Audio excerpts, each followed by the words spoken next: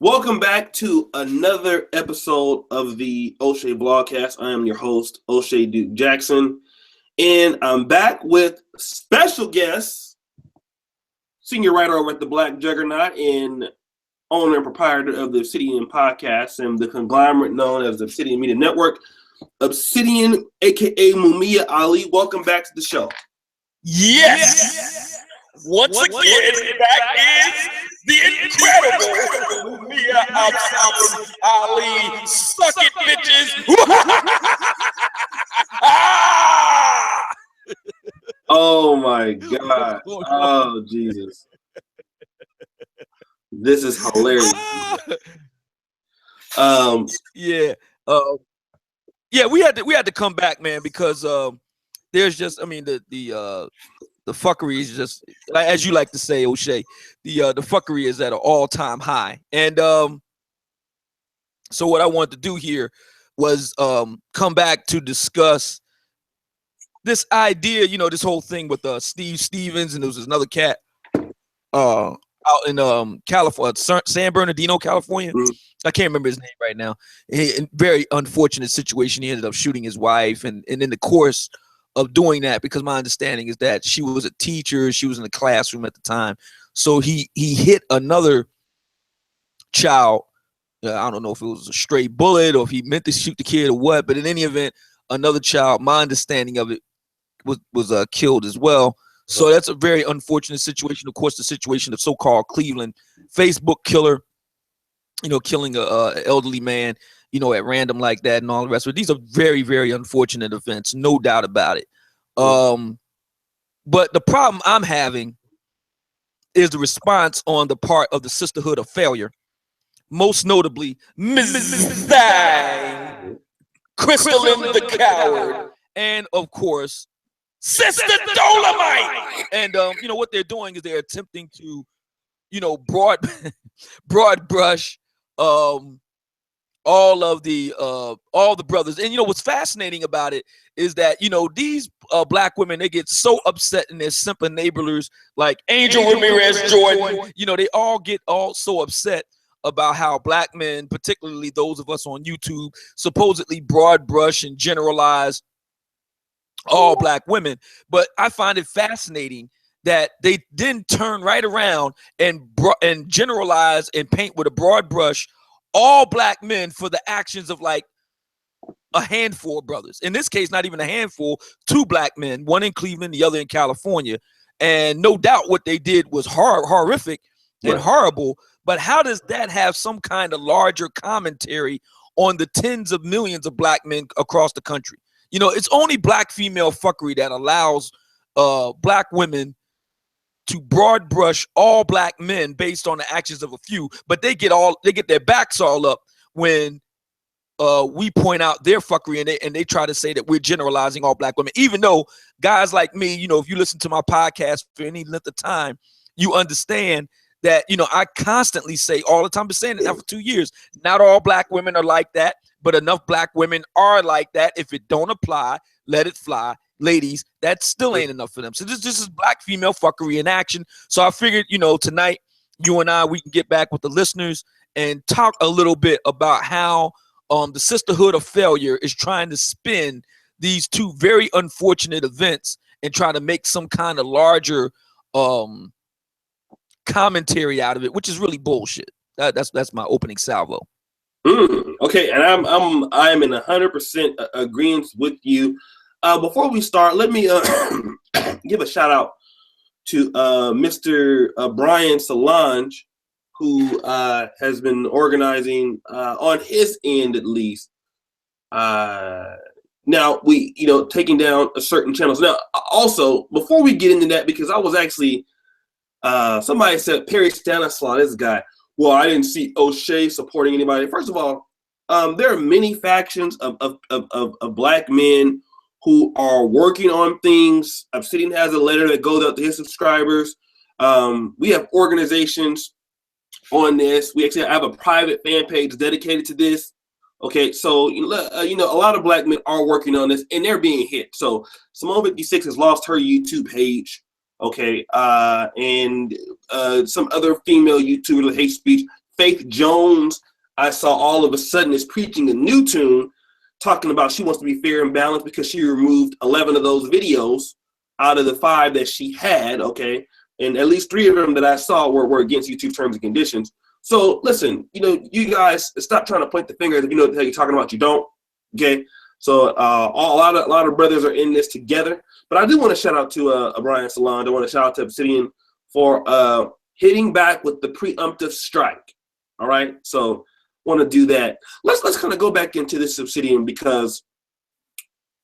Yeah, before you do that, let me address that too, because I'm glad that you're addressing it as well. I want to piggyback on what O'Shea just said. Excuse me. There is a lot of things going on behind the scenes that I prefer personally not to get into on the airwaves here on YouTube, so to speak. I treat YouTube as my own personal like radio station. There's certain things that I prefer not to discuss on the air. With regard to certain operations, certain sensitive operations, the general public don't need to know the inner workings of those operations.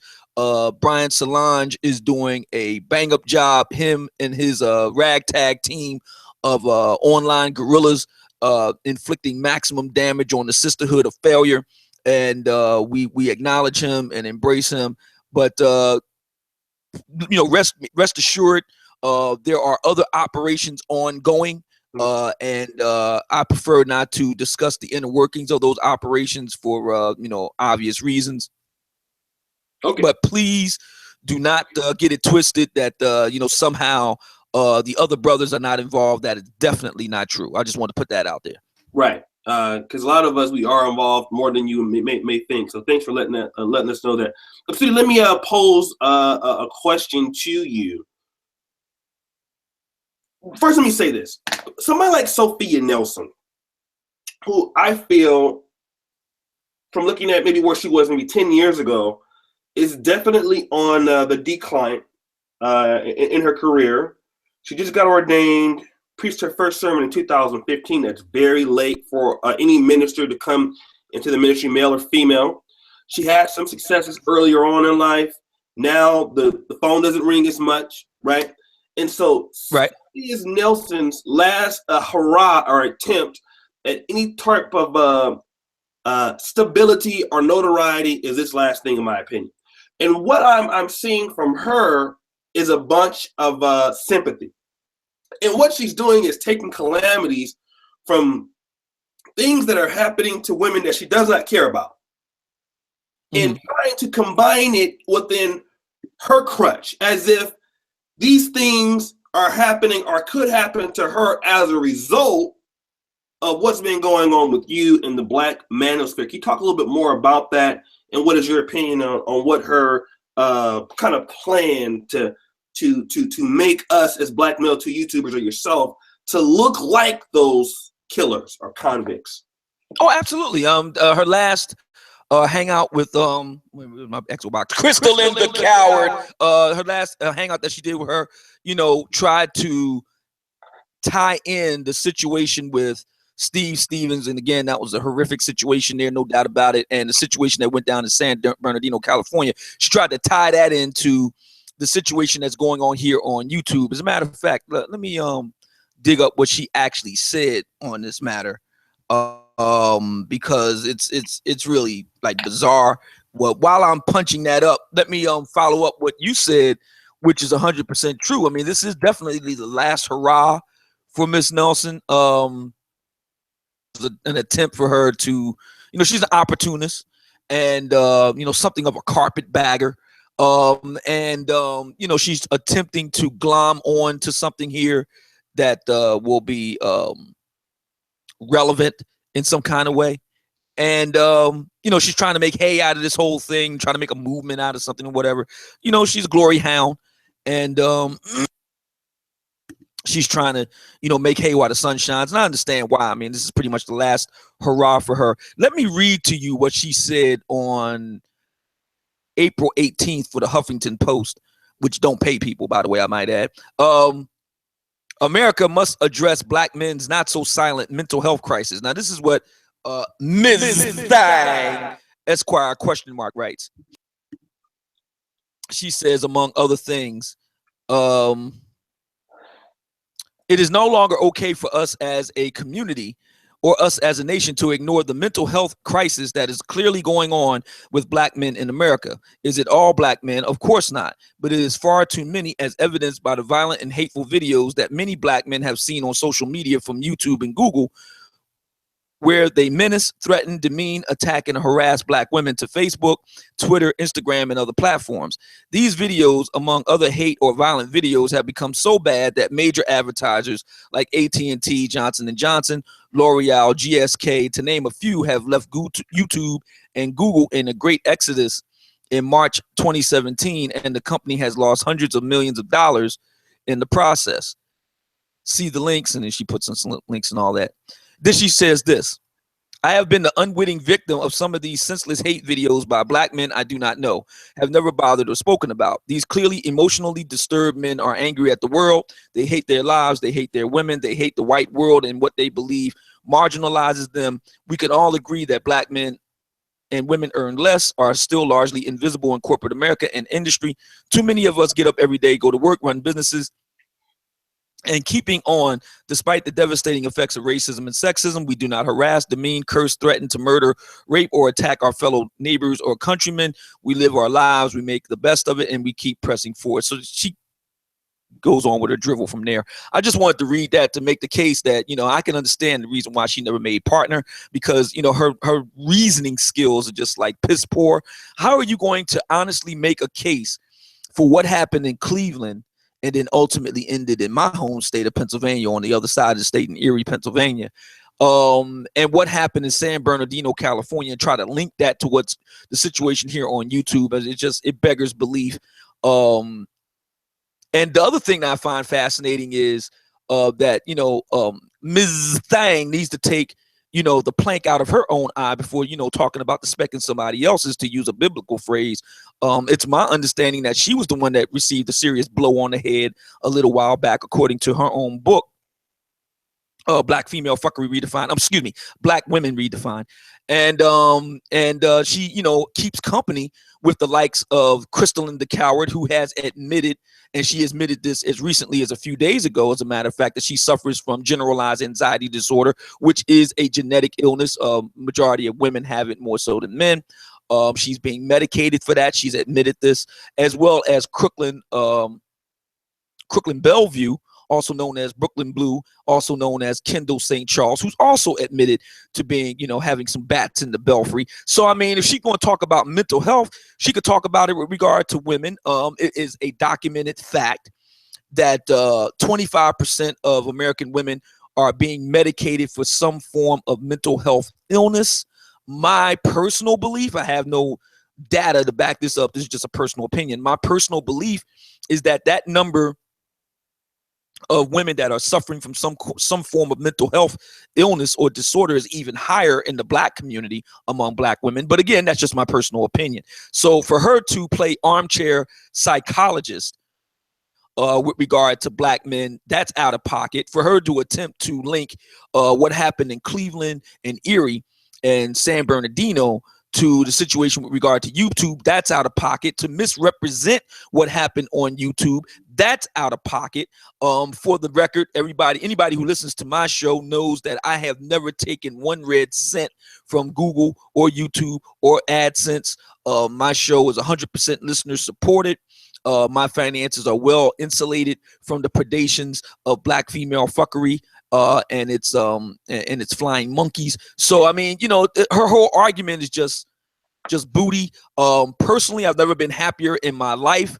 I do what it is that I want to do when I want to do it. I'm a young retiree enjoying life to the fullest, and I make a very good living calling out black female fuckery and telling black women about themselves for whom it applies. Again, if it don't apply, let it fly, ladies. And the truth of the matter is that Ms. Thang got all in her fifis because I simply said what was true, which is she is a spinster. That's a fact. Let me add to that. Last I checked, Sophia Nelson. Let's see. I'm just going to check her educational credentials. Okay. Born in Munich, Yeah. okay, she went to San Diego State University. She went to the Washington College of Law. Okay. Mm-hmm. Sophia Nelson has never obtained any medical degree, not an MBBS, not an entry-level doctor of medicine. Sophia Nelson also has not finished any kind of residency for psychiatry or any advanced neurology courses, according to her Wikipedia profile. Sophia Nelson also fails to discuss any statistics proving the lack of mental stability of Black men in America, doesn't talk about any age groups. So once again, here you have a person who is speaking out of their league, if you will. This is just like, let's assume you're a English teacher and you're trying to discuss differential equations. An English teacher probably doesn't know how to solve differential equations. It's not their training. Sophia Nelson is not a physician. She also is not a biostatistician, or she does not deal with statistics. Okay, if she at least cited sources that talked about this, at least it'll be better. But you've never seen any patients. You're not a licensed physician. You're not a psychologist or a psychiatrist, nor do you have any postgraduate medical education training in those fields. So once again, here we have Sophia Nelson coming to the table, trying to put her spin on something. Again, this is what a lot of Black women in the community do, particularly on the left. And let me tell you, brother, something. I want to tell you something. If you stick around and you support, a lot of you niggas are simps, okay? I have them on my personal Facebook pages. You niggas go to churches that allow these women to preach in the pulpits to you. You go to societies and organizations that allow these women to be over you or to have positions of authority over you. And then you wonder why your communities look like they do. And the reason is you're dealing with people who have a lack of critical thinking ability. Okay, this lady getting this a law degree doesn't show me that she has a high IQ. There's no way a person with high intelligence would be able to risk to make a statement like that you can't prove on a website that is as notable as the Huffington Post. Go ahead. Yeah, I mean, it speaks for itself. I mean, my understanding is attempting to, let's say that for the sake of argument, she was a state psychologist and or psychiatrist, attempt to diagnose without their consent. That's a serious breach of ethical guidelines. So, I mean, you know, it's ridiculous. It's silly. And then I think it's ironic, you know, talk about mental health when it's documented by suffer blow change the trajectory of things for her, and that she hangs out with people who, by their own admission, suffer from significant mental health issues. You know, all I say is physician heal ourselves. Let's talk about some of the more rampant contradictions that Sophia Nelson has been involved in, and people like her.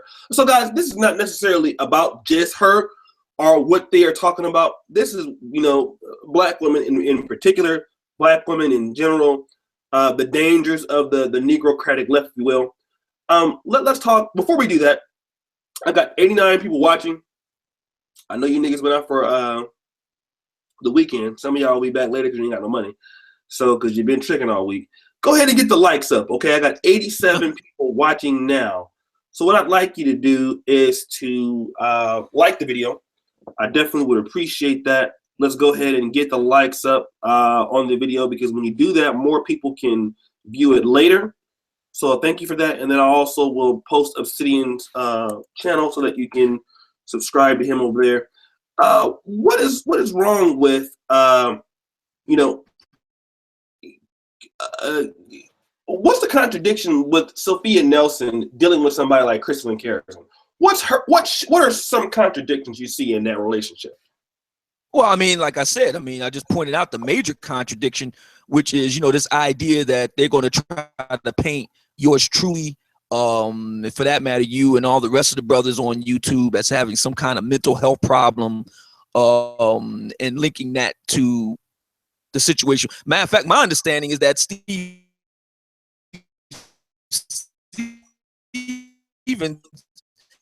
didn't connect. At least Elliot Rodger had, you know, some connection to, you know, the pickup artist community. But far as I know, neither Steve Stevens or the other guy out in California, the pastor guy, neither one of them had any connection to the Black manosphere, yet they're trying to connect that to us here online, and then they're going to try to diagnose us when, you know, it's like, bitch, please, y'all the ones that's suffering from mental illness. Y'all the ones that got bats in the belfry, not us. So, I mean, we're just calling out your fuckery.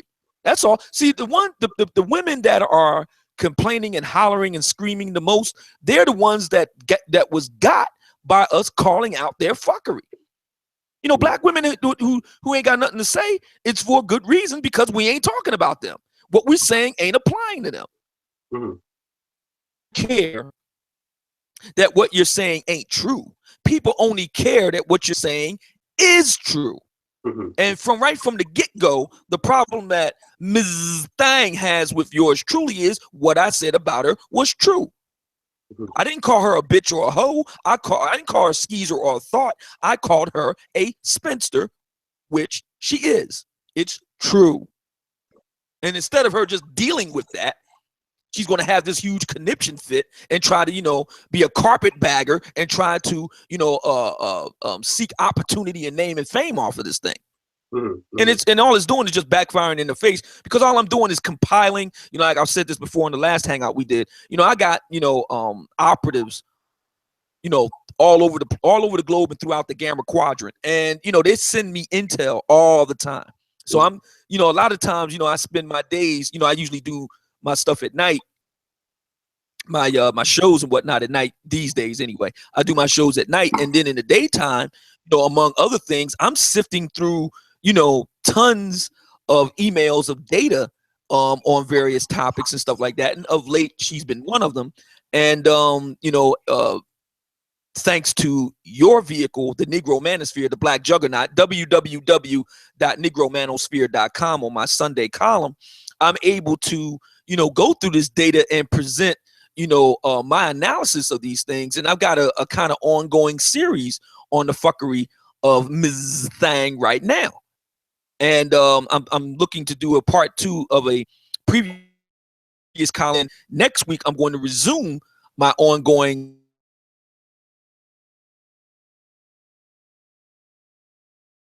among other things. And so all she's doing is just giving me a lot more rope, you know, to work with. I mean, that's all she's doing. She's just, you know, putting a noose around her own neck, so to speak, metaphorically speaking. And so yeah, I mean, the contradictions is rife with regard to her and Crystal and the Coward. And I suspect that we'll see more and more contradictions, you know, playing themselves out as this whole thing continues to unfold. Let me say something else really quick. Tonight's discussion, for those who may not be aware, tonight's discussion is about this idea on the part of Crystal and the Coward, Ms. Thang, and Sister Dolomite, that somehow the Steve Stevens situation, the situation that happened in San Bernardino, California, is somehow linked to the second Black YouTube gender war. And we're just saying that's straight bunk. And we're pointing out the fuckery of these Black women. Not all Black women are like that, but enough Black women are like that. If it don't apply, let it fly. Ladies, we're pointing out the fuckery of these Black women and the inherent hypocrisy that goes, that it's completely okay. Like, for example, Sister Dolomite, her argument is that there's no such thing as good Black men because good Black men all wind up like Steve Stevens. Now, that's ridiculous. But see, this is something that has been going on in Black America since at least The Color Purple in the early 1980s. The idea that all Black men ain't shit. And, you know, that's you know, de rigueur in Black American life. It is completely okay to say that Black men ain't shit. You don't pay any price for it. You don't pay any cost for it. You don't lose your job over it.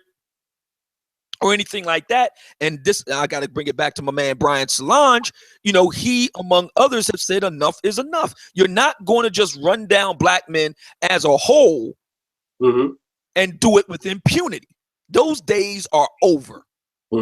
We putting the hex on all of the sisterhood of failure. Oh yeah, and now we getting brother bone on their ass. Let me make a point to that. You know, here's the thing. When the black women started this whole gender war thing, I was one of the first people to try to reach out to them. I emailed Crystalline.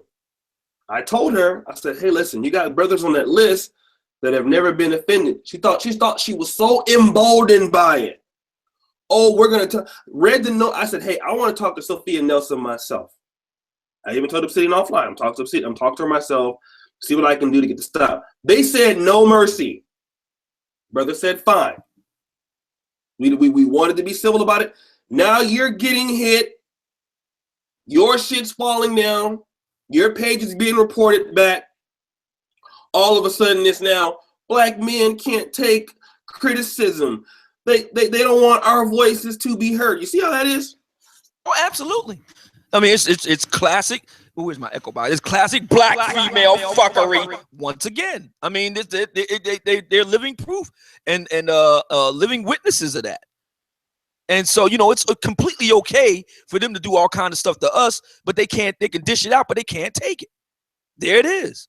And like you said, O'Shea, you attempted to do a Richard Nixon. There's an old saying in political circles, only Nixon could go to China. You attempted to do a diplomatic solution. You said, listen, I'm going to see if I can talk to this sister, Sophia Nelson, try to work things out.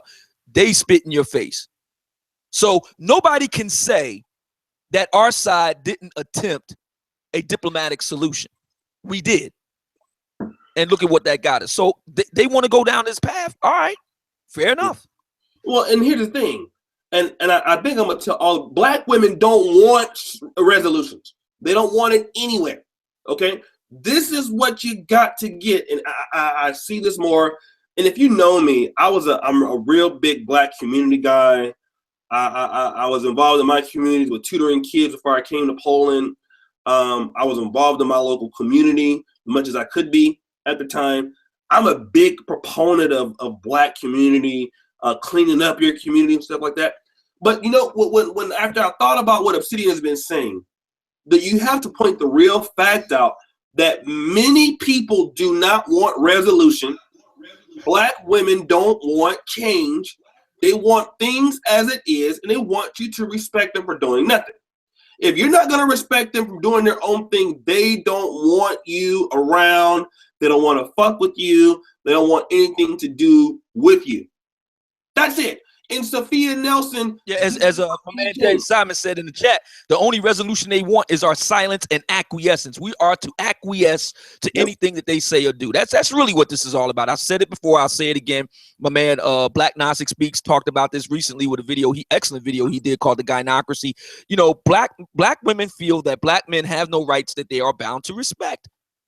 That's really what this all comes down to. It is completely okay to downrate and downgrade black men constantly as a whole. Like I said, this goes all the way, it dates all the way back to Alice Walker and The Color Purple. As a matter of fact, if you listen to the last hangout that Ms. Thang and Crystalline the Coward did, Ms. Thang actually mentions Alice Walker. She mentions Alice Walker. She mentions Toni Morrison. She mentions Zara Neale Hurston. Now, keep in mind, these three women, they're not empiricists. They're not researchers.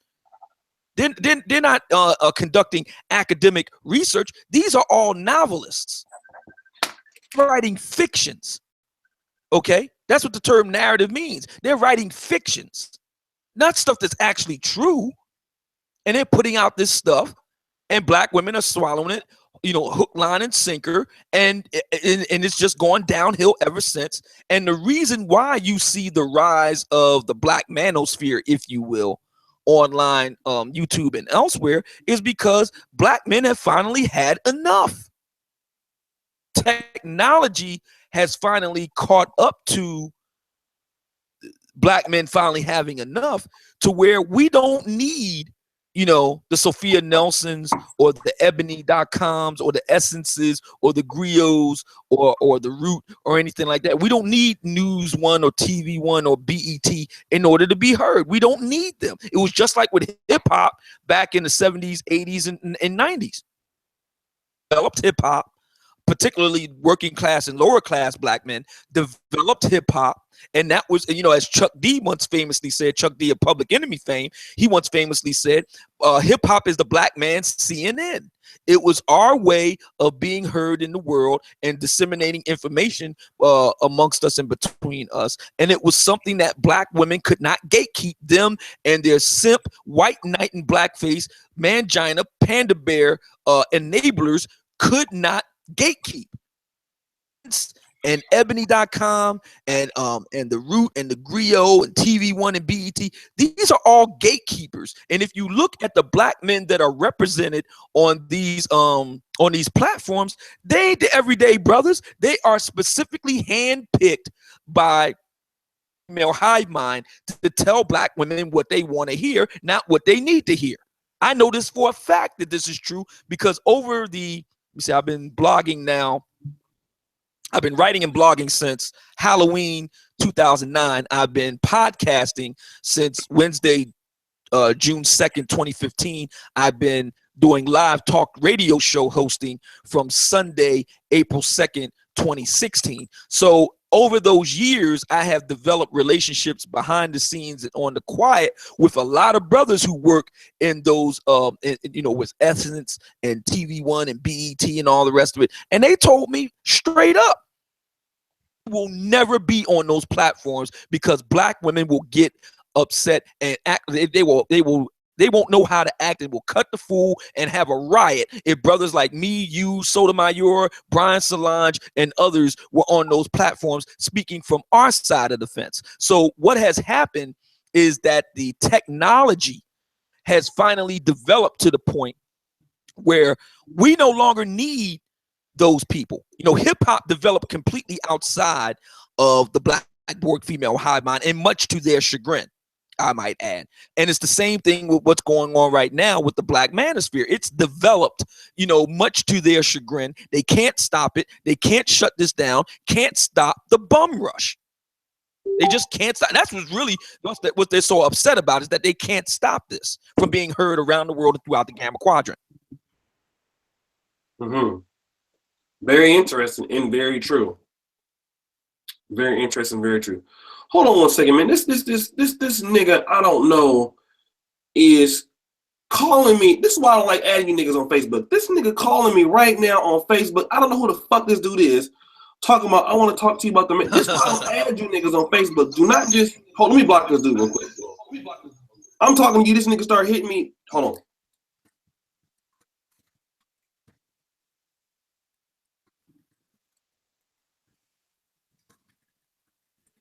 Let me get this nigga one more chance. Do not, if I don't know you, do not jump in my inbox. Try to hit the call button, call in hella times. That's that stalker shit. You niggas is crazy. Fucking crazy psychopathic niggas. Yeah, nigga, you're blowing my shit up. Goddamn groupies. All right, man. Back to this. But back to what you were saying. It's not okay for niggas to have a voice, brothers. Okay? And you know what? Right. I'm for one. I'm just piggyback off what you said. I, for one, if I have my own chances to never go back to the United States, I will not go back. I repeat, I will not go back. Ain't nothing there for you as long as those black bitches are there. For the most part, I'm just telling you that right now. If you are a black man, you should be working to get away. Saving your money to get away. Okay? That's what white people do when they wanted to leave Britain. They want to go to somewhere else like South Africa, or they get away. Okay? I'm telling you guys right now that those black women do not want to see you do well. They don't want to see you do better than them. Okay?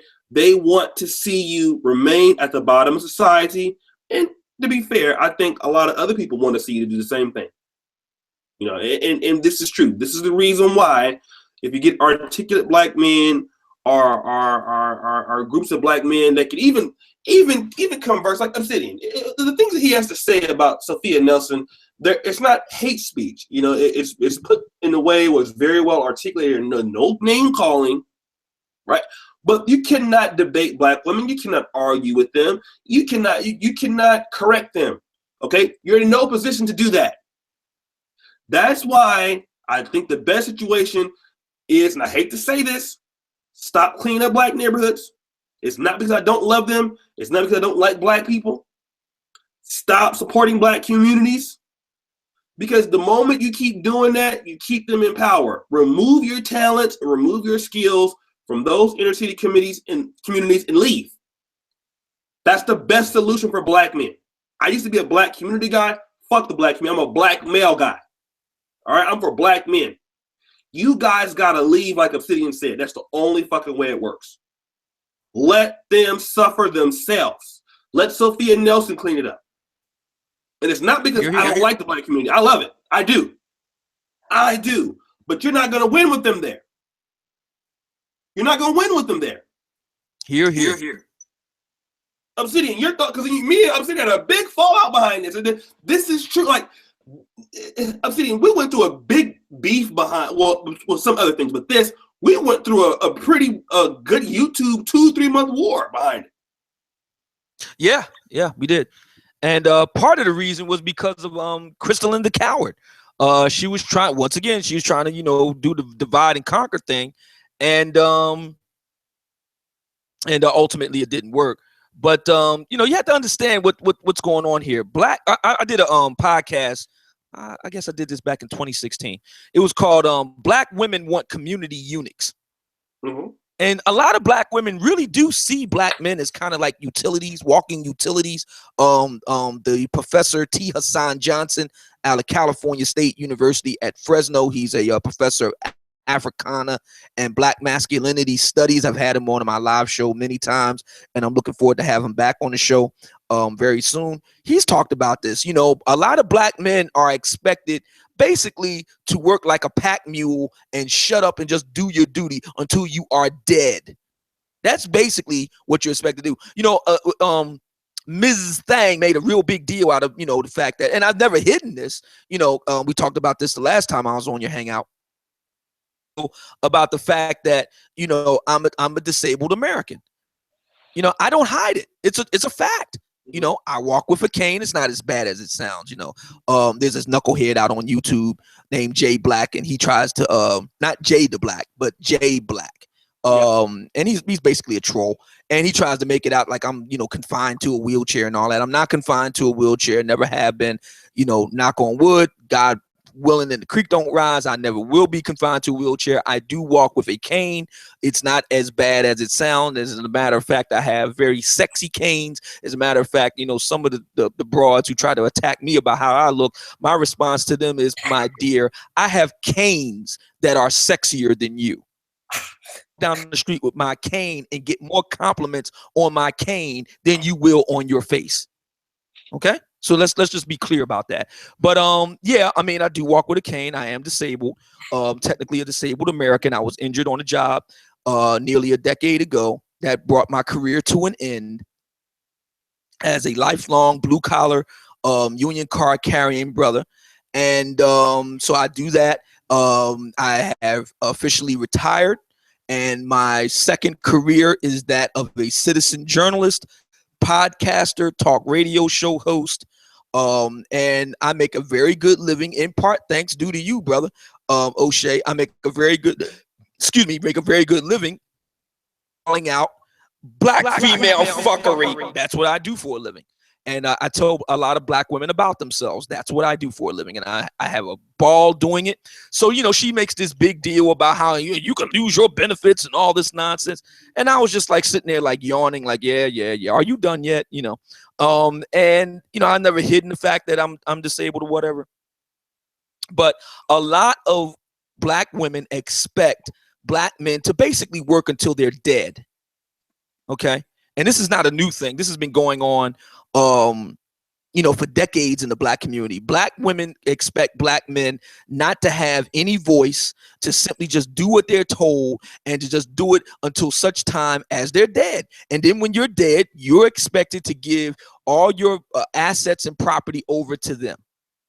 Okay, again, Professor Tia San Johnson has talked about this. I'm going to have him on the show to talk about this, as a matter of fact, more likely next month. And we're going to be talking about this whole thing. So it really bothers Ms. Thang, Crystal and the Coward, and all these other chicks. It really bothers them that I'm able to retire at a very early age, to do so comfortably, to be able to make a good living that they can't mess with, calling out their fuckery. They really don't like that.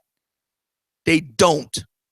You know what I mean? And but there's nothing they can do about it. They just, they don't get to tell me what to talk about or how to talk about it or when to talk about it. I say what I got to say and that's it. And if they don't like it, well, that's too bad. Tough cookies. It is what it is. I hope we have our good buddy Black Men taking our community back. Shout out to him. Like I said, I am a guy who really is concerned about the black community. Bring him in the chat if he wants to get down there. I saw Anthony Brian Logan too. If they want to join the chat, bring him on in. I did see Anthony Brian Logan. You guys let me know if you guys want to get on this. ABL, if you're still listening, shout out to Anthony Brian Logan and Black Men taking our community back. We all shout out to Handy Rapper. Follow him on SoundCloud. BGS Ibmor. If you want to get in on, bring him in the chat. They all in here too. To bring them in the chat. They are wisdom. I see he's in. He bring him on. Might bring you on too. You guys let me know in the chat if you guys want to get on. Black men said we are the poorest people in this country because Negro men are dropping the ball. Okay, here's the thing. Let me talk about that real quick. Sitting, just give me a few minutes.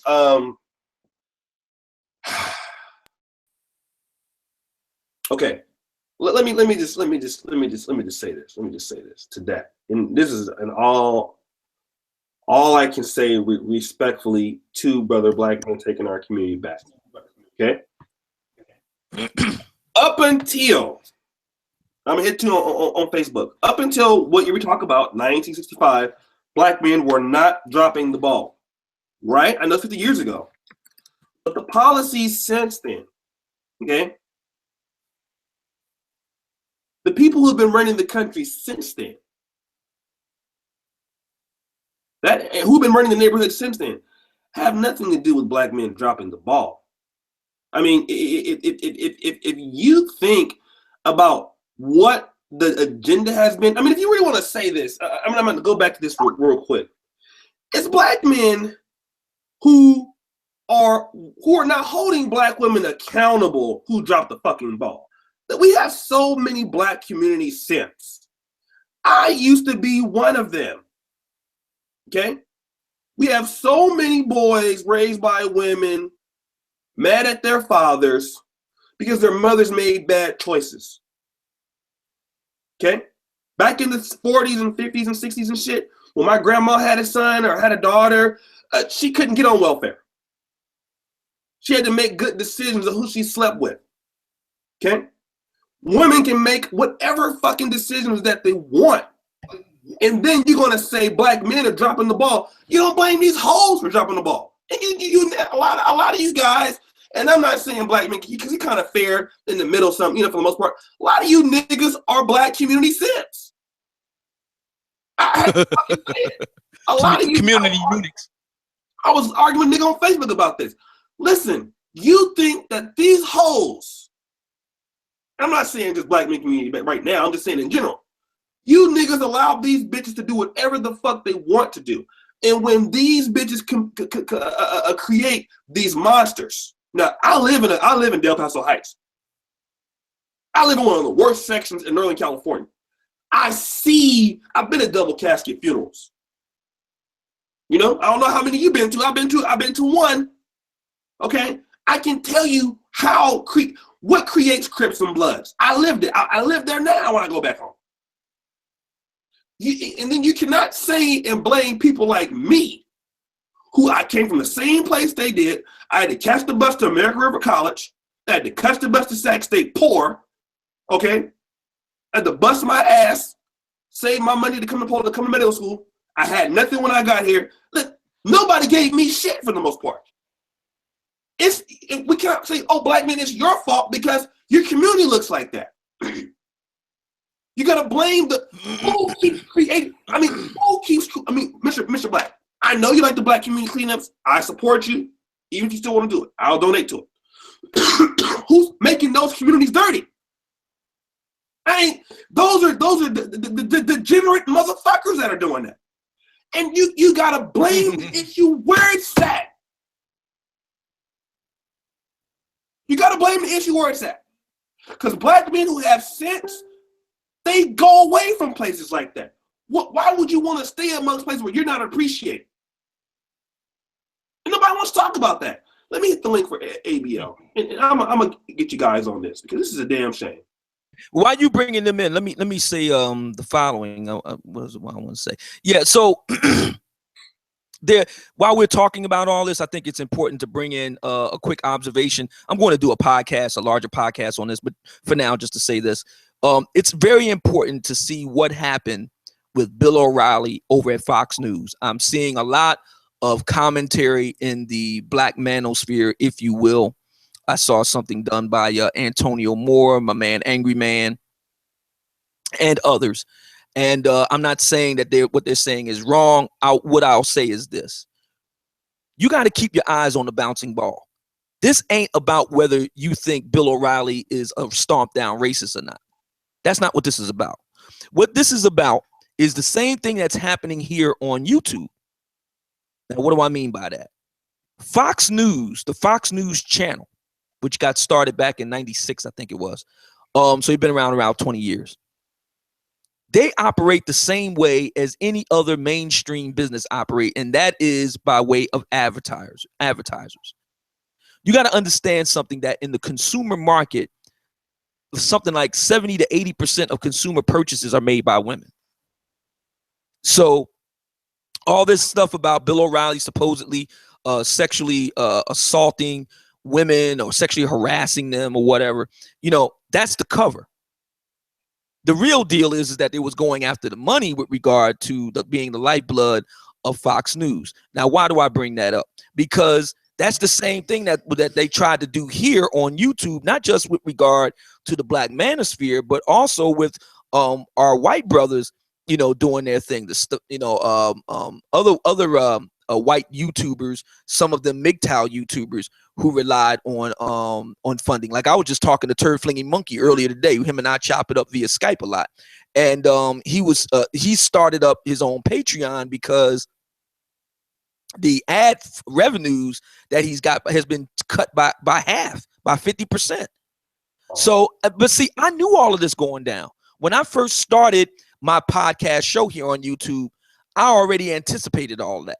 Mm-hmm. So right from the rip, I took no ad funding because I saw what was going to come down the pike. I said, man, we're going to be telling so much raw truth that, the sisterhood, the Black Borg female hive mind, the sisterhood of failure are going to be so incredibly butthurt. They're going to have so many thistles and thorns in their behind, like porcupines, that they're going to have no other choice but to try to holler and scream to the YouTube Pilot Bureau, the Google gods, and try to get the AdSense people, avatars, to try to move in and try to crush us on the basis of the money. That's what happened to Fox News with regard to Bill O'Reilly, and before him, Roger Ailes, who was Bill O'Reilly's boss.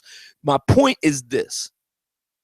I'm speaking specifically to black men here. I've got much love for my brothers from other mothers around the world and throughout the Gamma Quadrant. Always have. I got great relations with our white brothers in their manosphere. Got no problem with them. I stand in solidarity with them. But I'm saying this, I'm speaking specifically to black men.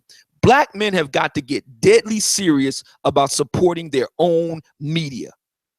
If you think that the mainstream media and the Black Vagina Vision media is going to do it, I can disabuse you of that with the quickness. It'll never happen. Anthony Brian Logan will never be on BET. Duke Jackson will never be on TV One. Brian Solange will never be on the griot or Madame Noir or Clutch. It will never happen, people. If black men don't get serious about supporting their own media, it will not happen. And I understood that from day one. And from day one, I quietly, behind the scenes, worked to develop my own fan base that was willing to underwrite my operations. And thus far, 2 years on, so far, so good. That is the business model that I propose that my other brothers in the Black manosphere pursue, because if you rely on advertisers and all the rest of it, you are making yourself vulnerable, just the way that Bill O'Reilly and Fox News made themselves vulnerable to last month. And I want to welcome the professor himself, Mr. 135 million subscribers, Anthony Brian Logan. What's up, brother? It ain't too much, man. Glad to be in the chat today. Glad to be on the stream to see what's going on. Definitely want to add my voice to whatever you got going on, for sure. Hey, what's going on, Anthony? How you feeling, brother? Everything's good, man. How about yourself? Great to have you back on. I hope Black Gnostic Speaks can jump in too. I think he's gonna have his own hangout tonight on Friday night. So what we have right now is we have Black men taking our community back on, Anthony Brian Logan on, JR Wisdom, up and coming YouTuber, going to join also here shortly. But let's get ABL's opinion on some of the Black community liberal democratic issues that have been taken forth with the matriarchy. How do you feel about this in Black community cleanups, ABL? Well, I really don't know where to start with that question. I mean, like, I really don't even know. I mean, you're talking about the Black community trying to clean it up. You got to start. I think some of the conversation is not really getting to the core of the issue. You got to start with this welfare state. That's what I always talk about. That's the problem right there. That is the core issue. If you don't, it is that, welfare mind state. Yes, and it underwrites the failure in the Black community. It perpetuates it. As long as you have the welfare state, that's what's going to keep the failures in the Black community subsidized, and it's going to disincentivize success. So as long as that's going on, there's not much you can really do. You could try to do all these little programs and whatnot, but it's just like, putting a Band-Aid on a perpetual wound that will never close. You got to go to surgery and get it fixed. You're not going to actually solve the problem by just doing little dress up stuff. So if you still got the welfare state going on, you still got liberal democratic policies, that's going to continue the failure that we see. And then as far as people having to leave or whatever, I mean, you have to leave at a certain point, because what can you do in that situation where the welfare state is funding the failure that's all around you? If you're going to be successful, how are you going to survive in that kind of environment? Good point. What about you, Mr. Black? How do you feel about what Anthony just said? Oh, I agree 100%. The welfare state is a disease. I was debating this with somebody else as well. I guess, in here in Houston, it's becoming more a part of the culture for a lot of people to kind of come back and do different events. Like I said, my next event is going to be a literacy challenge that I'm doing for the kids at a school out here that's having like some really, really low reading and writing grades. But the primary thing is yes, it is true that the welfare mind state is the problem. But right now, what I see is a problem as well is Black male leadership. I think the two go hand in hand. And what I mean by that is we could, we can work towards definitely getting the welfare mindset and getting rid of welfare, period. But at the same time, it's still going to be a vacuum there left. So when we see Black men taking leadership, I think it's, and more so about the leadership than anything. When we see Black men taking leadership, I think that's what's going to make the major difference with the women co-signing, getting rid of stuff like welfare, coming on more and thinking more from a conservative standpoint. Because you got to understand, the basis of conservatism back in the day, the churches were the welfare system.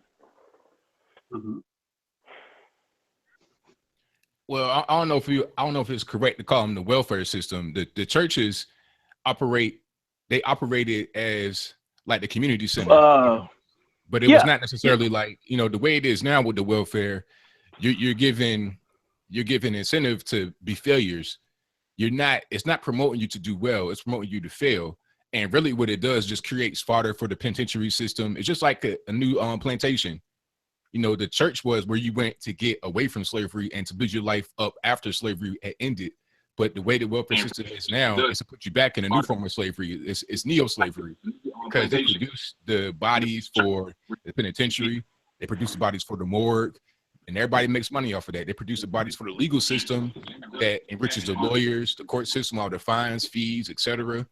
It's a big money racket. Somebody's echoing. Who was that echoing? That's the man that just came in, I think. Okay, hold on. Who just came in? Was that JR? Oh, it's Xanatos. Maybe. Okay. So they just get. So that's JR. I'm on mute, dude. But you're on mute. Okay. Shout out to Xanatos Clutch, the great critic. Right. That's why I call him the great critic. So we got two light-skinned dudes. A bald-head black conservative. We can start a singing group, nigga. We got. Shit, we can make some money in this motherfucker. Yeah, sword, nigga. I mean, look.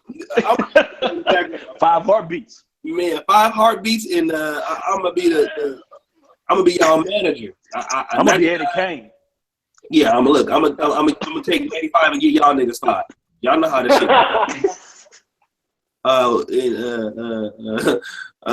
Glad you guys have all you guys in here. Let me talk to Xanatos, because I did a hangout with him. I did a hangout with everybody here on this actual screen now. Before I talk to you individually, but Xanatos, you have a very unique experience because you're living in Salt Lake City. And what's the difference that you see? Because you see DC and you see Salt Lake City, which is a Republican state ran by Mormon ideology primarily. What kind of order and structure do you see in Salt Lake City that you don't see in DC? And kind of let us know what that looks like. Absolute order. Just, am I echoing too much? I'm at a workout center right now. That's fine. My workout. All right, cool.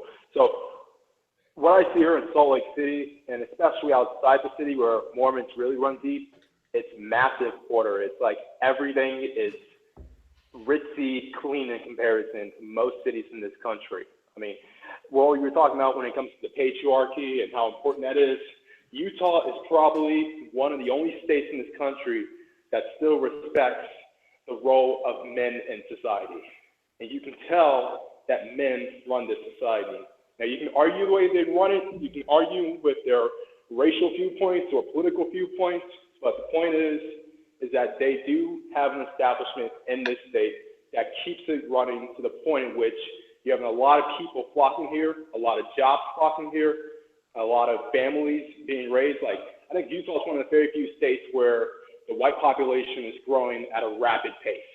Mm-hmm. Compare that to Washington, D.C., where obviously you have the liberal welfare mind state and all that shit going on. It's complete chaos. It's chaos, and the only parts that aren't chaotic are places that are being gentrified. Mm-hmm. So, I mean, the point is, like, back in the 1990s, I remember Washington, D.C. basically being what Chicago is today, and not just the south side of Chicago. We're talking about damn near all the city outside of a few neighborhoods like Georgetown and whatever. It took the patriarchy that came from non-blacks, I'm not going to say whites, but non-blacks, to clean up neighborhoods in order for Washington, D.C. to get back on track. Quite frankly, you had the Hispanics that came in, particularly the El Salvadorians, that cleaned up neighborhoods like Columbia Heights, Mount Pleasant, all those neighborhoods in uptown Northwest D.C. And when you saw the Hispanics there, that's when a lot of the whites felt safe in order to come and gentrify those neighborhoods.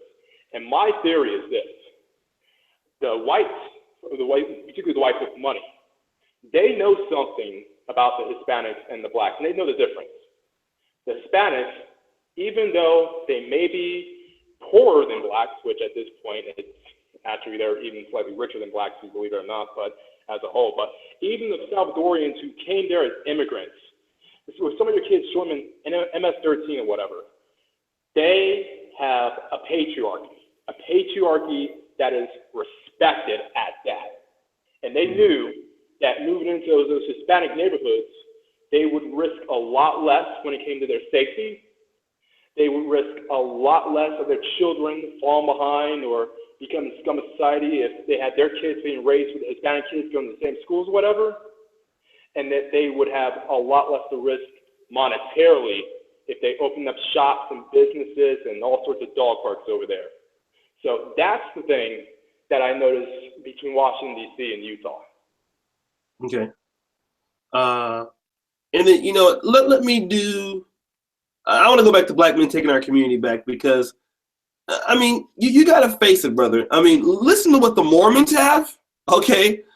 And what the Mormons were able to create. There's no way the black community is going to get anything like that.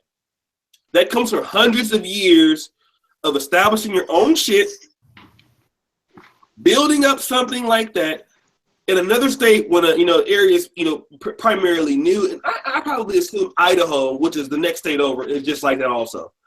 The only way I feel that's because that's because black female fuckery has ran off all the brothers with the skills and ability to build something. I agree.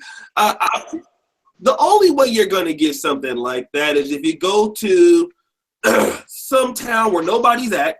Okay, you go to some place of the state nobody wants to be in, you inhabit that place and you make your own rules up, or you go to some country like Liberia and you buy the politicians up.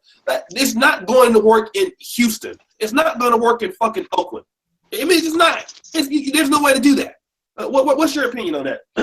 I think it'll be definitely harder to do it in like the mega cities, definitely. But the thing about it is, I think anything is possible with the will to get it done. I just think it's a multi-generational, like when Obsidian was talking about working till you're dead. Yes, it's going to take working till you're dead. It's going to take black men. I think it's going to take some form of arranged marriages, even though whether that's realistic or not, it's going to be a multi-generational thing where the first generation is going to be willing to have to take that loss. That's what it's going to take. And the second generation is going to have to be willing to take a loss to a certain level of happiness and, hedonistic pleasures or whatever. Like that's the only way it's going to happen. One generation is going to have to say, fuck my life. I'm going to do whatever it takes to establish something for the future. The next generation is going to have to do that. Here's the problem with Mr. Black's plan. Well. Here's the problem with his plan. And Okay. we talked about this before on my live show. The fundamental problem with plans that like what Mr. Black is talking about is that the women available aren't hot. They're fugly. I mean, you can't bust a good, wholesome, splendiferous nut. You just can't. That's the truth. Sexual attraction matters. It does matter. You see the problem with a lot of what I consider like conscious black folk or community-minded black people, whatever, they don't fuck. They're asexual, man. They never bring up the fact that you have to want to be sexually attracted to somebody in order to even build a couple and a relationship, which will lead to building a family, which will lead to building a community. And the simple truth is that today in 21st century Black America, you have too many unattractive black women. Well, see, that's the a very good truth. point. I agree with that to a certain degree, but at the same time, listen, I think that's why it's important that if we were to have some form of arranged marriages, at least with the upper echelons black, I think that it'll mitigate against a lot of those issues. Because for one, it's not just about having a hot chick. It's not all about that. Like I'm gonna be honest with you, I have a hot chick, but it wasn't like it was just like I See went out what had like, happened was. yeah. Right. Actually, Trying to be honest with you, I think mine was a little bit arranged, to be honest with you, because her sister, I went to school with her sister, and her sister knew me for a long time. We knew each other, you know, so the sister was like, I know somebody who would work well with you. And, you know, and it just kind of worked out that way. And she just so happened to be kind of hot too, you know what I mean? But I just looked up. But the thing about it is, you know, I really believe that it's going to take some form of, you know, self-sacrifice.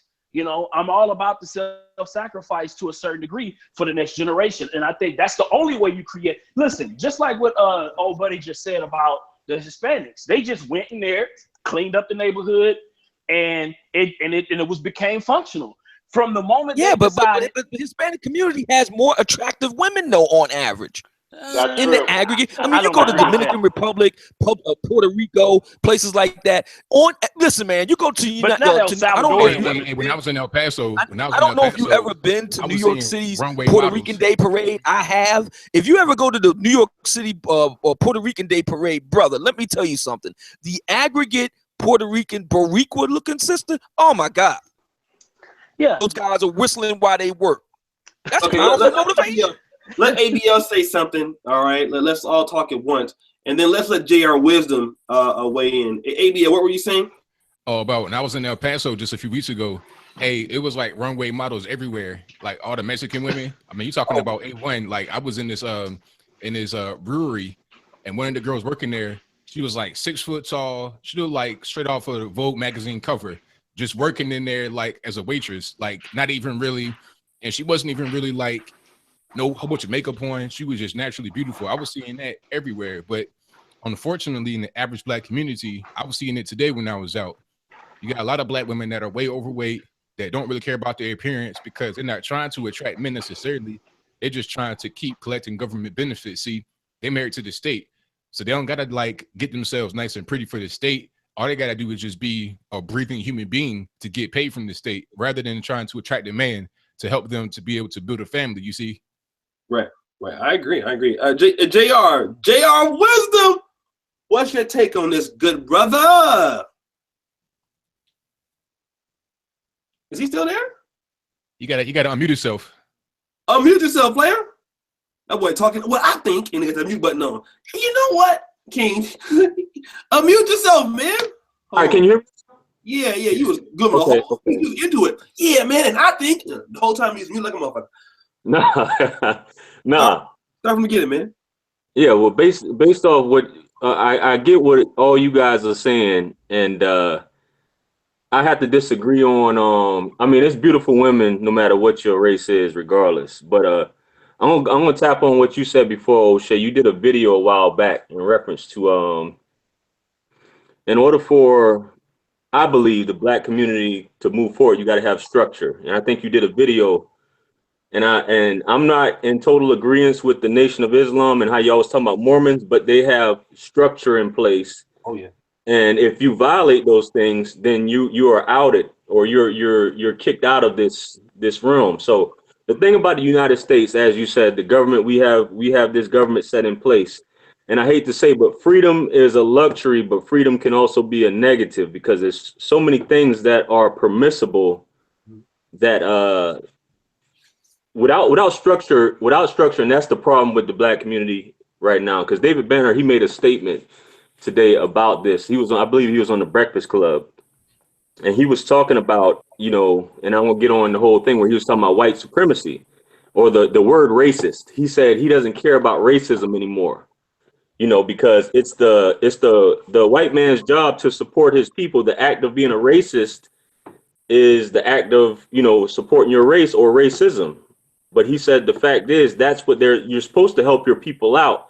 But the thing is that Black people don't support other Black people. And without that structure, that's why the concept, which I always talk about, the concept of the Black Messiah will always be struck down within the United States. Because if there was to be a Black Messiah, that would unite the people as a whole. But there has to be structure in order for the Black community to build and move forward. Otherwise, without structure, you're just walking in the desert. You're just blind.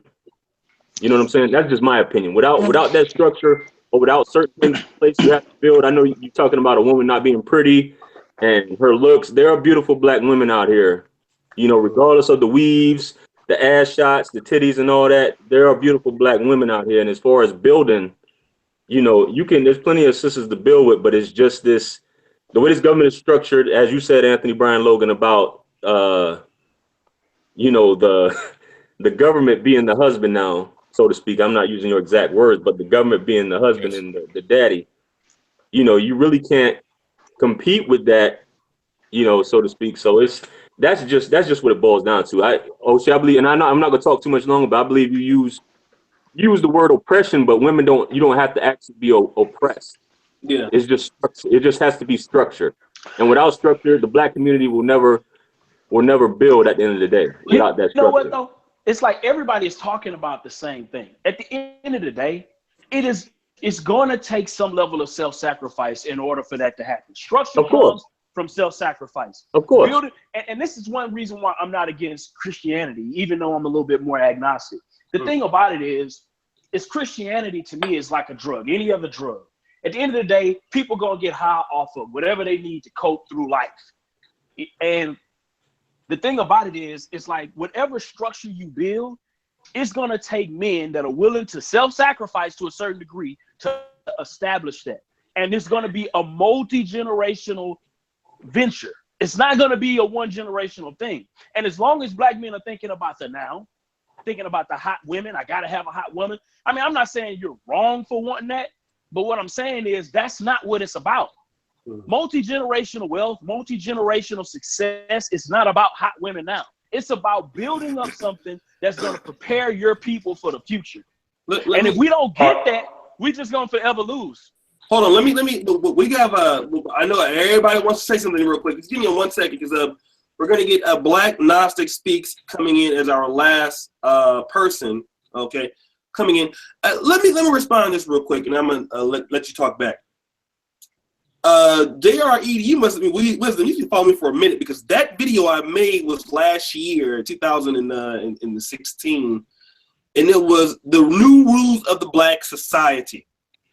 And I laid out several rules of what it took to move Black people to the Black society. And one of those rules was, it's a us versus them mentality. I cited the Nation of Islam. I cited Judge Rutherford and the Jehovah's Witnesses. And the Mormons are the same way. Yeah, Mormons. There's no fucking way. And I hate to say it, you guys who fucking think that you can do this are idiots. You cannot, in no shape or form, control the Black community or any type of thing if you let people become friends with other people. Like, for example, the Mormons will not fuck with you on general. Jehovah's Witnesses will not. They look at you as being evil. You are sick. Okay? Nation of Islam, they'll fuck with you if you got money, but they look at you as not a part of them. Black people, we don't look at each other like that. As long as you're Black, we look at you as, oh, you're a brother, oh, you're Muslim. No, you can't build communities like that. It's a us versus them mentality. That means if you don't believe what I believe, if you don't drink the same Kool-Aid I think, you are evil. That's how the Jews get over. You have Jews who are in Poland. I live here. They are just as white as the Catholic Jews. Guess what? It's us versus them. You're not a Jew, fuck you. That's how the Jews work. That's how the Nation of Islam. Do you see feminism in Nation of Islam? No. The best and most feminine Black women are Nation of Islam Black women, right? See, you cannot do this without making it. You have to raise people up in some form of religion. It must be constituted between all parties. It's us versus them. You cannot have outside friends. It has to be very codish-like. And if you have friends, and if you do something, you're out of the community. We don't have that. Black people do things all the time. We welcome them back in the community. We're the most forgiving niggas to other niggas. Oh, you cheat on your wife and your preacher, come back. It's okay. See, and you cannot build a society. You have to take people away from television, and that's what Black people got to be willing to do. Now, if you talk about making a self-sacrifice, that means you have to make that sacrifice too, Mr. Black. And a lot of niggas don't want to do that. That's what you have to do. It's documented. You don't have to reinvent the fucking wheel. That's what it takes. And and you got to move to some place like Quakers do, someplace way the fuck out there, and you got to develop it yourself. You can't. You got to go to the rural. I have a question for Mr. Black. That's what Elijah Muhammad was saying also. You know. That's what. But niggas don't want to do that. I have a question for Mr. Black. Go ahead. Go ahead. Yeah, my question for you, Mr. Black, is this. So why do you think that black men went, I don't know if you're aware of this fact, black men went from a century ago in the year 1917, thereabout. Century ago, the biggest group of men to get married were black men. Yes. Right. Okay. This was at the height of Jim Crow. This was at the height of racism and all the rest of it. Okay. You know, you had Night Riders, Klan, Red Summer of 1919, all that sort of thing going on. Mm-hmm. There were race riots going all across the country, you name it. Okay.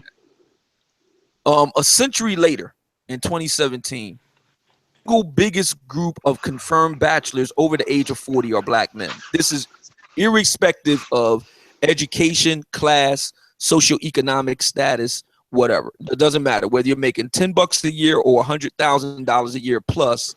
If you're a black man over the age of 40, like, the chances are very high that you're a confirmed bachelor. Let me ask you a question, Mr. Black. Why do you think that is? I can tell you why. For one, is we had to work with each other. For one, we had to work with each other. You know, and I'm gonna add to that as well. Also, at that same time, we own 14% of the rural land in this country. At the post Reconstruction and the beginning of the Jim Crow era, we owned tons of land. We had our own communities. We had our own everything. A lot of it is because we did not have welfare to stick together, like O'Shea was just talking about. We didn't have a choice. It was a us against them mentality at that time, and we were able to build successful communities outside of the fact of white people coming in and just stealing billions and billions of dollars worth of land. If we were to adjust for inflation today, a matter of fact, trillions of dollars in land, just with Forsyth County, Georgia, and Tulsa, Oklahoma alone. Not to even mention the Wilmington riots, like you said, the Red Summer. But the thing is, we had to work with each other, and it was a level of self-sacrifice. Men were willing to be disciplined, to stick it out, make things work. Women were disciplined. And my thing is too, I don't believe women should have sexual liberation. I don't believe women should be free as they are. I don't believe women. I don't believe that. I don't believe it's advantageous for women for them to be sexually free. They only dilute the market with free sex for men, and they lose ultimately. So if you want to know why I think a lot of the reasoning, I think it's feminism. I think it is the welfare state. I think it is female sexual liberation. I think that's probably the biggest problem. And the thing about it is, as long as you have women who are willing to give sex for free, why should I marry you? Why should I? If you have let me follow up. Let me ask him a follow-up question. Okay, so many of the things that you said have been suggested by others, and I'm not going to say that they don't have anything to do with it. They are legitimate. Let me suggest this. I want to get you and the rest of the panel's response on this, especially Anthony, Brian, Logan. I want to get all of you guys' response to this. I would like to suggest, and the reason why I mentioned Anthony is because he was the first one to bring up the welfare mind state. I would like to suggest that the welfare mind state makes black women uglier. Okay? It makes them more unattractive. Affirmative action makes black women unattractive. Welfare and WIC makes black women unattractive. Yes. Makes black women unattractive. What's my point? When black women had to compete to be wives, they had to think about things like their appearance, their deportment, their behavior. See, when the state is your daddy and the state is your man and the state is your baby daddy, the state doesn't care about how you look or how you comport yourself. As a matter of fact, and this goes back to what I was saying with regard to Bill O'Reilly. Okay, that whole situation is a lot bigger than Bill O'Reilly. At the big picture, you look at this thing only through a keyhole instead of a door, you're going to miss what's going on there. What's going on here is the welfare mind state in the form by proxy, fighting a proxy war through social justice warriors and the private sector, which is hand in hand now with the state. What's happened with a lot of black men is a lot of black men. Now, let's be clear about this. Black men will definitely fuck women, no question about it. I mean, if you're getting pussy for free, you'll take it. But if you got to put a ring on it indefinitely for life, where you pretty much work until you are dead, are you really going to do that for a chick that's 5'3", dress size 18, head full of Wookiee weave, and acting like, you know, a park ape? Or are you going to do that for the sister that's overeducated, got lots of disposable income, telling you she don't need no man, looking like Darth Hideous Deborah Cooper? Have you seen Deborah Cooper, man? He is fucked up. Have you actually seen her? That's an ugly bitch. Are you going to put a ring on that and deal with that kind of fucked up attitude? I mean, really? Really? Hold on. Yeah, See, it makes it I think hard. what a lot of people, hard. good people, this is what I'm saying, and I'm gonna bow out on this point. A lot of good people over the years, I want to make this clear. A lot of good people don't look at the human element that's at work here. The reason why America is so, and I know I'm going to step on some toes and saying this, but I'm just going to go ahead and say it. The reason why America, the United States, is so great, the great experiment, the reason why it's so great is because it's built on a keen understanding of human nature. To be a libertarian is to have a keen understanding of human nature seen through the lens of history and the wisdom of the ages. Okay. There's a reason why when David saw Bathsheba, everything changed, man. Okay. Yeah. Well, there's a very profound reason for that.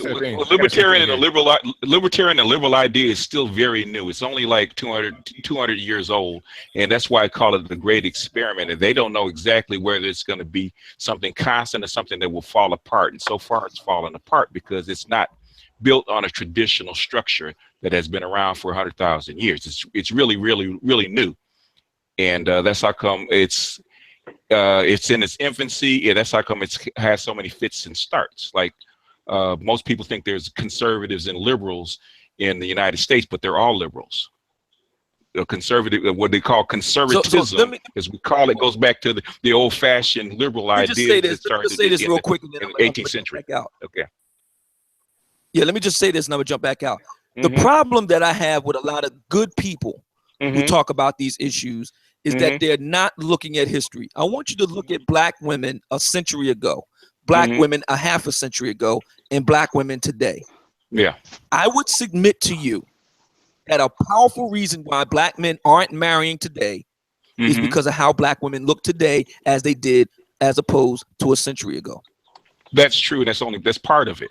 That's part of it. And the welfare mind state has a lot to do with that. The welfare mind state really basically is Moynihan said it Moynihan not only said it in his paper, the Moynihan report, but he also said it later on. Okay, what happened? What was supposed to happen? And they use a patriarchal remedy on a matriarchal structure.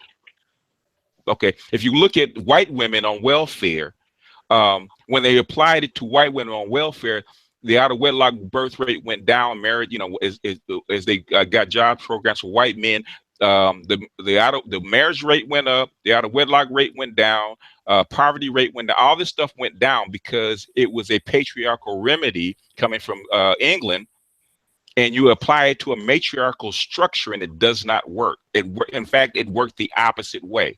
Everything went the opposite, and that's how come we calls it Moynihan scissors. You give the guys jobs, you give the women welfare. It's supposed to tide the family over until guess what? Until the patriarchal structure can kick in, the men can get their women back. When a matriarchal structure, what you're doing is you're giving the matriarchs the money. And they're going to naturally form what? They're going to actually form a family unit around the mother, the matriarchs. If you look at when a woman goes on welfare, who takes care of her kids if she has to work or whatnot? It's her mother. It's not the father or the grandfather. It's the mother. So you're forcing a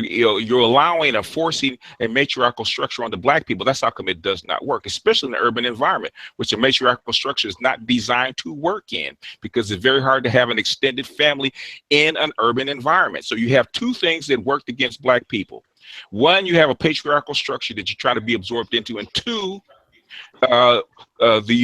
because of the Great Migration, you move in black people who are agricultural and matriarchal into an urban structure that is foreign to them. So you have a double whammy. That's how come you have basically all this crap that's going on in urban in cities. They had noticed. Let me ask you a question, in New York. BGS. Go ahead. In matriarchal societies, what do the women look like?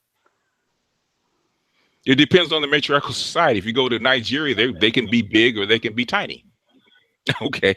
Let me do this before you guys continue. Let's take a little bit of a break because we have other people on the panel. What I know I want to let BGS speak to, but okay. We have Anthony, Brian, Logan. Let's try to distribute the talking time to everybody. You moderated, bro. Yeah, go ahead. Let me do this before. Everybody get the likes up. You guys got 198 watching now. So let's move to BGS, then Anthony, Brian, Logan, and black men taking the community back, then Clutch, and then go back to that way. Yeah. That way we before they get the likes up and pass the plate, because this brother does a hell of a lot of work, and he's cracking the iron dome that black women have had for a long time, and he's doing it single-handedly. So get your likes up and pass the plate for him, because if you want this stuff to change, and plus, trust me, this stuff is changing men's minds, and by proxy, it's changing women's minds. So if you want your society to change on this level as quickly as possible, support this brother, okay? So don't just hit the like button, pass the doggone plate. Now, go ahead. Get the chicken donations up, niggas. All right, so get the likes up. We got Mass Teacher. We have I want to thank everybody individually. Obsidian, always. We hit the second hangout this week. I'm gonna just get to BGS because we're talking about matriarchal society. We'll go back to ABL. We'll go to Black Men Taking the Community back. JR80 back to Xanatos, and then we'll let Obsidian spin the next discussion. BGS, what's your take on what you think black men, how should black men respond to the matriarchal black community right now? What should we do, in your opinion, to as far as saving the community, or should we leave it? What's your suggestion? What do you tell your guys? Well, number one, just like I do with my own daughters, because I do have daughters, I hold them accountable. That's number one. That's the first thing you got to do. It can't be we got to weep on them and cry on their shoulder and pat them on the hand. Yes, okay, we will help you, but first you have to be held accountable for what you do. So if you have one child out of wedlock and the guy was no good, you cannot have 2, 3, 4, and 5. Okay. You cannot do that. And basically the women that have done that already, you have to get humble, and you have to bend your back, and you have to get to work, because you've already put yourself in a deficit, and you cannot dig yourself out of a hole by laying there and begging for help. You got to get the shovel. You got to climb your ass out. So you got to be humble, and if you find a guy that's going to be on the same accord, that's going to provide you a decent life, then you have to be nice, you have to be humble, and you have to get with the program. And women don't want to do that because they think they have an alternative, and they do not. That's how come you have the cities the way you have. Okay. Shout out to Truth from Tony for the $2 donation. I appreciate you, brother.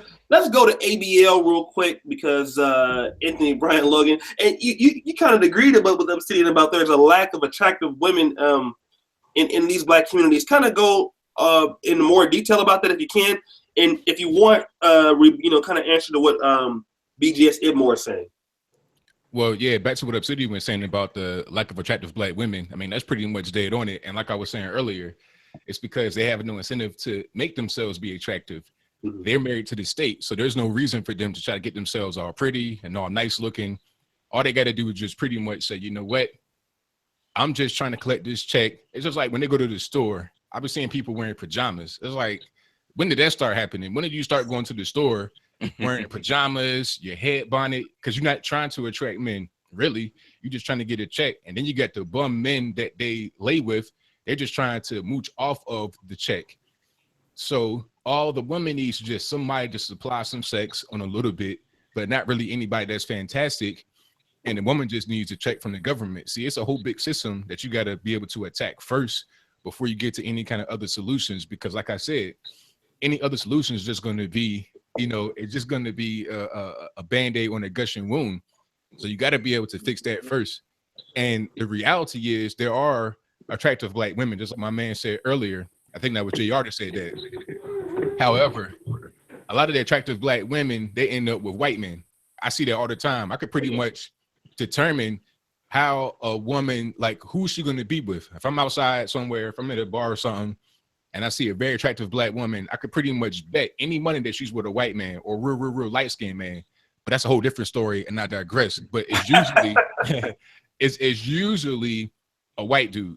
All the time, especially when they're real attractive and dark skinned, it's usually a white man. So it's like, okay, they are attractive black women, but who are they really going to be with?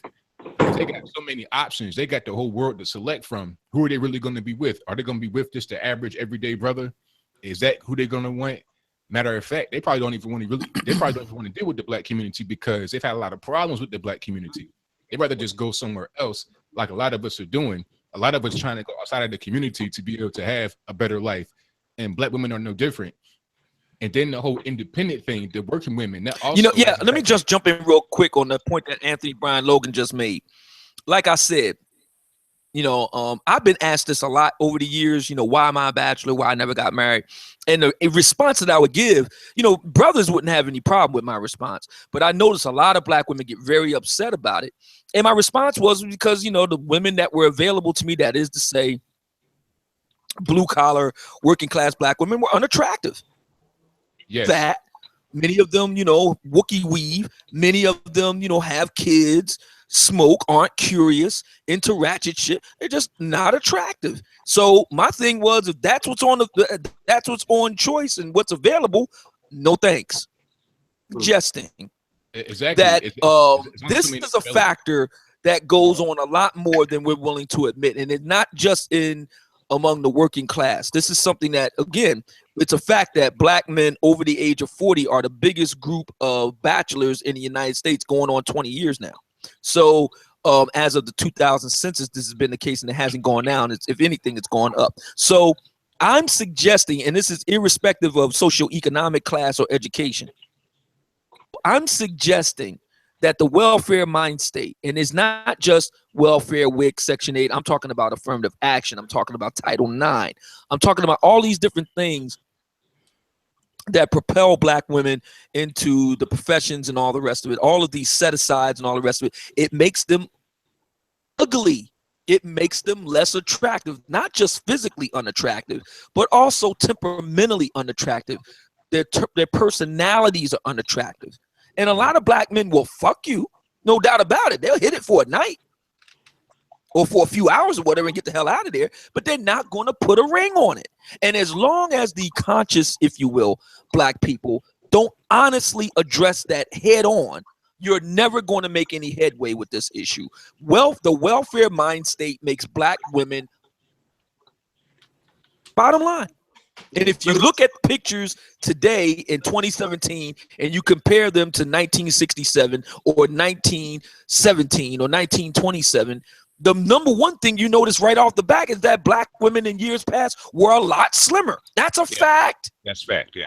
Let me go back to, before we go back to Anthony Brown Logan, let me do this. I want to shout out to Truth from Tony for donating. Thank you. Theron Williams for the $10 donations, and Frederick Topin. Let's get back to Anthony Brown Logan to finish up what he was saying concerning, which is maybe kind of a little controversial to some people, about the state of the welfare mind state women. Well, yeah, I mean, back to what I was saying about the working women. That's another thing. You got the welfare mind state, but you also have the working women. They kind of work in conjunction with each other, and it's like two sides of the same coin. You got the welfare mind state where it's like, okay, I have no need to really make myself be presentable for a man.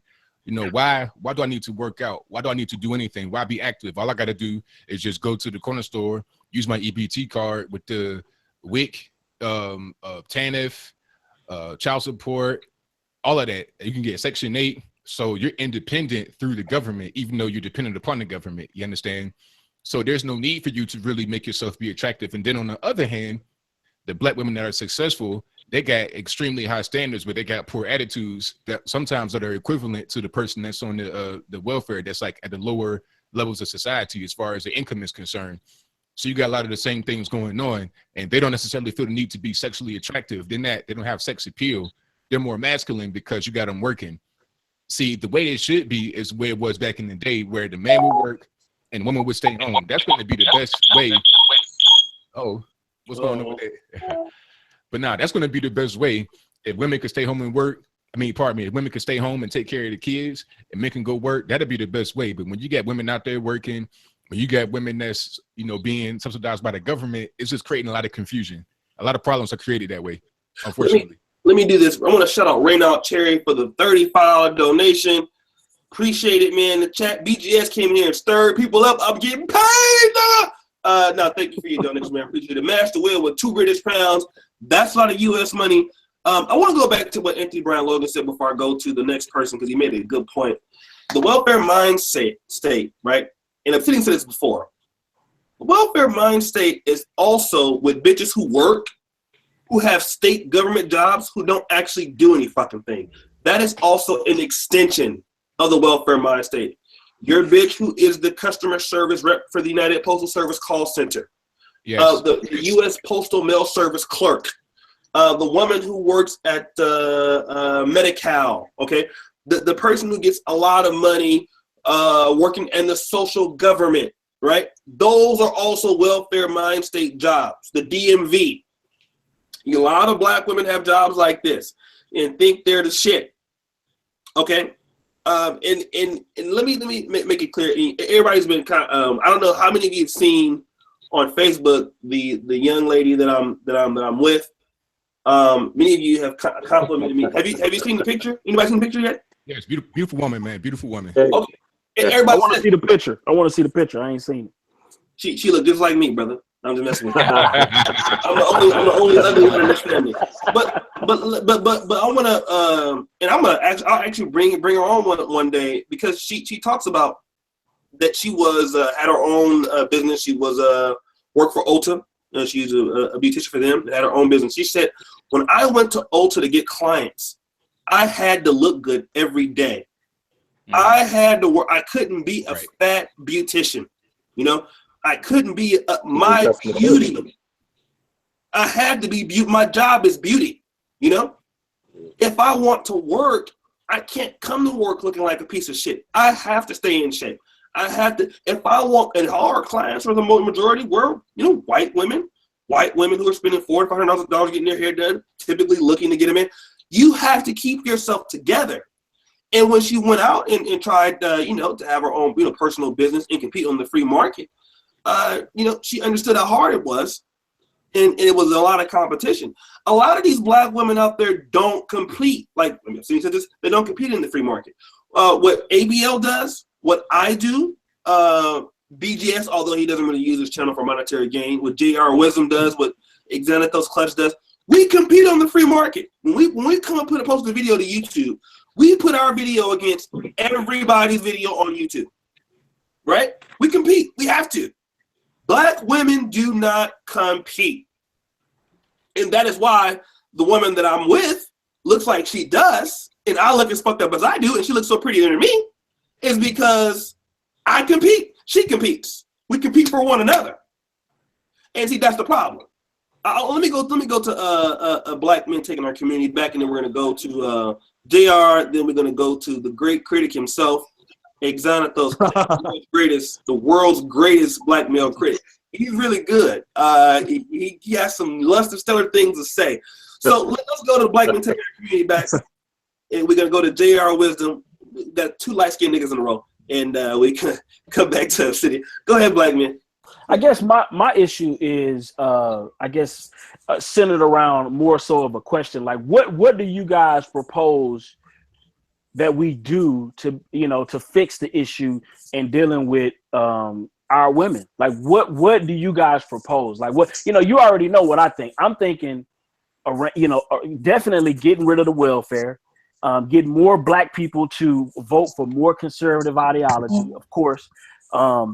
And 2 and 3, I'm gonna when I do have children, I want to arrange. I think arranged marriages or assisted arranged marriages or some form of that I think is going to be very helpful because I just don't think women or men at 19, 20, 24, whatever You're just not. I don't think we're in an intelligent enough space to make those kind of life decisions. Let's let JR that's get just to what it. I think. Let's let Obsidian ready to get on it. I know he is. Let's let JR get to it first. Then we're gonna let Clutch. Yeah, go ahead. Let's let JR Wisdom answer. Go ahead, JR. No, we still talking about out of shape women. What we talking about, man? No. He's saying, what do you think that we can do as far as our women, to get black people voting conservative? What do you think is the solution? Is what he's asking. I think, like I said, that structure, because it's right now, if you're talking about voting conservative Republican as opposed to Democrat, it's just that leadership right now. If they're killing it, obviously, and it's not by design on the left to basically incentivize this whole whoever, and it's just like with anything else. When you vote for a president, when I was in the military, they want to vote for the president who is going to get the biggest pay raise. You know what I'm saying? And that's always usually a Republican president, who's going to give the military the highest pay raise. So it has to be leadership from the male's perspective, from the male end of that, as far as bringing them into that fold to see exactly. Because at the end of the day, like you said, people are so unwilling to see the big picture of what is actually affecting the community at the end of the day. And lack of leadership, if you don't have leadership in a community, and obviously, like you said before, that leadership a lot of times starts in the church with the preacher. Hallelujah. Yeah, which is funny. As you know, you're not really gonna come across a conservative in that aspect. A conservative preacher, even though the Bible and the Scripture preaches conservatism. To be conservative, not be flashy. But these guys are gaudy and stuff. But as far as that answer, I'm going back to the same thing as far as structuring the men taking back the community. And I hate to say it like that, but the men actually leading by example and taking back the community. Otherwise, it's just going to be this cycle over and over, unless Trump or some other president just cuts these benefits altogether and make people force you, put you on your ass at the end of the day and make you stand up. And that's what those groups that I said earlier, what you talked about, these groups, they educate their people within. When you educate your people within, and I talk about this a lot, without education, within the black community, urban community, I do credit, like I told you, we don't know money. We don't know how to leverage money. We don't know how to pull together resources in order to, in that case, as far as politically, to form our own leader to speak for us, or our own party, or even, pooling resources just to build all together. And I think that is the key, as far as just having that leadership, pooling resources up together, and the men actually standing up and taking that back. Because if every other ethnicity, every other group of people can actually come in this country and do it, and have set up their own communities and do it, there shouldn't be any reason why we can't do it. But I just think it's so much of an independent mind state, and wanting to want for your brother what you want for yourself. And that's all I really got to say about that. You know what I mean? Let's get Clutch. I like to take a stab at that. Hold on, Obsidian. Wait, Obsidian. Let Clutch say something. He hasn't spoken once. I know you. Yeah, go ahead. Let him finish. Let him say it, and then we'll come to you. Let's say, because we only spoken one time. Okay. Let's get Clutch. Okay. Let him say something, and then we'll come back to you. Clutch, what's your take on this? Now, I'm listening to Black Men Taking Our Community Back's recommendation on. Can you all hear me? Yeah, we can hear you. All right, good. I'm on the better phone now. So, as far as getting these women in line, quite frankly, it's simple. It's everything in the world is about sex. And I know it's very carnal to say. I know Obsidian can probably relate with this, but all the incentives of the world basically comes down to sex. And the problem, from what I'm hearing, at least from Black Men Taking Our Community Back, I would think that when he says black men need to take the sacrifice, well, women need to take the sacrifice as well, quite frankly. And that sacrifice, quite frankly, isn't much of a sacrifice if you think about it. My recommendation is to basically make good black men, the ones in which most of the black community would call so-called lames, to be sexually desirable, mainly to disincentivize any sort of Pookie Ray Ray Man Man Little Twin image on television as being the epitome of an alpha male, and to turn that into more of the image of, say, your what's that black scientist dude name? What's his name? Fuck. The astrologist, whatever his name is. And the point Tyson. is, Neil deGrasse Tyson, or hell, fictional characters like your Luke Cages. Let them be the epitome of what a sexually desirable black man is in the eyes of black women. Trust me, if black women, or should I say black girls, yes, those teen black girls that a lot of people are so overly protective about when it comes to good black men dating them, if they decide to put out and pop their cherries to these kind of dudes, libraries will be filled to the brim. The library will be the new nightclub. Fuck nightclubs. It's all about the media library on Friday and Saturday nights. And quite frankly, what I see, back to the example I see here in Utah, there are a lot of, well, let's just call it down the line, dorky white guys here. Dorky white guys who, if they were outside of Utah, they would not get laid with any chick of any race, not even the desperate Asian chicks who would be worshiping white guys. They don't even have enough game for those bitches. So what the Mormon Church does is essentially establishes the point, especially in the eyes of girls. I've noticed this. They raise them to be good wives from the get-go. Education. Education, not academic. I mean training. That's what I mean. Training. Propaganda. Yeah. Indoctrination and socialization by the church. That's how come it's so so strict and so strong. They still have it. Right. Exactly. So that's basically the only thing they really, well, not the only thing, but that's one of the main things they teach them. Yeah, they get their education. They'll go to BYU, some other school like that. But one of the things they emphasize is being a good wife towards your husband, being submissive towards your husband. While in the meantime, the guys here, they provide them an environment in which they can actually focus on getting an education in like engineering or mathematics or something without being criticized as being lames, dorks, nerds, whatever. And especially after they go on their mission, which I think all of you know what the mission is. They are usually, for all intents and purposes, arranged with dating. So they literally have like dating wards out here in which they get all the young people together, and then they literally basically date, in which in a lot of cases, a lot of these people get married months on end. It's like literally like the average time between dating and getting married, it's like 3 to 5 months in Utah. I shit you not.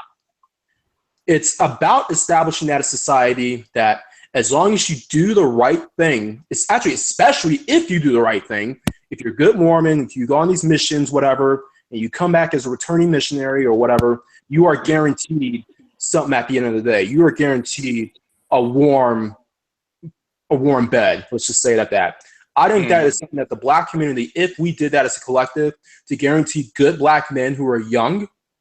Now, I'm not even talking about marriage. I'm not too much about the marriage camp, quite frankly. But if we can guarantee young black men that they don't have to decide between being academically successful and getting their needs met sexually, I think we will definitely advance as a people. Exactly. But everything you're talking about requires engagement, not divestment. And that's the thing. All of these answers, what I'm saying is it takes more investment into the community. If we divest, we get less. The more we invest, the more we get out of the deal. And all of these things takes massive amounts of investments. But we don't have to be in the. What about the old saying about throwing good money after bad? Exactly. Well, see, this is the thing. I don't believe. I believe people will follow the strongest hand. This is what I believe. Necessarily. No. It has been proven right now is the federal government. Yes, but what I'm saying is, I believe that when you take the charge, the Mormons took charge of their community. They took charge. Yes, they did. No, Yes, they no, well, hold on a second. No, they didn't. The Mormons carried their culture with them. They already had it, and they were isolated. And what they I'm saying built. is it didn't Well, hold come on. from Wait a minute. Wait a minute. They didn't take charge of the community. They were already. The whole society agrees that the men are in charge. They don't have to take anything. Right. No. And the brother will tell you that. No one Brother in agrees. Utah will tell you that. He's there. He can tell you that. People don't so- the men took control of that, and they made. Listen, no one agrees. No one agrees. It's people take control of the. Listen, America does not run because people are in agreement. Right now, you have factions in America that would come and kill everybody on this panel if they just had to agree. It's not based on agreements. It's based on control. You control what the population does by either force, by force, by culture, by spirit, by religion, something. It is people are controlled. Don't believe in this whole follow your heart. None of that exists in movies and in fantasy world. The real world, people follow leadership, period. That's what people follow. Let me do this. Let's go. Right, so- and we'll come back to the discussion because Obsidian had a point. I want to be fair to everybody on the panel. Obsidian, what were you going to say? Well, my thing is that first of all, with regard to the whole Utah discussion, my thing is if to follow out Mr. Black's line of reason, you would have to consider the use of violence. Yes, or at the very least, I'm not opposed to that. I'm not opposed to that to a certain degree. I'm not. I'm gonna be honest with you. I'm not opposed. Let him finish, Mr. Black. Let him finish. Okay. Let him finish. Go ahead. Yeah, that's what I'm thinking. I'm thinking that when you talk about taking things and things like that, you're introducing violence. So I mean, if that's where Mr. Black's ultimate goes, then that's one thing. I just wanted to put that out there. Secondarily, with regard to how do we get Black women on track, we don't. That's something that this goes back to what Anthony Brian Logan was talking about. You have to change the incentives. Yes.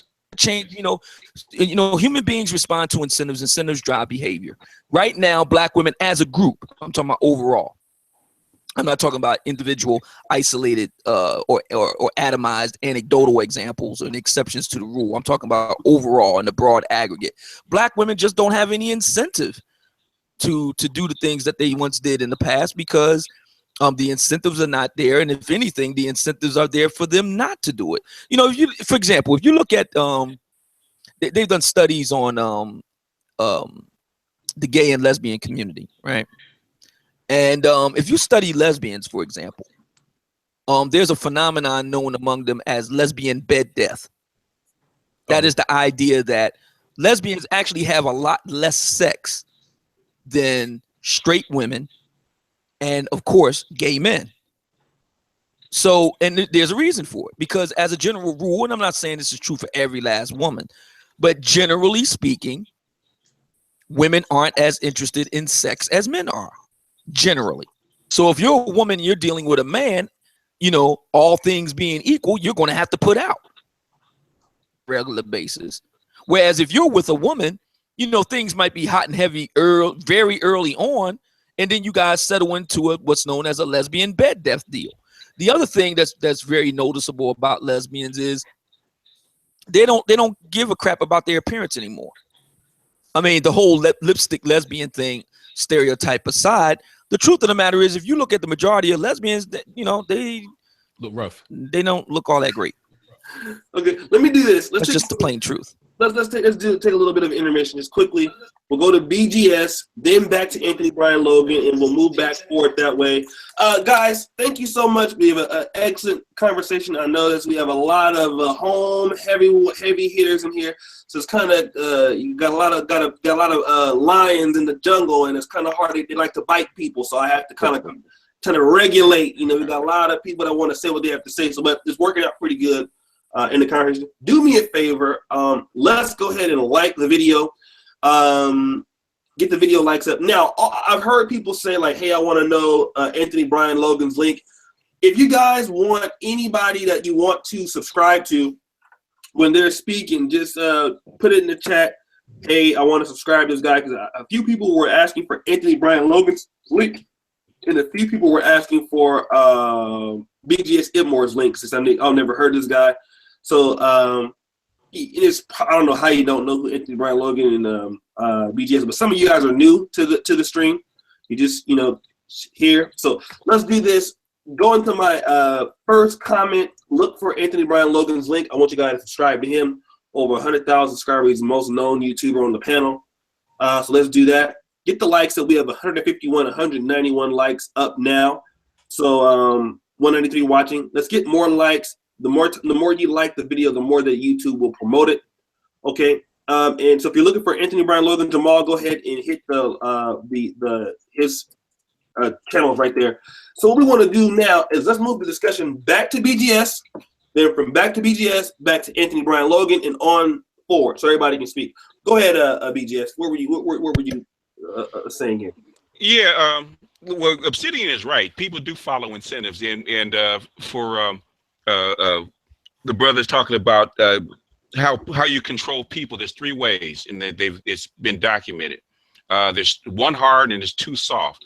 It's with force, it's with money, and with persuasion. Okay, persuasion is the church, is socialization, like education, because the Prussian school system is socialization. It's basically brainwashing.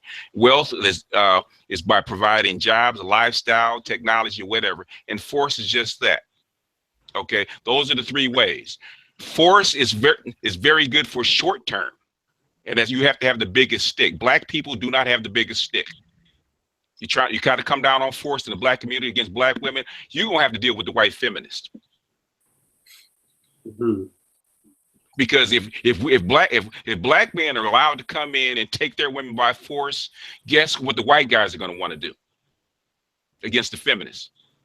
White women ain't having that. That's number one.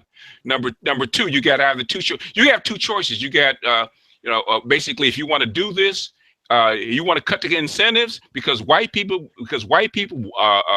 male and female, want to cut incentives. Okay, especially the black people. If black men really want to do it the hard way, all you got to do is side with them. They'll kill it. They'll kill it within 5 years. They're already trying to kill it. But the thing is, are you willing to take that loss? Because there's a whole lot of stuff that's going to come with it when you do.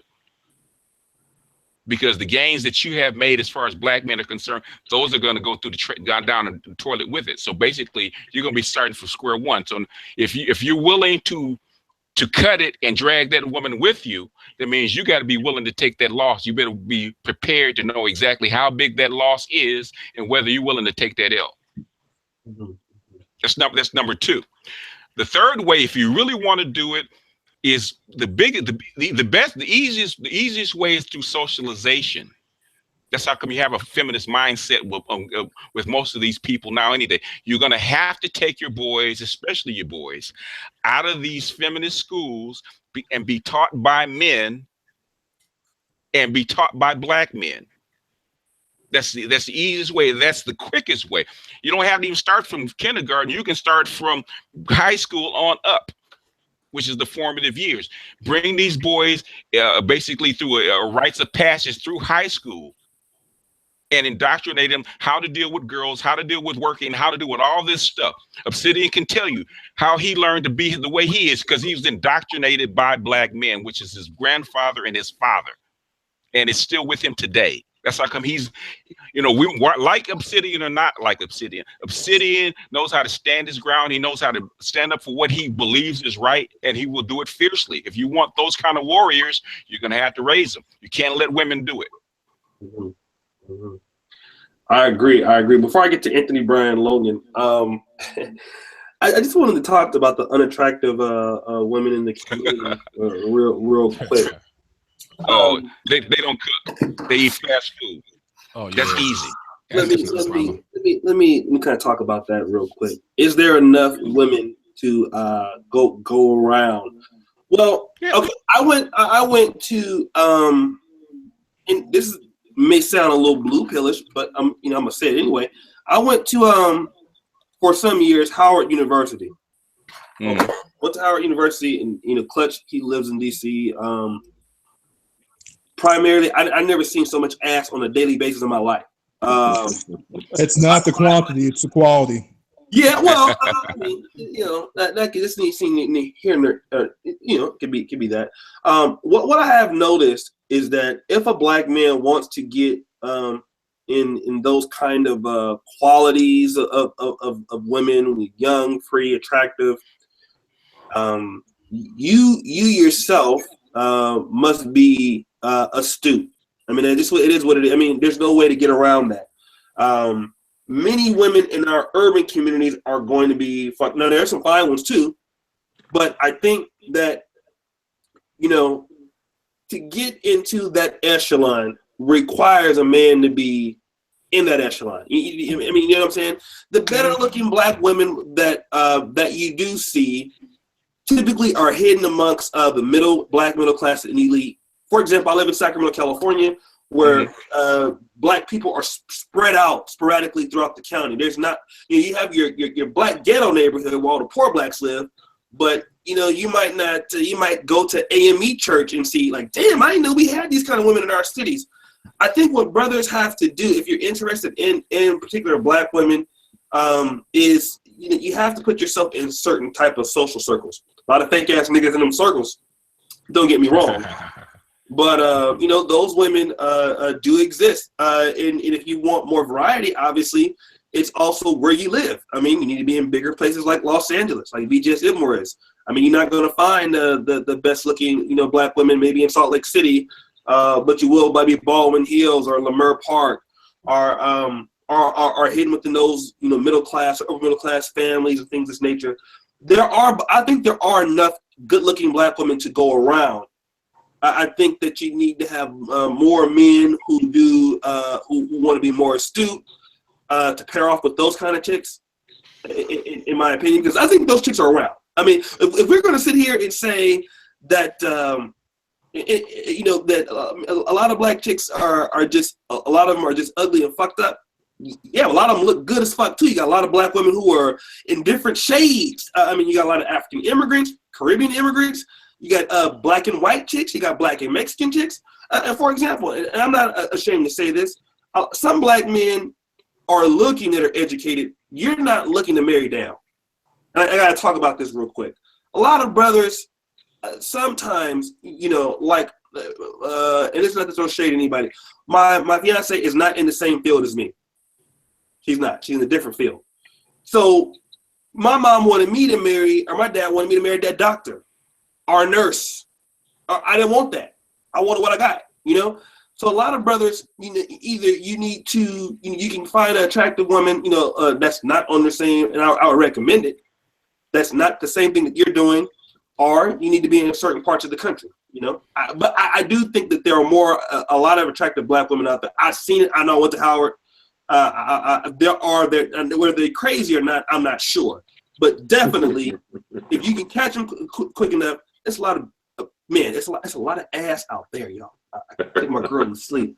It's a lot of ass. Y'all, it's a lot. And let me go to ABL. Let me go to ABL real quick. I'm done talking. ABL, what's your take on what BGS said?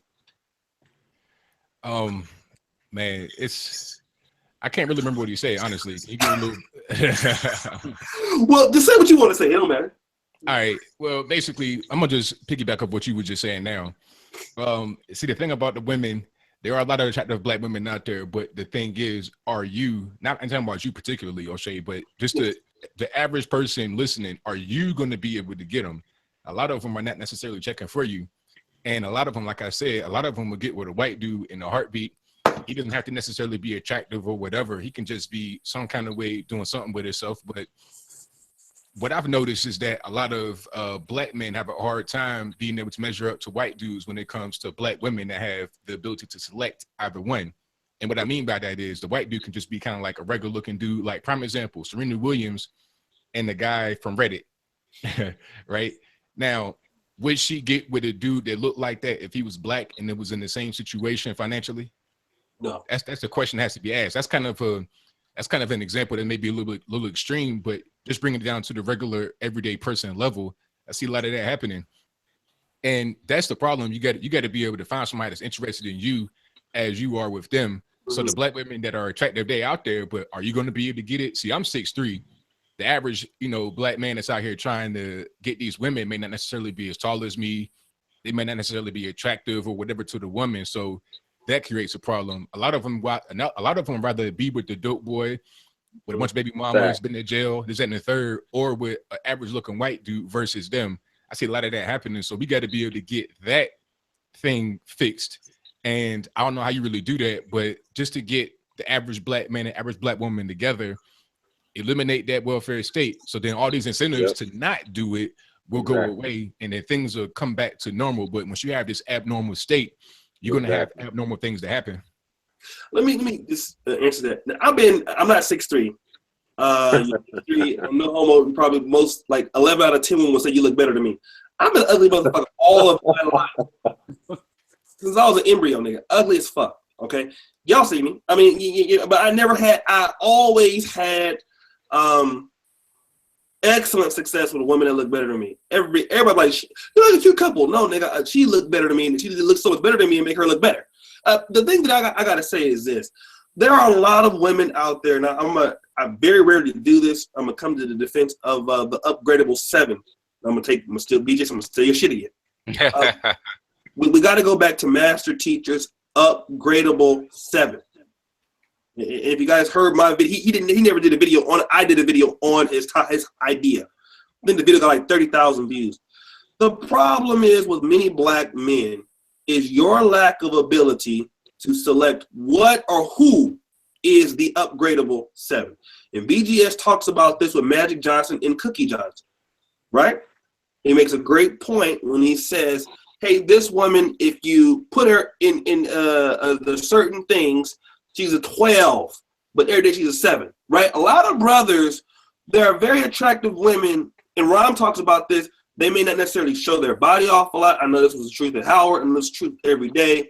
Black men tend to like a certain type of woman, and she has to be bang, bang, bang, bang, like everything got to be like that. You know what I mean? It's chicks who are out there who are willing and to be taken for everything and will be cool with you, but you're not looking for the upgradable 7. You want the 13.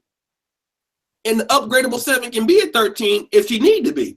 And see, that's what niggas not looking at. You're not looking at the gym. And this is what a lot, and to be honest, this is what white folks understand.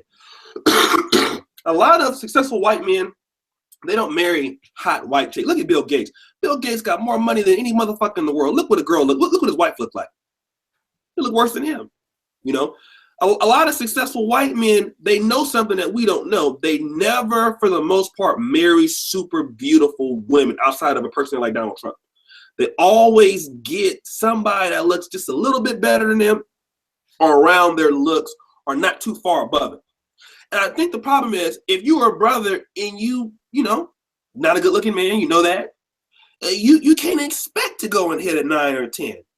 Especially if you're not super educated or super high earner. Nigga, keep it real. I mean, you tell black women that they have too high standards. We got a lot of niggas that got too high standards. You don't want the upgradable set. I want it. And BGS makes one of the best points in the history of the world. Plenty of upgradable 7s in the black community, and niggas pass them up every day. I know I got one. Let me jump in here because I'm guilty as charged. And let me say this. Yeah, I'm guilty as charged. And let me just say this in contrast to O'Shea, who's a de facto 6-footer. I don't have any idea how tall Black Gnostic speaks, and the other brothers on the panel is Anthony stated that he's 6'3", so he's in the not even 15% category of adult men in the country, regardless of race. He's more like in the 12 to 10% range of men over 6 foot tall. Men that are 6 foot and over are roughly 15% of the adult male population. Men that are like his height, 6'3" and above, is something like 12% or something like that. I'm in the runt category. I'm probably the shortest man on the panel. I'm 5'7", and this is the tallest I've ever been in my entire life. As a matter of fact, when I was in high school, I guess I was like Kevin Hart's height, like 5.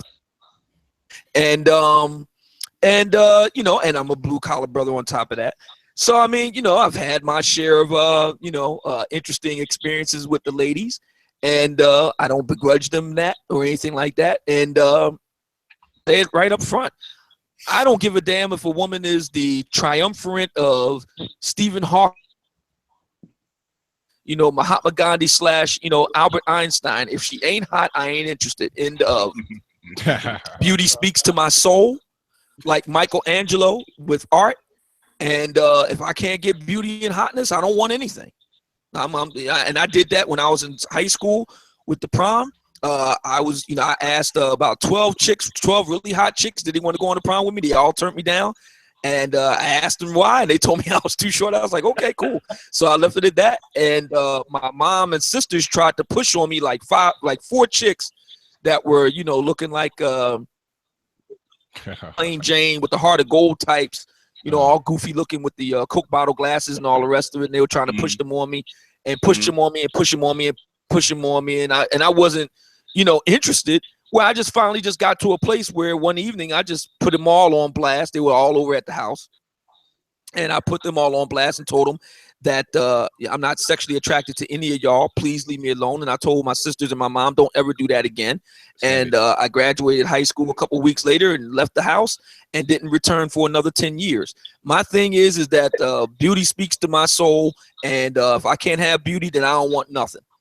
And never let a woman. And I don't apologize for it. I can definitely respect the honesty. I can definitely respect the honesty. I like sevens myself, but that's kind of extreme. But I feel them though, man. You like what you like. You like what you like, man. I mean, you can't. Obsidian likes sevens. He just doesn't want to go below that. That's what it is. he was offered 3s and 4s. I said I can feel you on that one, bro. Look, I'm 5'10". I'm average as fuck, so all I basically dealt with were 7s. Yeah. Yeah, I'm 5'11". You know what I mean? So shit, I don't know. Yeah, they were upgradable 7s. You have to have an eye for them. I call them diamonds in the rough. Yeah, and I've always looked for diamonds in the rough. Yeah. Because I used to be a photographer, so I always noticed body shape, cheekbones, and all that kind of stuff. So they said, "Oh, if you, Alicia Keys is basically at 6.5, okay, without makeup on." Bullshit. But if you, yes, she is. Her body is a 10 though. No, she's 6.5 without makeup on. But if you put her in the right clothes, you put the makeup on her, you do her hair, all of a sudden she's 9 or a 10. She's an ultimate upgradable 7. Nah. I gotta tell you, I think she's kind of cute with the freckles though, because I had a girlfriend. Thank you. Speaking of high school, I had a girlfriend back in high school that had. Matter of fact, I had a couple girlfriends that were really light skinned like her and had freckles. I had one in high school, and then I had another one. She was like half black, half Filipino. Oh God, she was the fucking bomb. Hey, but by the way, my mom and my sister hated her. They hated her. Okay. Yeah. They hated her. They was livid when I brought her home. Because you're dating above your my weight. My dad couldn't have been more proud. He was like, "That's my boy." But I mean, my mom and him. Oh my God, they couldn't stand her, boy. Assorted mating. She was the fucking bomb too. Half black, half Filipino. She was the bomb. 5'9", statuesque, red hair. Yeah, she light skin with freckles. I mean, she was the fucking bomb, man. Woo! Okay, let me do the ugly plantation. That's why they're pissed. Let me do this real quick because there's a lot of echoing going on. We're gonna come back to the let's take a little bit of an intermission. Let's get the likes up, you guys, on the chat. We're having an all-star hangout. And somebody's saying Angryman is missing from the chat. If he I don't know if he's came on yesterday, but if he's here, definitely can come on. Let's get the likes up, you guys, with the video. If we can. All right, we're having a great discussion here tonight. It's 201 watching, 164 likes. Let's get 30 more likes. Let's get 30 more likes. Come on, Stingy. And wow, it's the first time I actually got a chance to get BGS on here. I owe him a personal debate, which will be offline. Get in that. I got a whole note card for you.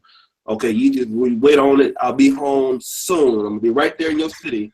I was actually born in Linwood.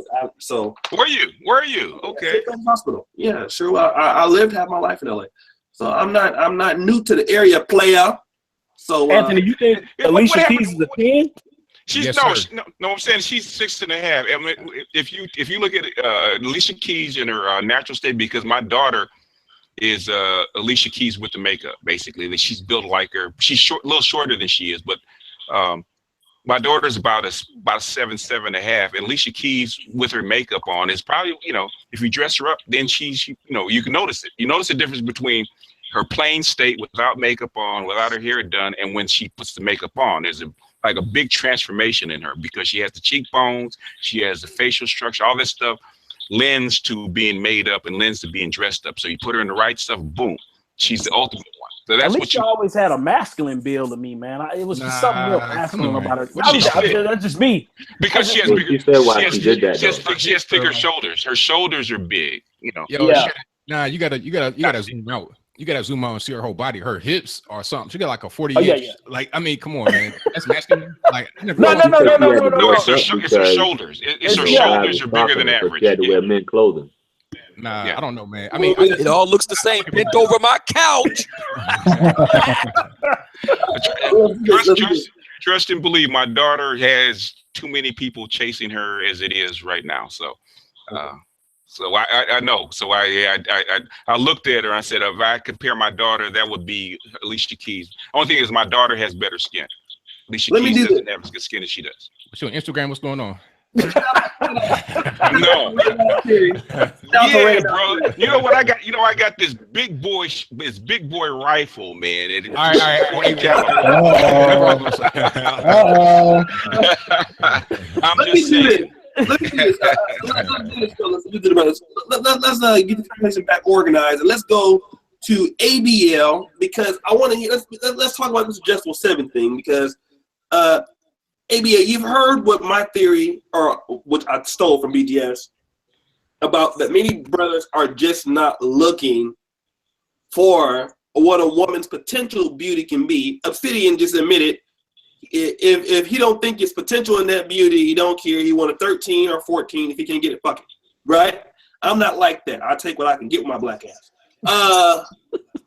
What do you think? Now, I mean, I ain't gonna take anything, but I can definitely see, a woman's potential that maybe some other guys can't see, and I know I can work with that. ABL, what do you think about black men wanting their expectations of black women to be too high, and they're not looking for a potential Adjustable 7, which could be a 10 or 11? What do you think? I mean, I think a lot of that does go on. It's like what we're talking about right now with Alicia Keys. People talking about, oh, she got masculine shoulders. I was like, hey, man, I think she's a 10 just the way she look right now. See, my view of women is a little bit different. I see a lot of women I think that she's are cute. I unattractive. think she looks cute with the freckles and everything. She's cute. Hey, I mean, she looks great. She looks great to me, but see, that everybody's now, different. Erykah Badu, when I saw I'll tell y'all a funny story, right? So I was with my lady friend. This is years ago. I was with a lady friend, right? I was over at crib chilling, right? She used to live in Jersey City, right? So I was visiting her in Jersey City. So she had this big TV set, big condo or whatever this chick had. So I'm chilling over her spot, and she's got on the video. I think it's VH1, and Window Seat was at the time by Erykah Badu. It was just coming out. So I'm watching this video. So everybody's seen the video by now, right? She's walking around. Video, she's basically in the buck, right? So, I'm sitting there, we eating dinner, right? I'm watching the whole thing. I ended up spilling my drink and knocking the food over the table. They thought, like, damn, she got a fatty. And my lady friend, she had this look on her face of daggers, like she about to kill me or something. Man, I didn't know Erykah Badu was handling like that. She is handling. Yeah. See, the thing about it, I was dating this girl. I was dating this girl one time, and a friend of mine, he knew her as well. One time she came into where we was at. I ain't gonna say nobody's name or whatever, but the girl had on like sweatpants, a t-shirt. Like, she just got off of work. It was wrinkled up. She looked kind of like rough, but I could just see through all of that. I could see the body, everything. I already knew what was going on, because I'm not, you know what I'm saying? I ain't gonna just look at her just getting off of work and judge her based on that. I'm like, I see the hips. I see all of that up under what she got going on. I brought her back recently, like shortly after that. And my man was like, yo, that's the same girl? That's her? I'm like, yeah, man. It's like, you knew how she was going to look. It's like, yes, I did. I see, because I don't even got to look. Like, I know how a woman looks just in her natural state without her makeup on and dressed up. And, I can appreciate that. But a lot of men, unfortunately, I ain't going to say a lot. Some men, unfortunately, are not able to really see that. But I can. I got X-ray vision. Cortrell, I want to do this. Cortrell. Okay, brother. So I got to ask everybody on the panel here a God. question. Very important question. Let me do this before you ask. Very Cortrell, thank you for the $20 donation. Reynald Cherry, thank you for the $12 donation. And before Obsidian says anything, I used to be able to see how thick they was through the choir robes, nigga. Yes. Choir robes. Choir robe, nigga. Yes. You what? X-ray eyes. Huh? Oh, hallelujah, Jesus. That's it. Another brother came in. So the question I have for everybody on the panel is, who's going to hit Jill Scott? Who's going to sign up to take that mission? Yeah, sign me up right now. Let's go to JRED on this. Okay, let's let him get in the conversation. JRED, are you fucking Jill Scott or not?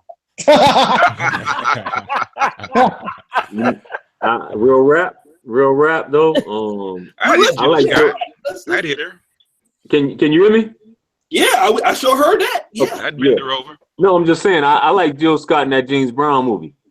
Oh you know what I'm saying? Especially in the Santa Claus outfit. You know, when he put the hands on her, he put the beaters on her. I like that right there. I think Jill Scott is cool to me. I don't care. I don't like a skinny woman. Yeah, she's cute. I mean, she got a really cute face. She got a really cute face, and when she's on her A game in terms of her controlling her weight, yeah, she's cool. Yeah, I'll give her that. She got a big butt. Pass. I just saw pictures of her pass. I'm sorry. Oh, she got some serious breasts. Oh no, I can't do this. She got some killer breasts. Yeah, she got some breasts. Like Layla No, Hathaway. the breasts are nice. Layla Hathaway can Anything else. Jill Scott is like the border. Wait. Hold on. It's too much. Depends on the picture.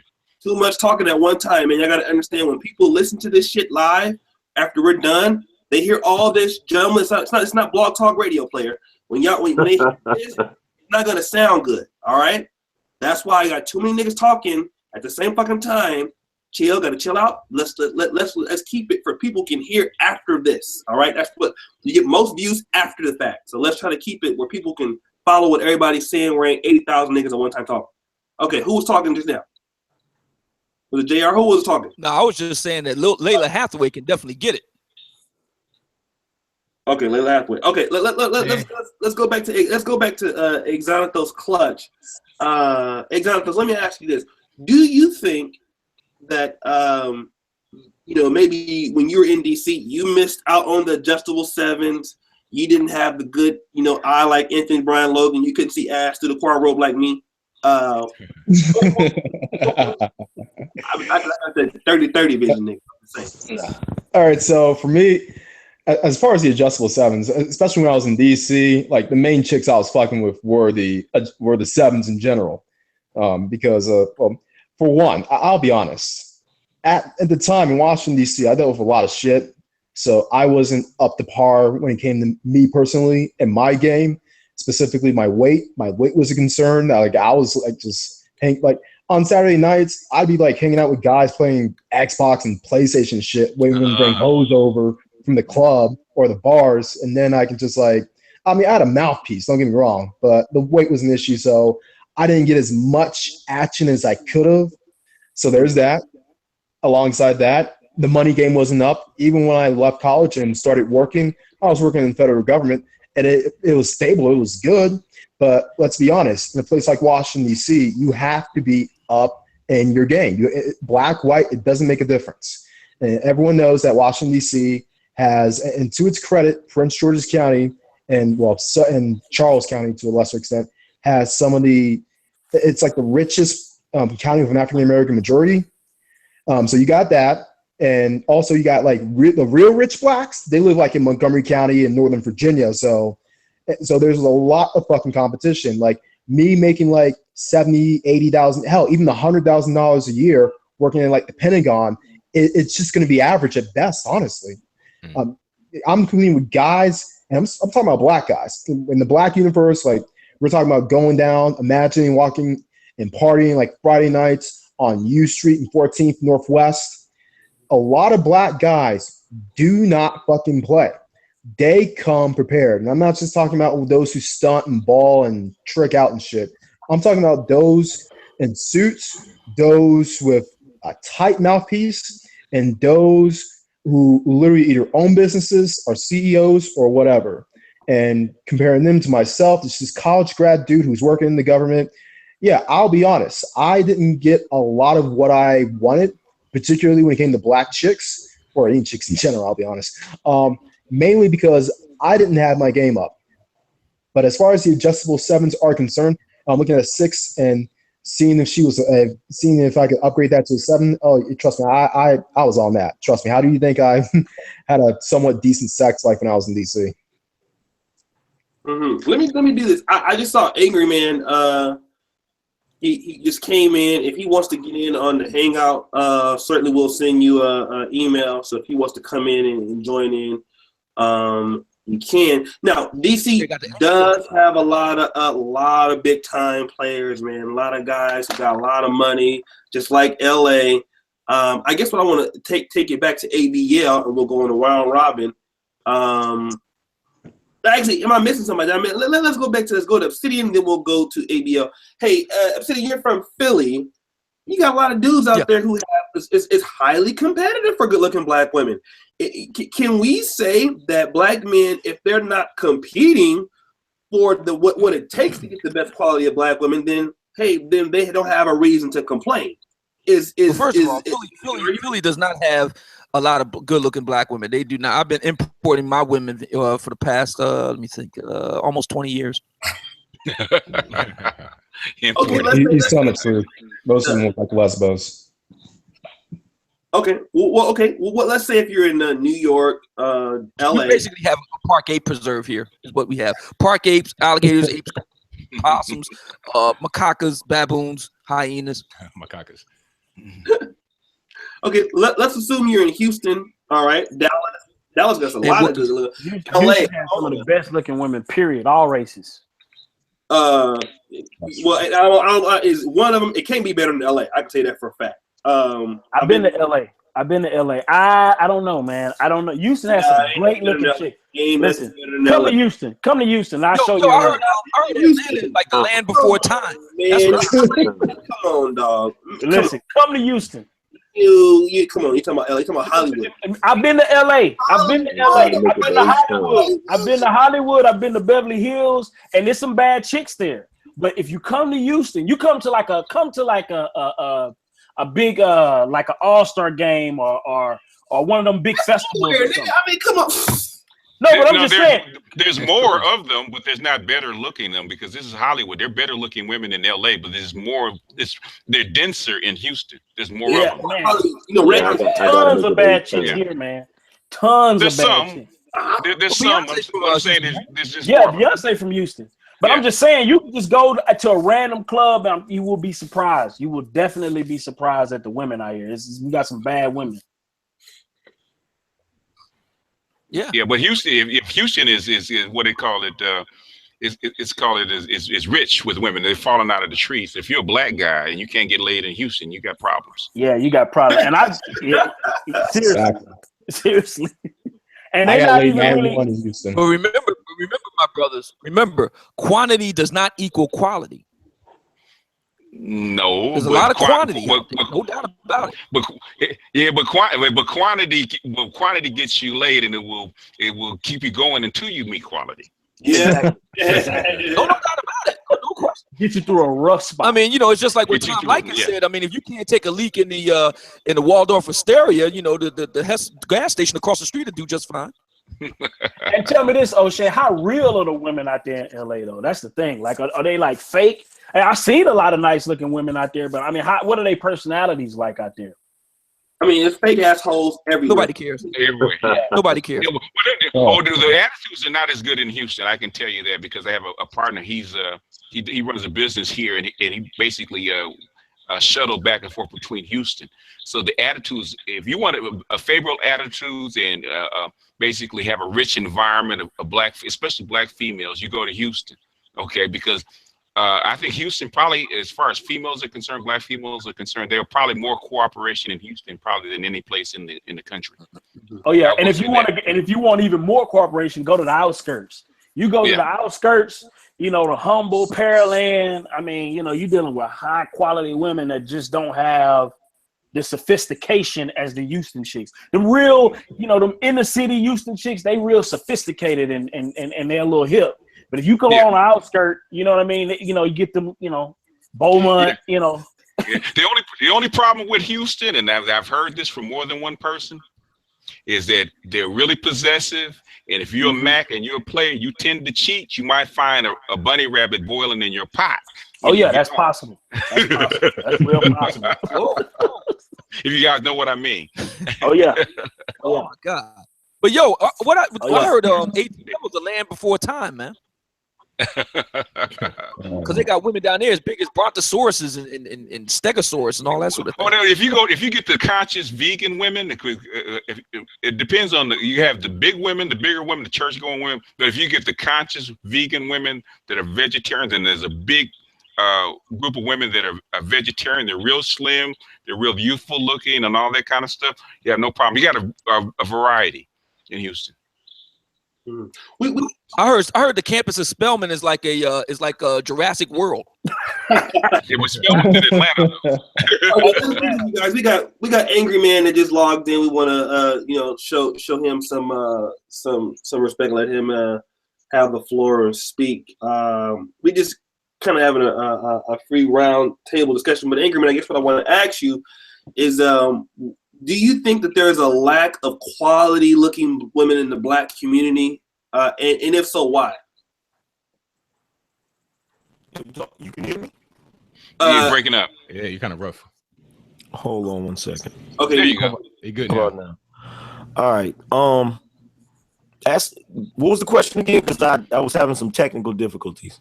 Do you believe there's a lack of quality-looking women in the Black community? Oh, definitely. Definitely. I actually have a theory about that. I think that it's getting to the point where women in the Black community have been acting masculine for so long. Mm-hmm. I think it's actually affecting their genetics.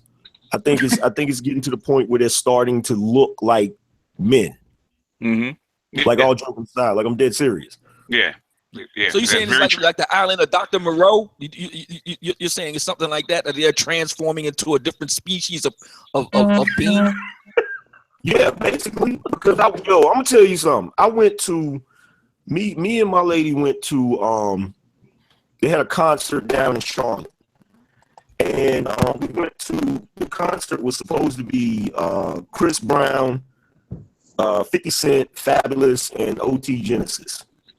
And I was going because I wanted to see 50 and Fab, and 50 canceled at the last minute. But when I got there, now keep in mind, I've been to concerts before, and anytime you go to a concert, there's always going to be a higher percentage of women than men. And when I went to this concert, I swear to God, it was like a leper colony. Like I never seen so many rough-looking, ugly, masculine women in my life. Like I swear, I was just amazed. You weren't here earlier, Angryman, but I had made the proposition that the welfare mind state makes women, in this case, Black women, uglier. The welfare mind state makes women uglier. What do you think about that? I can agree to that. I can agree to that. Like I've noticed, like when I see women who are more like I guess upscale or have more class, they seem to look better, like as far as having softer features and taking care of themselves. Like it seemed like to me, the more ratchet a chick is, like the rougher she looks. Oh yeah. Yep. I did a video on a woman. It was a mother, and this was an older mother talking about her son being, going into war. And I just and a lot of people in the comment section was talking about how feminine the woman was. And this was an older, I think it was like World War II or probably World War II. And it had a video of her talking. And and this was an older woman, and she still looked more feminine than a lot of the women that I see, today, man. It is definitely a growing epidemic with the masculine, just ratchet, disgusting behavior that we seeing. You know what I mean? one of the brothers in the chat room, Chopin, he mentioned that he lives in Rochester, New York, and I happen to know people out there in Rochester too. Like Atlanta is like the land before time. Rochester, New York is like the land that time forgot, and you know, you're basically just really screwed there. Get out, because the women there are just really busted. Just get out. Hold on one second. I want to point out something to everybody before, if I could just interject this really quick. Before anybody thinks that, you know, Obsidian just talking crazy stuff or he's just being shallow, consider this. Science has proven this. I did a podcast on this last year. Science has proven that beautiful women have a therapeutic effect on the male mind. They done studies where they brought in actual beautiful women and presented them to men while they were hooked up to MRI machines so they could see what parts of the brain were affected by this. So they brought in live beautiful women, right, and presented them to these guys, and the pleasure centers of their brains lit up like Christmas trees. All right.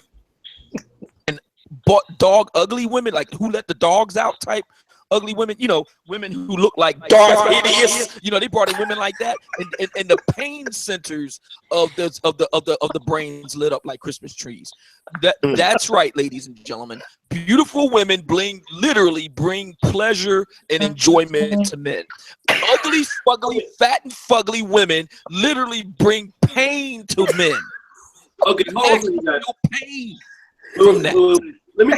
I actually have a wonder. Actually, so Angry Man came on, right? I had to play the devil's advocate. Okay, we have all of these black men testifying to how unattractive black women are in the community. So it wouldn't be right for me to be the asshole that I am to not invite one of my very left Democratic black female friends to join us and to defend the position of black female sisterhood. So you don't disagree with that one though. so Jamisha, welcome again. This is one of my good personal friends from my same state. Angry Man knows her very well, and they had a very good discussion before. It was hilarious. So she joins us once again. Thank you, Jamisha, for showing up. We're talking about the lack of attractive black women in the community, and pretty much every brother on this panel said that y'all are fucked up. Okay, I mean, Anthony Brian Logan said when he hurt his eyes when he see your ass. I mean, Mr. Black said you make his dicks off. I mean, we don't talk about you like that. I'm just trying to find out. I mean, are y'all that fucked up looking? Do y'all look like me? What's going on? Yeah, I just want to know. I'm not messy or nothing. I didn't say it. Them niggas said it. I didn't say shit. Wow, how long you guys been on? About like 5 minutes. Oh, okay. It seems like I missed the life. We have absolutely no life. Description of everything said. I mean, turn your volume up, player. Volume on your iPhone. Volume up. Man, I don't know. Oh, my hand is covering the speaker. That's why. So, is it a lack of attractive black women in the community? Do you think? Or y'all what'd you say? Absolutely not. We are so diverse as women. Like, we're diverse. We come in different shades. We come in different sizes. We come with different types of hair. We come with diversity. Those aren't black women. Basically, based on what black women say, those are not black women. Too many sizes. Those are the ones that you black women beat up. Man, my man, Angry Man is there with the good selection of wine and spirits. I see you got right there, brother. I see you rolling there with the Ciroc right there. I see you, brother. Black women size each other up. They know there's black women that are out there busted because when they come in, they talk about her hair, the size, the color, and all that kind of stuff. They know when a black woman is busted. Stop lying. Before y'all kill her, let her finish. Hold on. Angry Man is right there on the mic. He like this. Wait. I know you're already okay. Well, I mean, I think I am a good listener. I mean, let her finish. Let her say what she's gonna say. Then y'all get it. There weren't any beautiful black women, so therefore, I was looking at you guys like, that's crazy. Not enough. No, not. There's all right. So where's Jemi? No, that's absolutely crazy. There's not enough. Where's Jemi from? I think also too, as well as that, we've been conditioned, especially in America, to not celebrate those things that people identify as Black characteristics, features, and to me, Such as in itself. Do you think that a dress size 24 is a black characteristic? Let her finish. Y'all, let her finish. Do you think having size of a Brontosaurus burger is a black characteristic? Obsidian, let her finish. We can look at the minstrel shows that they had when they painted themselves black and then they made their lips really, really big to make fun of the characteristics that Black people had. And I believe that over time we have come to accept those things to not be as in much to be attractive. But however, you find that other races of women are going to get lip injections. Can I address that real quick, please? Please. What you would quote unquote let her finish, Angryman. But yet there's not a problem with that being celebrated. But that which is natural on women, on Black women to not be celebrated, that's crazy. Okay, go ahead, Angryman. Jump in. Okay. First of all, that's always the token excuse is the skin tone. That's always the token excuse. Like, here. We have minstrel shows where they, used to paint people pitch black and give them big lips. First of all, every woman with big lips ain't ugly. True. And every woman with big lips ain't pretty. Every woman with dark skin ain't ugly, and every woman with dark skin ain't pretty. If you ugly, you ugly. Ain't nothing you can, like, I don't care how African Whoopi Goldberg's features look. She's ugly. Yes. She's ugly. She's an ugly woman. Woo, okay. I don't think she's ugly.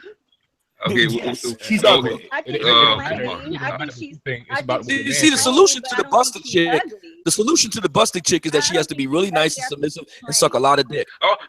But I want to hear this. I want to hear why she doesn't think that why she thinks Whoopi Goldberg is good looking. I want to hear this. I didn't say she was good looking. I said I don't think she's ugly. I said I think she's plain looking. That she's plain.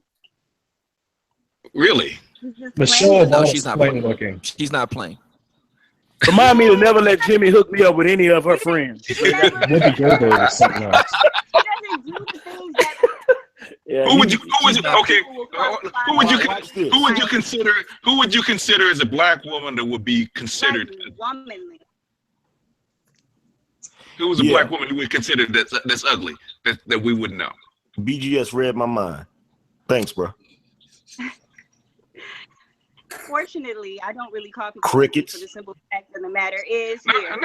We're trying to be honest here. We're not trying to deflect. We have to set a standard. We have to set a standard, just like because you're in a men's forum. We have to set a standard. Who is ugly? Where's the bottom and we know where the top is. Where's the bottom? Would you agree that Shonda Rhimes is like who let the dogs out? I don't know who that is. The Scandal producer, Shonda Rhimes. Scandal and How to Get Away with Murder and all that. That show. I mean, but what I'm saying is the producer behind it. Good for you. But who would you consider this ugly though? Throw out a name. Sorry. Who would you consider below the level? What about her? Nene Leakes? Doesn't she look like a donkey in the face? Nikki Leakes, don't she look like a donkey? Remember that donkey that Eddie Murphy played the donkey in that animated movie? I can't remember the name of the movie now, but Eddie Murphy played the role of the donkey. I can't remember the name of the animated picture. But doesn't she look like a donkey? But the question is, who is ugly? Yeah, who is ugly? Who is ugly? Teeth, those big implants in her teeth. That's why you're saying that. No, what I'm saying is that's why you're saying you have to set a standard. Where's the line? Where's the line? No dodging. Now, where's the line, young lady? Because you're lying because you guys talk about who's ugly all the time because you want to see every woman knows where she is in the pecking order when she walks in the club. Where is the line that says this is acceptable and this is not? Where's the line? Stop! Don't give us the woman deflections. Tell the truth. If you and your girls were in a circle and you guys talk about who's ugly, you would know. Yes, you do. No. Okay, Yeah, hold you on. do it private. See, this is Hold on. Everybody. Hold on. Everybody, we're all talking. Let's do this. It's getting like the whoa. We'll give her a pass then. Hold on, wait. Anthony Bryan Logan says she's full of shit. I want to hear Anthony Bryan Logan. Well, I'm not full of it. Wait. You got Mr. Black says you're full of shit too. Hold on. I think he speaks for all of us. We got 9 people on this panel. I know everybody wants to talk. Let's let ABL talk, Mr. Black. So I'll time you guys. We'll get everybody in, and trust me. So let's not interrupt anybody, like cut them off. Let's just let them talk. We have 10 people that are now on here now. All right. So let's try to make it work. ABL, why was you saying full of shit? Well, I ain't say that, but the thing is, I just want to ask the question: who is ugly? Because you've already said that there are attractive black women in the black community.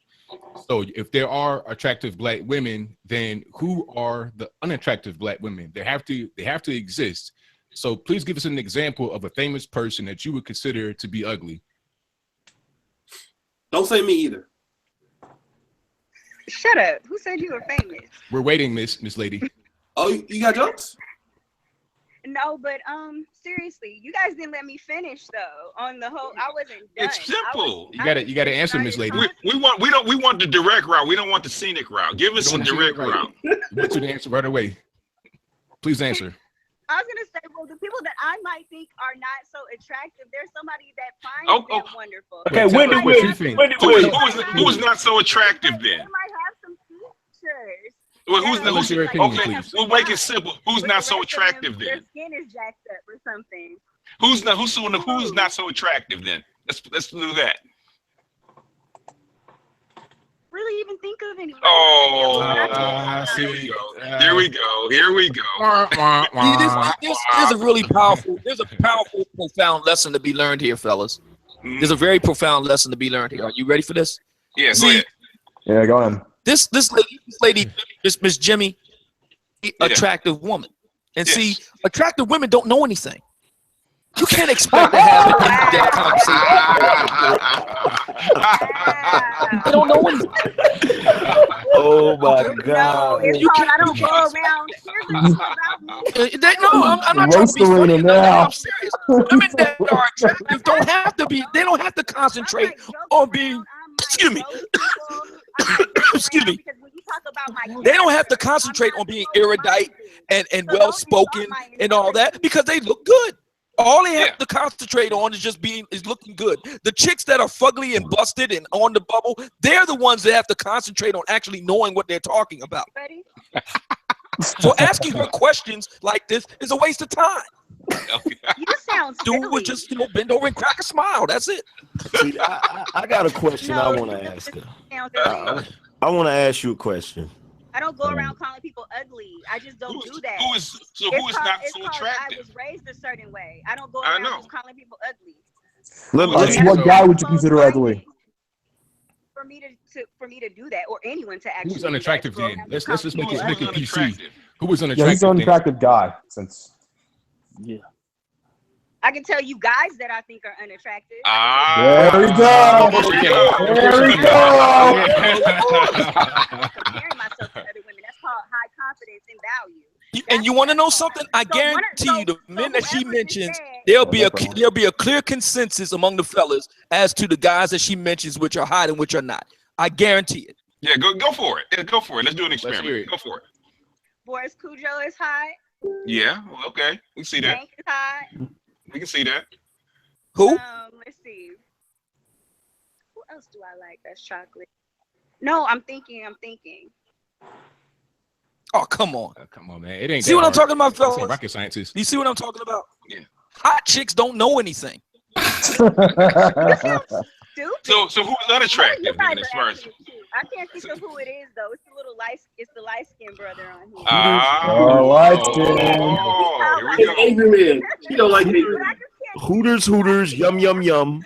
Hooters on a girl that's dumb. That's cold. That's not right. Hold on. Let me do this. Let my boy J.R. Wisdom. I want to give my boy J.R. We keep forgetting about him and Clutch. Let's let them. We did invite them on here. J.R. Wisdom. Well, what do you think, man? Because she can't identify who's ugly or not. What is this an example? I can identify who is not so attractive, but I don't just go around calling people ugly. You do know. You know what I'm talking about here, fella? I mean, you gotta Hold on, you guys. First of all, I'm not under your judgment, so you can't tell me anything. You can't tell me anything about myself. First of all. Secondly, we're asking your opinion. We're asking your opinion. I wasn't raised like that. And okay. Well, who's unattractive? If I'm going to say anything about someone, natural word. All right, put the soapbox away. Let me ask something. Jimmy. Jimmy, put the soapbox away. Let me ask Jimmy, something. put the soapbox away. Let me ask something. Let me ask her something. Let me ask her something. I want to ask her something.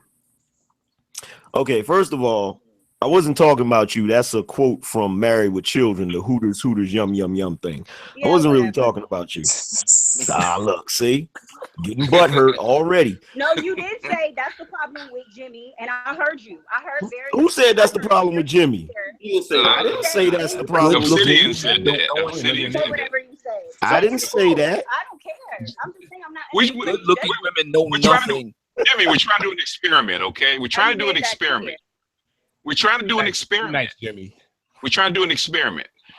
The Obsidian challenged you to do an experiment. She said that we would agree with if you said who was hot and who was not. Like 9 of the 10 guys on here would agree with you. So we got the hot guys and we agreed. Now we're going to get to the not so attractive guys. You didn't name them. So now who are the not so attractive guys? Tell the truth. It's in there. No, it's in there. She knows. She just spit it out. Well, before we do that, JR Wisdom. Let's let JR Wisdom say something, man. JR, he been patient. He can sit here and listen to this bullshit. JR. I think little hold on. I noticed the brother been sitting back. Like, hold on, Jimmy. Hold on, Jimmy. Let JR chime in on it. JR, what do you think? We'll go to Clutch. But JR, what do you think about this, man? She said, "What's the question? What are you asking? What do I think about what?" Well, she can name the guys that she thinks is hot, but she doesn't want to name the kind of niggas that's ugly. She ain't gonna call my name. I know. She said Little Yachty. That's fine. We're just asking for the guys that she thinks are attractive. We did ask that. Well, now we want the guys to the other side, and so we see if we agree with her and see if we're on the same page. See if guys are fair about how they rate not only women but guys. That's what we want to find out. Why can't she do that, JR, in your opinion?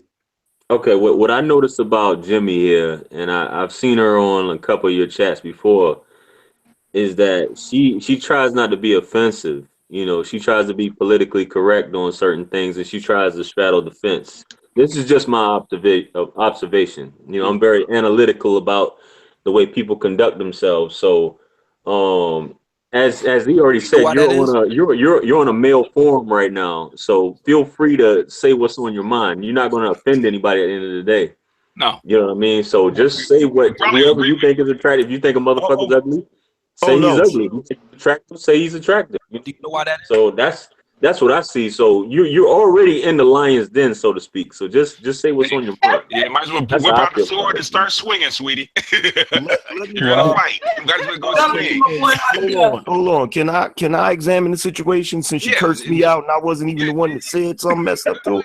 Let me examine, because I'm offended. I'm very offended. He triggered. I'm very offended. He's been triggered. See, women very offended. Like this. See, Miss Jimmy is doing us a huge favor by being here tonight, ladies and gentlemen. See, women like Miss Jimmy have to be politically correct. You want to know why? Because if they're opinionated, say things that people don't like, that just gets even more First of all, she's already good looking to begin with. Then she's saying shit people don't like on top of that. Oh, no. Especially things that other women may not like. Oh, it's my God. The Tommy Lauren effect. It's called the Tommy Lauren effect. She got to be nice to everybody. You become the Tommy Lauren, people be rooting for your fire. Say anything that's important. Okay, they don't say shit that's important. Go ahead, Valdez. Finish your thought, Valdez. Go ahead, Angryman, then Mr. Black. Okay, go ahead, Angryman. What you gonna say? All right, so first of all, I'm offended because you tried to snap on me and I didn't even say nothing crazy to you. And, you know, I'm not fooled by your looks and stuff because you look kind of like my sister, so I'm not even going there with you. So you're going to get it straight and raw from me. First of all, you're full of shit. That's number one.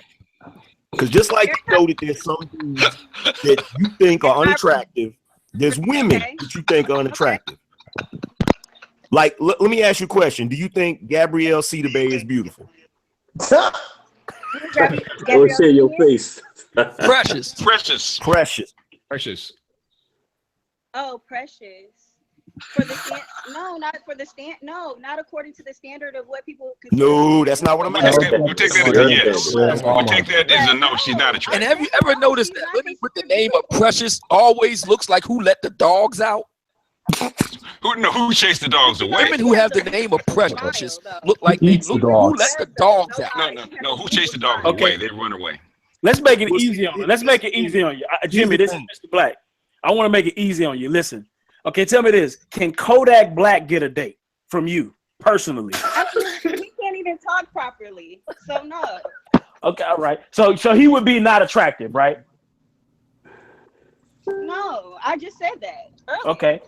Okay. So what about how he carries his, how about Biggie Smalls? with the elements too of not only how he dresses, but how he Yeah, what about Biggie Smalls? If Biggie Smalls was alive, and if he was alive, would he be able to? Would he get a shot?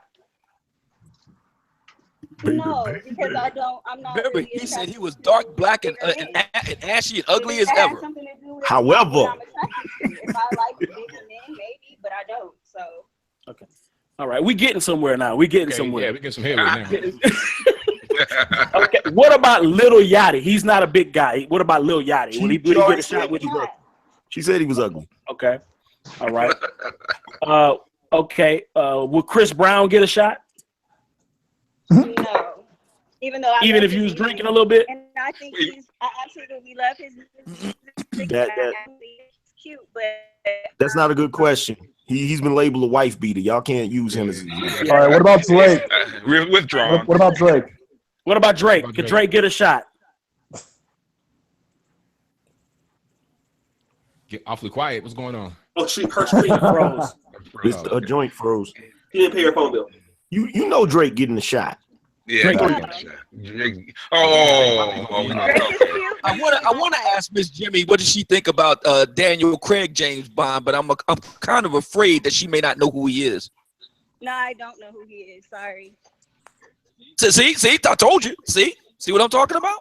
How about Ben Carson? He's erudite. He's not good looking, but he's smart. He's all that stuff. How about Ben Carson?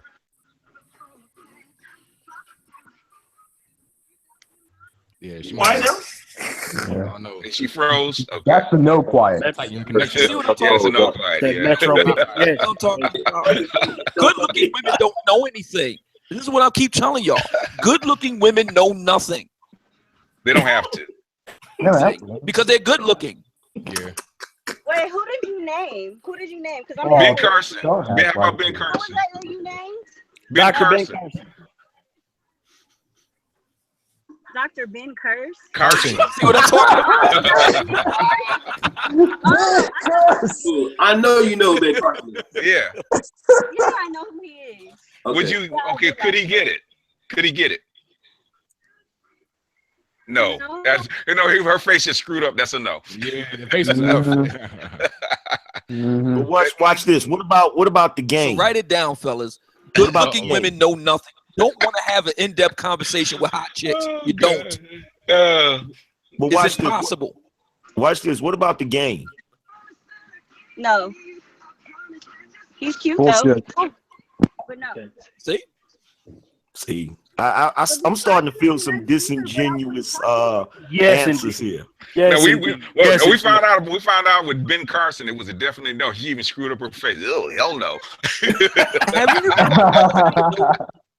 Have you fellas ever noticed that the chicks that are the most politically active and all that often tend to be the ones who often tend to be the most beat? Yeah. Yeah, what They happens? tend to be Yeah. fat and fugly. Yes. Have you ever noticed that? Yeah. Old fat. You gotta bring up your file. You Conservative be the other way around.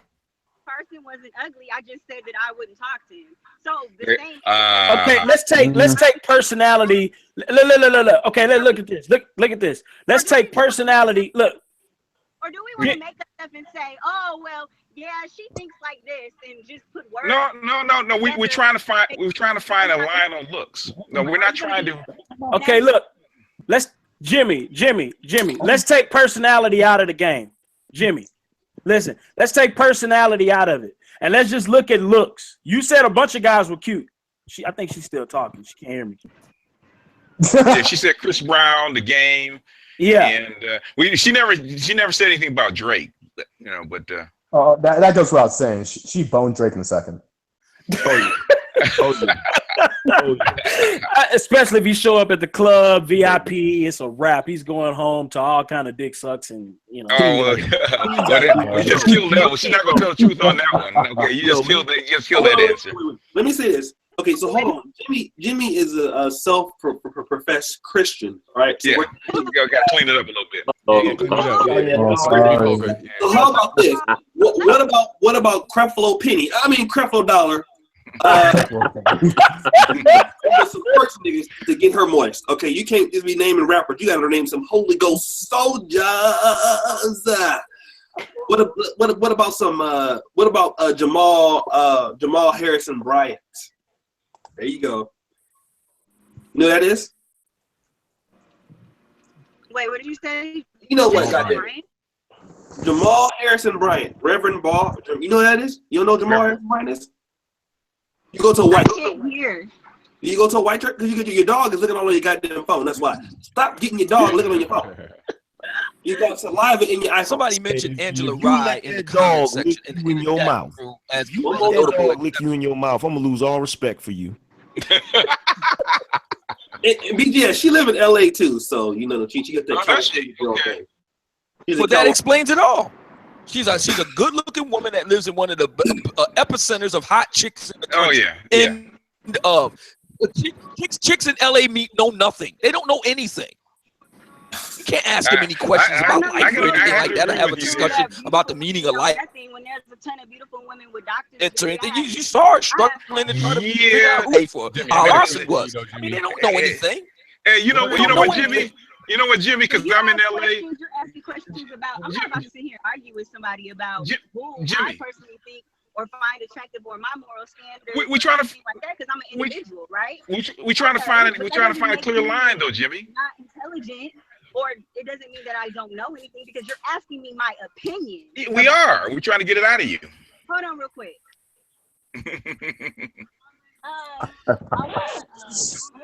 See, first and foremost, here's where the problem is. Here's where the problem is coming in. There's two ways to judge beauty. One way is your personal preference, and another way is what the general consensus is. Now, there's some people where you could be like, oh, well, it's just going to depend on the person's opinion whether or not they're attractive. But there are some people that are ugly as hell to the point where everybody is going to agree that they busted. Yeah. And that's what she's trying to avoid. Vegetables. Like Tyrone Hill. Black bean. And black bean. Remember Tyrone Hill? You remember Tyrone Hill? I'm sorry. She's a Pollo Loco. Get the corn tortillas, Jimmy. O'Shea. The side of guac. You get side of guac, corn tortillas. She didn't tell me I was ugly. Get the cheese quesadilla too. Fellas, you are asking the wrong woman. You got to go to somewhere like Boston or Cambridge or something and get one of them fugly chicks out of Wellesley College that went to the that Hillary Clinton went to and ask them some questions. You can't go to LA and ask women like Jimmy questions. She don't know nothing. That's like going to Miami and asking chicks down there questions. They don't know what the hell you're talking about. You gotta go to Duluth or something like that. Who was that saying that I don't know anything? That's Obsidian. It was Obsidian said that. Who? Did you get the corn of the flour tortillas, Jimmy? I thought I put you guys on mute. I'm sorry. Well, did you get the corn of the flour? Answer the question. I didn't say which ones I wanted yet. Oh, okay. Hey, get the cheese quesadilla too. No, cheese quesadilla. Okay, put yourself on mute. Yeah, if you want to have really good conversations, you got to go to the Busted Chicks. Let me go. Let me go to Clutch real quick, man. No, you know what? You can have a good Clutch conversation like with a Jaeger good-looking Mike. woman. You taking shots? Hey. Angry man going for the sour apple, whatever that is. Oh, Jägermeister. Hey, you know, And my mom was to get my bottle. you know who's partial owner of Jägermeister, which is Bus, which is Jimmy Bus. Jimmy Bus owns part of Jägermeister. Really? Yeah. Oh, really? You with the Lakers? Yeah. That one? No, that's Jerry. No, that's Jimmy Bus. Okay. Jimmy Bus owns. I think he owns like 40% of Jägermeister. Well, was he also? Now, who was Jimmy? Was he also associated with the? No, that's Jerry Bus associated with the Lakers, huh? No. Jimmy Bus is his son. His son. Yeah. Jerry Bus's son. Yeah. Wow. He just got canned by his sister, but yeah. Damn, I didn't know that. Yeah, but he's 40% owner of Jägermeister, which is interesting. But I'm saying, if you want to have a good conversation with a good-looking woman, you got to give her a couple of shots when it walks. You give her 2 shots. In order to tolerate some Henny or some tequila, and all of a sudden she's gonna all that wall will come down, and you hear all kind of truth come out of that good-looking woman. Let me do The only kind of conversation that's worth having at that point is the conversation that she's having while she's bent over your couch. That's bend over couch. That's 4 shots. You can't have 2 shots. You have 4 shots with that. Let me do some shout outs real quick. I want to shout out to High Def. He said, give me 10 back. Shout out to High Def, man. He be in here roasting me every chat in my comment section, but he'll donate. And he's a great moderator for my channel. I'm a great moderator for Angryman Channel also. Master Will, thank you for the 2. You didn't donate like 2 pounds like 80 times a night. Thank you, brother. High Def sent this computer that I'm on right now. Yeah, High Shout Def out to High Def, man. He's a real. We support cats for real. And I just saw him roasting in the background. Yeah, yes. Yeah. I gotta have that, especially with all this BS that's been going on the past couple months. I gotta get him in there. I heard that also. So let me do this. I'm gonna bring, because see, Jimmy, many of y'all don't know, before I came to YouTube, I used to have a Facebook group called Planet O'Shea. I used to have a website called planetoshemag.com, and one of the people who used to help me run those operations was my good friend Jemi. Now she's not in the YouTube world really. She's more into the Facebook and Instagram. I have a lot of females who are attractive like her. Now I'm gonna start bringing more onto the panels, and I'm pretty sure they're not gonna. And I got to give her a lot of credit. Jimmy will come to. This is a hostile environment. You know what I mean? A woman who, she's pretty fairly attractive, and to come on here and get called, like on her fuckery, because she does.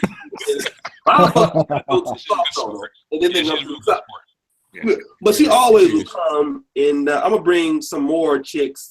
Probably not. Not this weekend, because I got one more last day in Budapest is tomorrow. So what you doing in Budapest, dude? What you doing there? Me and my girl spend all my money on that's what it is, So, but I've been here for a week. It's a great city. But when I come back, I'm gonna bring Rashida Strober. I'm gonna bring her and other people that's gonna be. And I'm going to bring the brothers back on, and I'm pretty sure it's going to be a hell of a. It's going to be like 30,000 niggas talking at the same time. But we're going to do it. So we're going to bring Jimmy and some more of her friends who are not from YouTube, just onto the panel like we're doing now. So it'd be like. You mean they're going to be hot like her? LA?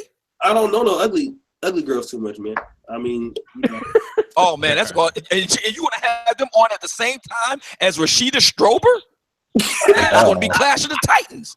That is literally going to be the second gender war right there. You know what? I don't think Rashida is. Why don't you bring Brooklyn Blue on, man? I don't think Rashida is bad looking, man. Honestly, I really don't. I know people may disagree, but I do have a assortment of friends. Jimmy will tell you that are attractive. They don't mind coming on and stuff. In my former life, I was a player. So I mean, I know I don't look that good, but just don't get me wrong. I mean, I don't really have a really huge axe to grind against Rashida Strober, Personally, I do think that she's got. Well, I'll just put it this way: she's got her views. But I mean, I don't really have anything personal to grind against her. But she do feel some kind of way about sisters like Jemi. So I'm just saying. Yeah, I would say that. But at least to Rashida Strover's credit, she does want black male attention, and she admits it. I want black male attention. I want black men to tell me that I find me attractive. I want to win black men. So I like that aspect about her. She does like, yes, Jemi, we're talking about. Does she have a fat ass? Pete, Jemi not even paying attention to. She's looking at her reflection. Y'all see that? Corner flower. Looking at herself. Look, see what I mean? Corner flower, Jemi. Hey, she already ate that. Sister was hungry. Okay. Corner flower. Which one was it? I can't hear you. I said corner flour tortillas. Which one? I didn't look in my box yet. Oh, But I mean, I hate questions. Just don't give me an angry man, brother. You got to understand. That's what women like Jemi do. That's what they do. Yeah, my How old are you, Jemi? You know so much. My daughter does the same thing. Oh my gosh. My daughter does the same thing. Hot chicks are quick to get in the mirror or get in front of a camera or get on camera or get on video. It's the busted chicks that want to get away from the video, away from the camera, away. How old are you, Jemi? Rightly so. Jemi would be. If you want to know what a California 8 is, Jemi's a California 8. That's a California 8 right there. What? Yeah. How Jemi's a California 8. Yeah. Who was you talking about, Jemi? That's no California 8. No, LA 8. She's LA 8. Yeah. I don't even know what you're talking about. You talking about me? How old are you, Jemi? Fellas, the big lesson here, and I'm talking to the fellas in the chat room, and everybody that's going to be watching this video later on when O'Shea posts it over the weekend. Understand this, write it down. Hot chicks don't know anything. Don't try to talk to hot chicks, chat them up, and have conversations. Do what the elder Black Gnostic Speaks said. You buy them drinks and you get them lubed up so you can have them bent over your couch in short order. That's it. You don't want to talk about the meaning of life. How about those Oakland A's? You don't want to talk about shit like that. You just don't. The meaning of life. Jimmy's saying something. What are you saying, Jemi? Jemi, we got to mic up a little bit because we can't hear you. Can you hear me now? A little better. Now, what were you saying? Repeat it. Last 2 minutes. What were you saying? I said I don't even think he knows the meaning of life. Just because someone doesn't want to insult people who have done completely nothing to me. Like, I'm not going to go around insulting somebody that has done completely nothing to me, period. So I'm just not going to do that. We're not asking you to insult people. We're asking you to be objective or according to your opinion. That's what we're asking. My daughter does the exact same thing that she's doing, okay? She's going to deflect. LA chicks are good at deflecting. Well, they like the warp drive, the NC-17 with the deflector shows up. All the proton torpedoes and phaser beams get deflected right off the hull. Yeah, I got a few questions for Jemi, as a matter of fact. Come on, baby. She can't deflect. She can't deflect with me. I had her backpedaling. Yeah. Go ahead, ask me a question. I didn't have you. How old are you? Jemi, how old are you? Give us an age range, Jemi. That's what I was asking her. How old are you? Give an age range, Jemi. She ain't answering that question. She ain't answering that question. She's not answering that question. She got the hair flyed out, man. She's got the little skimpy top on, and the sun's shining, and she's out there to get attention right now. And so Jimmy's she's about 25. She's not answering that question. By the way, did you know a lot of black women do not like LA? Picture. I actually have on my workout clothes because I. Oh yeah, it's skimpy. So yeah. You got the yoga shorts. A lot of black women don't like LA. Working out. What is your Oh, I can tell you why they don't like LA. You got yoga pants on? So rude. Oh my gosh. You got yoga? Do you have yoga pants on? Yes, I do. Hold on. Let me ask a question. See, first of all, I had the pleasure of speaking with her on O'Shea's stream with just us. So O'Shea is the witness. I had her backpedaling so she can front if she wants. But here's the thing. How is it rude to ask you about something that you're wearing in public? That doesn't make sense. No, that's not what I was talking about. What were you talking about? Oh my gosh. What were you talking about? It was a reference to saying that I'm out here trying to get attention and all the other extra bull crap. So you don't like attention? Hold on. So you don't like attention? So you come out? I don't. Huh? She's over it. I didn't Okay, let's get for other people. I got dressed for me. She sounds just like my daughter. If you want to know what my daughter sounds like, that's it. That's it. That's a stock answer, boy. My daughter would say exactly the same thing. Let me tell you this. I've been knowing Jimmy for 5 years. I know. So I mean, she's give me her address. She's giving me her phone number. I do not know how old she is. Nobody knows how. She won't tell nobody. Nobody knows. Okay, everything, but you will not know that. I say mid to late 20s. No, yeah, I say 31. I've been knowing her since 2012. So, she didn't come out to it. okay, late 20s. No, early 30s. Somebody asked me in the chat room, why do I have to ply a woman with alcohol? Can't she just get wet on her own? Listen, let me tell you something, bro. A well-stocked wet bar is an indispensable weapon in any bachelor's arsenal. All right, ask the Angryman; he'll tell you. A well-stocked wet bar. Let me tell you something. I got more bourbon to beat the band, bro. Just to come over here, I got bourbon, I got vodka, I got it all, bro. It's Patron out here, boss. You gotta have Patron. You got Patron. And then I hit it with another. Would you like another? Let me add to that. First of all, you're not a gentleman if you don't offer a lady a drink. That's the politically correct word. Look at it. Look. Go ahead and say I'm full of shit. I'm waiting. I'll give a nice stiff drink and then something else stiff right after that. Uh-oh. What's that, Clutch? What's that? Oh, that's that fireball. Fireball? Oh, what is that? What is that? We got it. Fireball. You don't know what Fireball is? No. What is it? Yeah. Fireball, it's a cinnamon kind of whiskey drink. Oh, okay. White chicks fucking love it, dude. Oh, okay. And obviously Jägermeister, that's obviously what the dude bros get. But for the you got the Jägermeister. You got the Jägermeister spice, you know. Oh, I need to get that. Yeah. Hold on a second. I got a question. Obviously got the tequila as well. Oh, the tequila. No, you gotta get Patron, man. She's even smiling with tequila. I saw that. Hold on, you guys. I got a question. Why do black women hate LA? Somebody said that. Black women hate LA. I think you want to do I said it. Black women don't like LA. Oh, I can answer that. That's bullshit. Why. Everybody tell me why. Let's go with Obsidian. I want to hear this. And when I say that, I don't mean every last black woman in America. I'm saying as a general rule. If you look at movement patterns, migration patterns, and stuff like that, black women don't usually do the West Coast, and in particular LA. And there's a real simple reason. I can tell you why, Obsidian. It's not for the reasons that you think. It's that the West Coast is expensive, and most black women, especially, don't earn that much money, so they have to go where they can actually afford to. If they could be in LA, they would be in LA. That's part of it, but that leads to the other reason. Because a lot of black chicks don't look good enough to attract a man that's willing to pay their LA bills.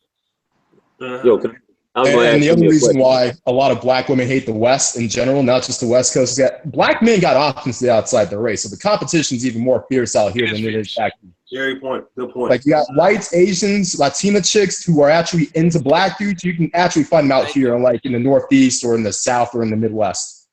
There's a reason why the sisters congregate in places like the Land Before Time in Atlanta, because they all congregate down there like the heifers that they are. Let J.R. Williams say something. J.R., go ahead and tell you what I'm saying. Yeah, Jemi, she's still on there? Yes, she is. Yeah, I'm here. Okay, now that I got your attention, hopefully you can answer a question or two here. So, how old are you, if you don't mind me asking? O'Shea just told you. He's been knowing me for years. I didn't hear it. It was too much chatter. So what makes you think I'm about to answer you? Oh, okay. You got to back up right now. Okay. The next question. I guess I said something just by me asking how old you are. No, next question. I'm just saying. I don't know. Next question. What are you saying? Check this out. Yeah, what are you saying? She's obviously over 30. Obviously. Yeah. Because if she wasn't, she'd be proud to say it. Definitely. Yeah. That I'm not proud.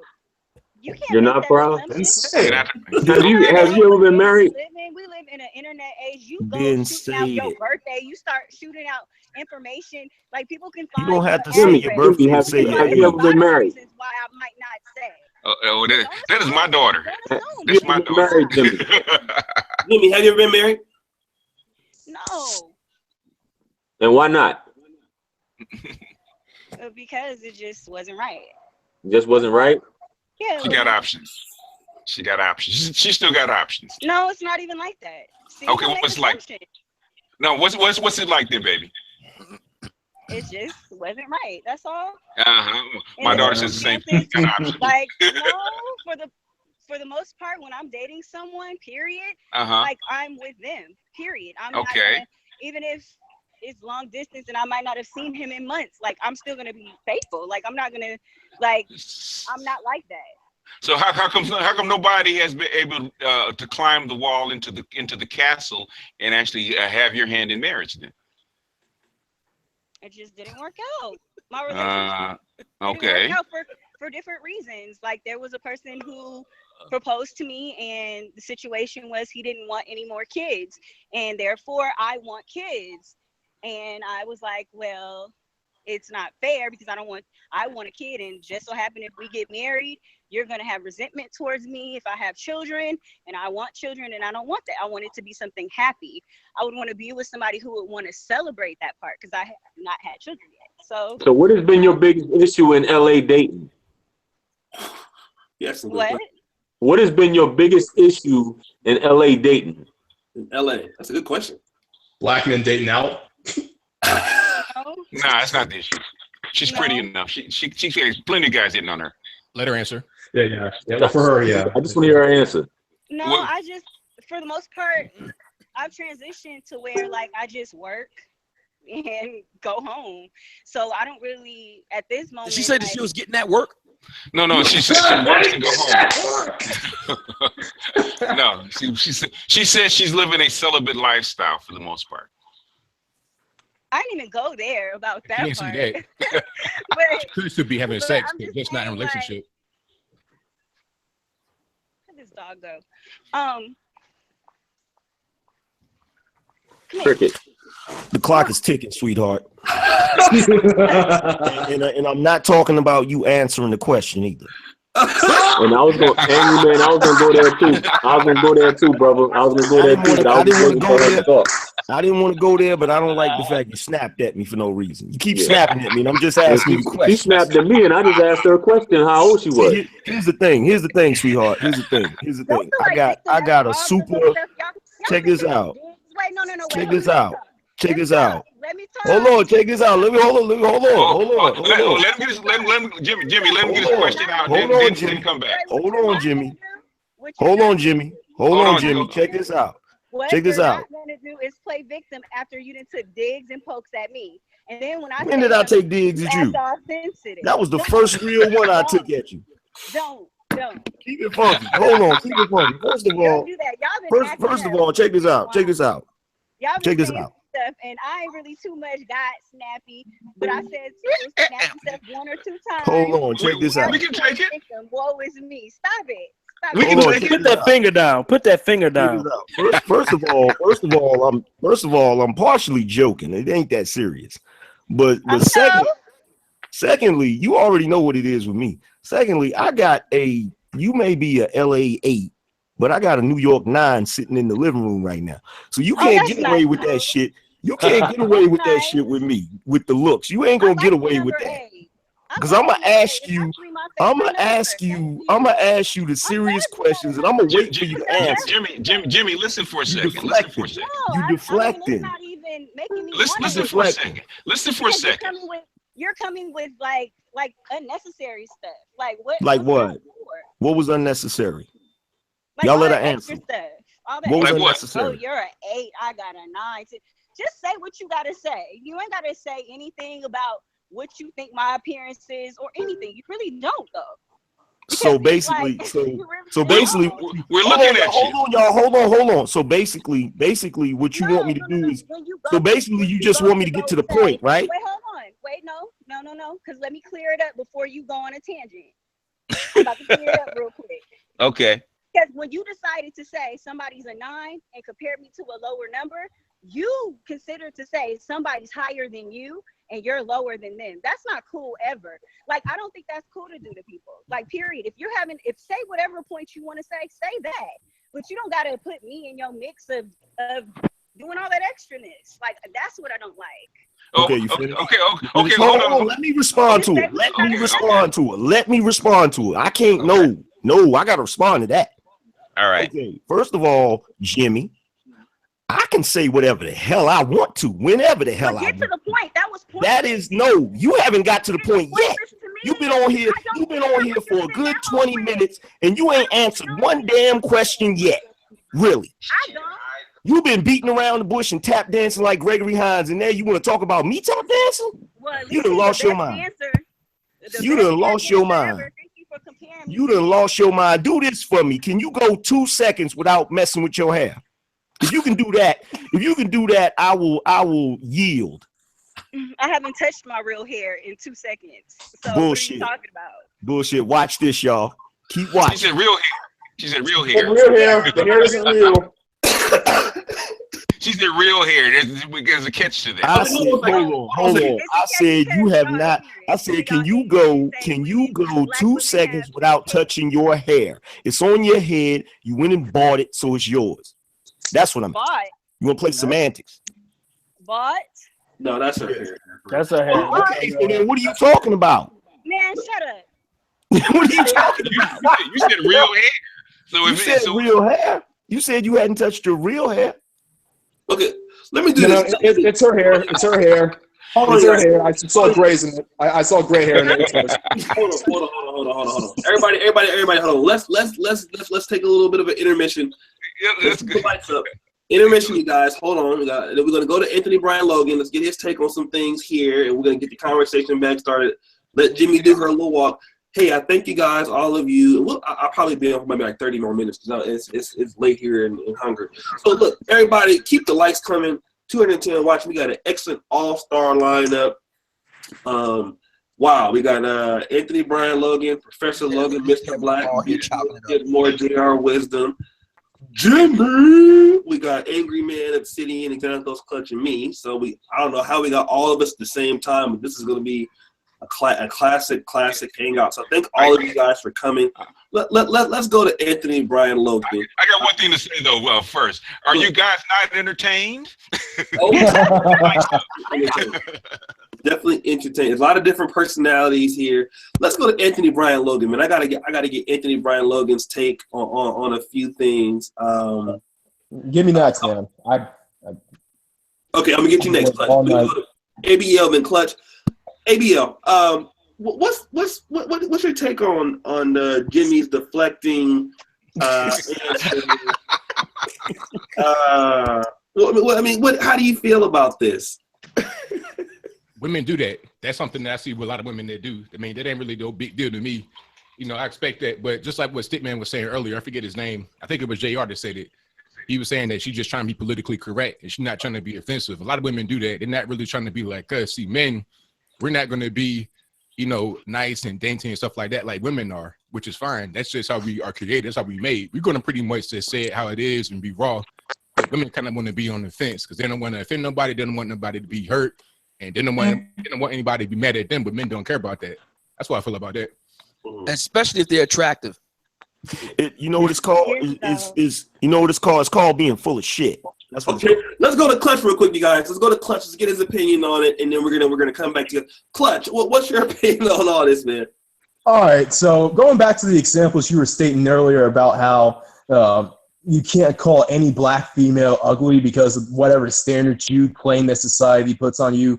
Why the fuck do black women, not all, but most, why the fuck do they damage control to the moon on keeping weight and being fat. I get it. There's some simps out here who can't get anybody else who say, "Oh, I love a big one with a fat ass." I don't. I like the chick slim. That's just me personally, and that's if I date a black chick. But what's with the fucking damage control with just like keeping the fucking weight? It's like you'll only lose weight in the condition of going after dope boys and white guys. Explain that. A nice angle, by the way. And shout out to Clutch. I mean, because he was the first person that I accidentally saw my girl on the Hangout before I actually posted the picture of us and a video of us before. So he gave me my first stamp of approval. So your girl's good. Your girl's and Jemi's pretty. I mean, Jemi's also pretty. She's nothing wrong with her. Jemi, why do you defend fat black bitches? Well, seriously. I'm bugging about the fact that she got mad because I said something about an 8. That was what somebody else said. I was just. I said 8. I was me. It was me. I like the number 8. That's my favorite number. That. Me personally, I give you a 6. Yeah. That's a little low. Yeah, that's a little low. Let's try 6.25. Not a fucking 8. No, it ain't. That's generous. Thank you. That's being generous with that nasty attitude. You lost them 2 points with that attitude. You're welcome. You're so welcome, Pumpkin. Oh, man. At least she's not a cupcake. She's eating on the chicken bone. All right, she's down at 5. All right. Okay. All right, everybody get off of Jemi for us. All right, Mr. Black. What's going on here, man? What's your opinion on all this stuff? Oh man, it is horrible, man. But it is women, man. Listen, I go through it with my girl, man. It's the same thing. You can't get them to answer a real question to save their life. It's just the way it is, man. And this is why I believe women should not talk about anything as a waste of time. Go ahead, Mr. Black. Finish. This is the reason why I believe men should control all cultures. Because men will set standards, men will follow standards, men will enforce standards. Women will allow your culture to turn into crap. It'll be okay to be everything. Everything is okay with women. Oh, don't judge them. Don't talk to them. This is why men control cultures. And the more men are in control, the more order and social harmony you'll have. I agree. Yeah. Otherwise, you get women eating chicken like it's the fucking Pookie Rary's chicken shack. Look at it. No, go ahead, Jemi. Go ahead and answer, Jemi. On the level of importance, physical looks is what to y'all? Excuse me? Say that again. On the level of importance, physical looks of a woman is how important to y'all? Ooh, I would say it's in the top 2. No. Yeah. Numero uno. Number 1. Really? Attitude for me is number 1. Yeah, Okay, number. I would say number intelligence is number 1 for me personally. That's just me. Intelligence. What are you in the feminist? That's just me. Intelligence? Are you kidding me? Yeah. Intelligence is number 1 for me. If you have a chicken that had a bad attitude and intelligent, are you kidding? No. I want a good attitude too, but I mean, I think intelligent women. Well, you can't say that. No. Intelligent you can't say that. Even Mr. Black had to take that one back. Okay, you can't. Really smart women tend to be fat, fugly, old, or all 3. That is true. You run the risk of being. Well, I like intelligent women, but. Yeah, you're right. I gotta go. Attitude number 1, looks number 2, cooperation number 3, and then domestic skills number 4. And I would say the woman looks smart when she bends over. Well, that's number 5. Bent over the couch. How she bends over the couch is number 5. Those are my 5 top. But attitude and cooperation is number 1. Yeah, I think that's. Yeah, I think I can rock with that. And you know what he said about culture? Does she have a really good looking smile coming toward me? And does she have a really good looking smile going away from me? That's the questions I have. Okay, look, what he said about culture is true because right now we actually have that going on in science where they're trying to make everything equal. So instead of picking the best scientists to actually conduct experiments and do certain things, they're trying to make it equal by allowing women who, you know, based on statistics, do not do as well in science. Go ahead and make the face. Have women ever invented the wheel? Hold on. I want her to make that face. So hold on. Let's watch this. So give me 5 inventions that women have invented that changed the face of the earth. Do you see the look on her face? Come on, man. Yeah, I'm waiting. I'm waiting. Wait. 5 inventions. I keep telling y'all, man. Hot chicks don't know anything. You guys didn't just see that movie with who? With what NASA, movie? Keyword movie. With the spaceships with NASA. Okay, that's what we'll even give you that one. That's one. Invented. How about the other? But that was support staff. That was support staff. Invention. I said invented. Invented. Like the steam engine. The Yeah, but that's combustion not engine. invention. That's not invention. That's not invention. Women invented the wheel. Women have always played I support. think Obsidian may be right. I think he may be What right. about the Swiss Army knife? The combustible What engine. about penicillin? Man, ckery is the only one I can think of. Overtalk me? Okay, that's cool. What about the atom bomb? Okay. That's cool too. That's cool too. Manned flight. Space flight. What about maritime history? They probably invented the Okay, divorce first stuff. of all, he originally started off saying, do you even know where you are? Logic, right? I have logic skills. Go ahead and repeat what I said.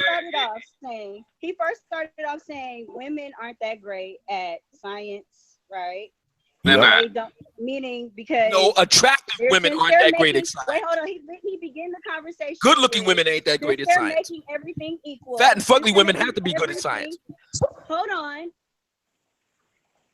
He said, since they're making everything equal, they're letting women come in and be scientists, basically implying that they aren't that great. And my point was, hold on, women help NASA. Are you kidding me? So, stop it. Yeah, that was before affirmative And action. that had nothing to do with inventions when he first started off the conversation. That was my point. So y'all. That was the only went question. somewhere else. That was the only question. Let me address what she's saying. Let me address what she's saying. Okay. Inventions aren't always science. Let me address. The invention of the. Let me address what she's saying. The insulated bag for lunch. Hold on, sweetheart. Hold on, sweetheart. Bag for lunch. Hold on, sweetheart. She's giving stunning testimony here, ladies. Hold on, sweetheart. Let me hold on for a second. Let me address what you're saying. First of all, she didn't invent it though. Okay. Y'all always go to Madam C.J. Walker. Madam C.J. Walker and Oprah. That's y'all's go-to people. First of all, she marketed the comb. She didn't invent it. Okay, first of all, check this out. Compared to men, women suck at science. Let's just go ahead and be honest about it, because I'm not going to be politically correct. Because every time you be politically correct, y'all try to jump in there with the bullshit. And no, in colleges, in all different sorts of academia, they grade up for women. They grade up for women. And they're trying to make it fair and balanced. And because of that, that's why we are behind in this country, where we used to be ahead. Okay? Because every single time someone like a man like me says, you know, men are better at science, there's some liberal woman, you can't say that. And because of that, we don't have flying cars. I'm done. I didn't say you couldn't say it. I just said it's not all true. You can't. It is true. It is true. It is true. They even wrote about it. If you go to a book, and I always state the book and quote the book, more than Title IX, they documented that it is true. They had to change the curriculum. They had to bring down the standards. And they had to inject women into trades and into parts of academia that they weren't ordinarily in. So they had to change all the standards. They say that, they document that. So it's documented. It's not something that you have to wonder about. It is true. But BGS, that means nothing. You know, documentation means absolutely nothing. It's all about opinion. and feelings. Yeah. Is it about opinion and feelings, or do documents change over time? You said No, what? they don't. Statistics not change? No, facts don't change, baby. Even over time. Yeah, facts do not don't change. Well, are you kidding me? Are you for real? Because you're talking about, wait, hold on. Because you're talking about educational levels, right? So No, if we're talking more about women facts. from- Historical No. facts. But you're talking about, but you're still putting, oh my gosh. I know it's all too much. Here's the thing, guys. Yeah. Okay. Go ahead. When Columbus thought the world was flat, All I can do is That- shake my head. that Because was you're talking probably about, a fact then that the world was flat, but it's not a fact now. I mean, if you think about stuff like that, It was a right. belief. I It mean, was a that's what belief. I'm basically It was a belief. facts can change, right? I mean, That was here's a theory. No, that was a That's belief. what I'm saying. Like, It was a what belief. I'm saying in a is- way, because it was a fact that Floyd Patterson was the youngest heavyweight champion in the world in 1960. That In was a fact. 1960. In 1960. 1960. But it's not a fact. It wasn't a fact when Mike Tyson became. No. When did Mike Tyson become the youngest? So, When did Mike Tyson become the youngest? It's general. It's general. I mean, No, in Mike other words, Tyson- no, a historical fact is a historical fact. They don't change. But those still records get broken. Records get No. broken. People do- No, historical fact, that's why I call it a historical fact. At that particular time, that was the fact. Well, if When you're they the first person, Well, then that means it can change, though. Something, so that historical fact won't change. The If you historical are the facts don't first to do change. something, Well, it was a fact at that time. That won't You know, change. You would That's still the be fact. They fact. you would still be the first person to do it. Right. That doesn't won't change. But numbers do change. Meaning, in times and centuries, things do change. More people start doing certain things, so the statistics will change. No, That's all I'm saying. Facts no, will change. Those the things facts aren't don't change. written in stone. the facts don't change. The facts don't change. The facts You don't cannot change. check this out. You cannot circumvent. Theories change. Theories change. Theories do change. Ideas change. Facts don't change. Don't change. Theories change. You cannot You have circumvent. wrong facts, but they don't change. Some people are wrong. Yeah. You cannot A fact could circumvent. be a fact at the time. New things can happen, but the old things have always happened, and they can't change. They can't change. Look, Okay. look. You cannot circumvent millions of years of evolution with an opinion. You can't. Facts are not subjective, as much as y'all want them to be. Unless you kill Kellyanne Conway. I mean, unless it's like one, the number one is always going to be the number one. Yeah, that's a No fact. shit. No shit. Alrighty. I mean, yes, things like Jimmy, that. Jimmy, are you You see the reason why I don't engage in conversation with hot chicks? You see what the reason why? I just ply them with alcohol and then we just get right to it. I wish you would be quiet because you're so rude. Would you like to have a drink? No, Another drink, and then we you're get so right to the rude. business, you know. Notice that. Look, watch this. Notice rude. that. You see how she's saying he's rude, but she's smiling at the same time? Because it's I can funny. tell y'all That what. don't mean nothing. It's Yeah, it funny. means something. That don't Yeah, it mean means Jimmy, something. where you from? Where you from? What's your origin? I frown when Jimmy. I say it, then what? It means something. It Where means your something. folks? Where your No, it folks means hail from, absolutely Jimmy? Nothing. I It means smile a something. lot. It Jimmy, means where something. you from? Where you from? Where your Where your people? folks from? What? Where your folks originate from? That's what they're asking. Your where they hail from? Which state? My mother's side, New Orleans. Oh yeah, it looks like I can believe that. Uh-oh. You're not African. I thought you were African though. I thought you were African. Are you African? I am part African, yes. Which part African? Ethiopian. Oh, good mix. No wonder. It makes sense now. Hot Good chick. mix. Double-sided hot chick, huh? Big up East Africa. Double-sided. Yeah. New Orleans and Ethiopia, double-sided. Oh yeah. Good stock, baby. Hey, she got some fine ass cousins too. I know she does. Oh yeah. I wish I was a younger man. I did. We could be. She could friend zone me if I was a younger man, because I want to be. I said, Jimmy, I don't want to be a man. I don't want to date you. I just want to be your friend. Introduce me to all your compatriots. Jimmy, you gonna bring some of your cousins on here so we could. They don't want to. My cousin in particular, she gave an opinion about some things, and Uh-oh. it's very strong. What are some things translated? Okay, he's ugly. Okay, he's already admitted he's ugly. Okay, what's the other opinion? No, it wasn't that. She just said that a lot of the guys on this show actually have like issues with Black women. Yeah, we They're do. rude. Like a lot of the commenters, I don't read your comments, by the way, underneath the videos when I do them. She was just saying that a lot of people were kind of rude in the essence of. You know what the secret is, Jimmy? You know what the secret is behind all this, and the reason that the Black manosphere flourishes. All the guys that you date, have issues with Black women. They just don't tell you. Exactly. And just because you don't like what these men say on these YouTube channels, don't change the fact that Black people still have a marital rate of less than 30%. 20, yeah. Well, what exactly doesn't she like that brothers are saying here on YouTube? That's a good question. Well, I think what she's saying is like, okay, for example, when I brought her on, I do have a lot of guys who come in and they say, like one girl named, well, me and Jemi know her as Killer K.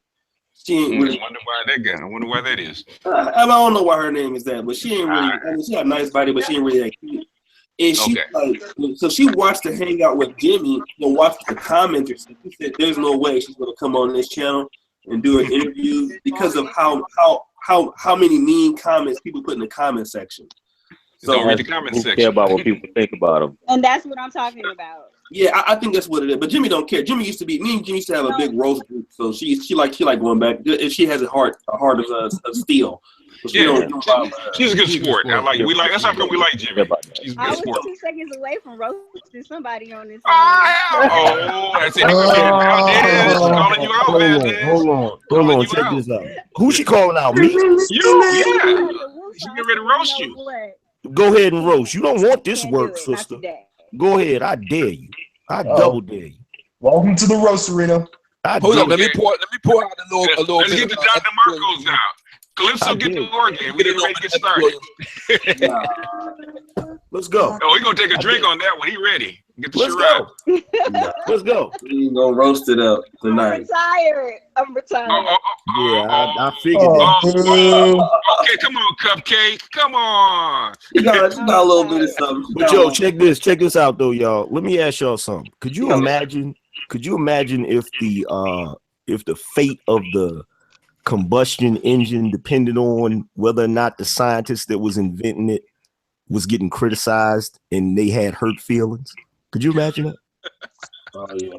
If we had to depend on women to create the combustible engine, brother, we'd still be working it out with horses. We wouldn't even have horses and buggies. We would be working it out on the backs of mules. We'd be in cages right now. I don't even think we'd have fire. We'd still be working it out with mules.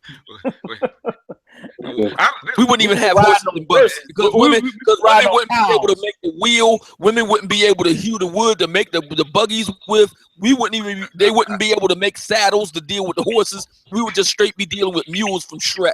That donkey. The wheel is too round. Don't fit in the cave. Hey, we'd have square wheels.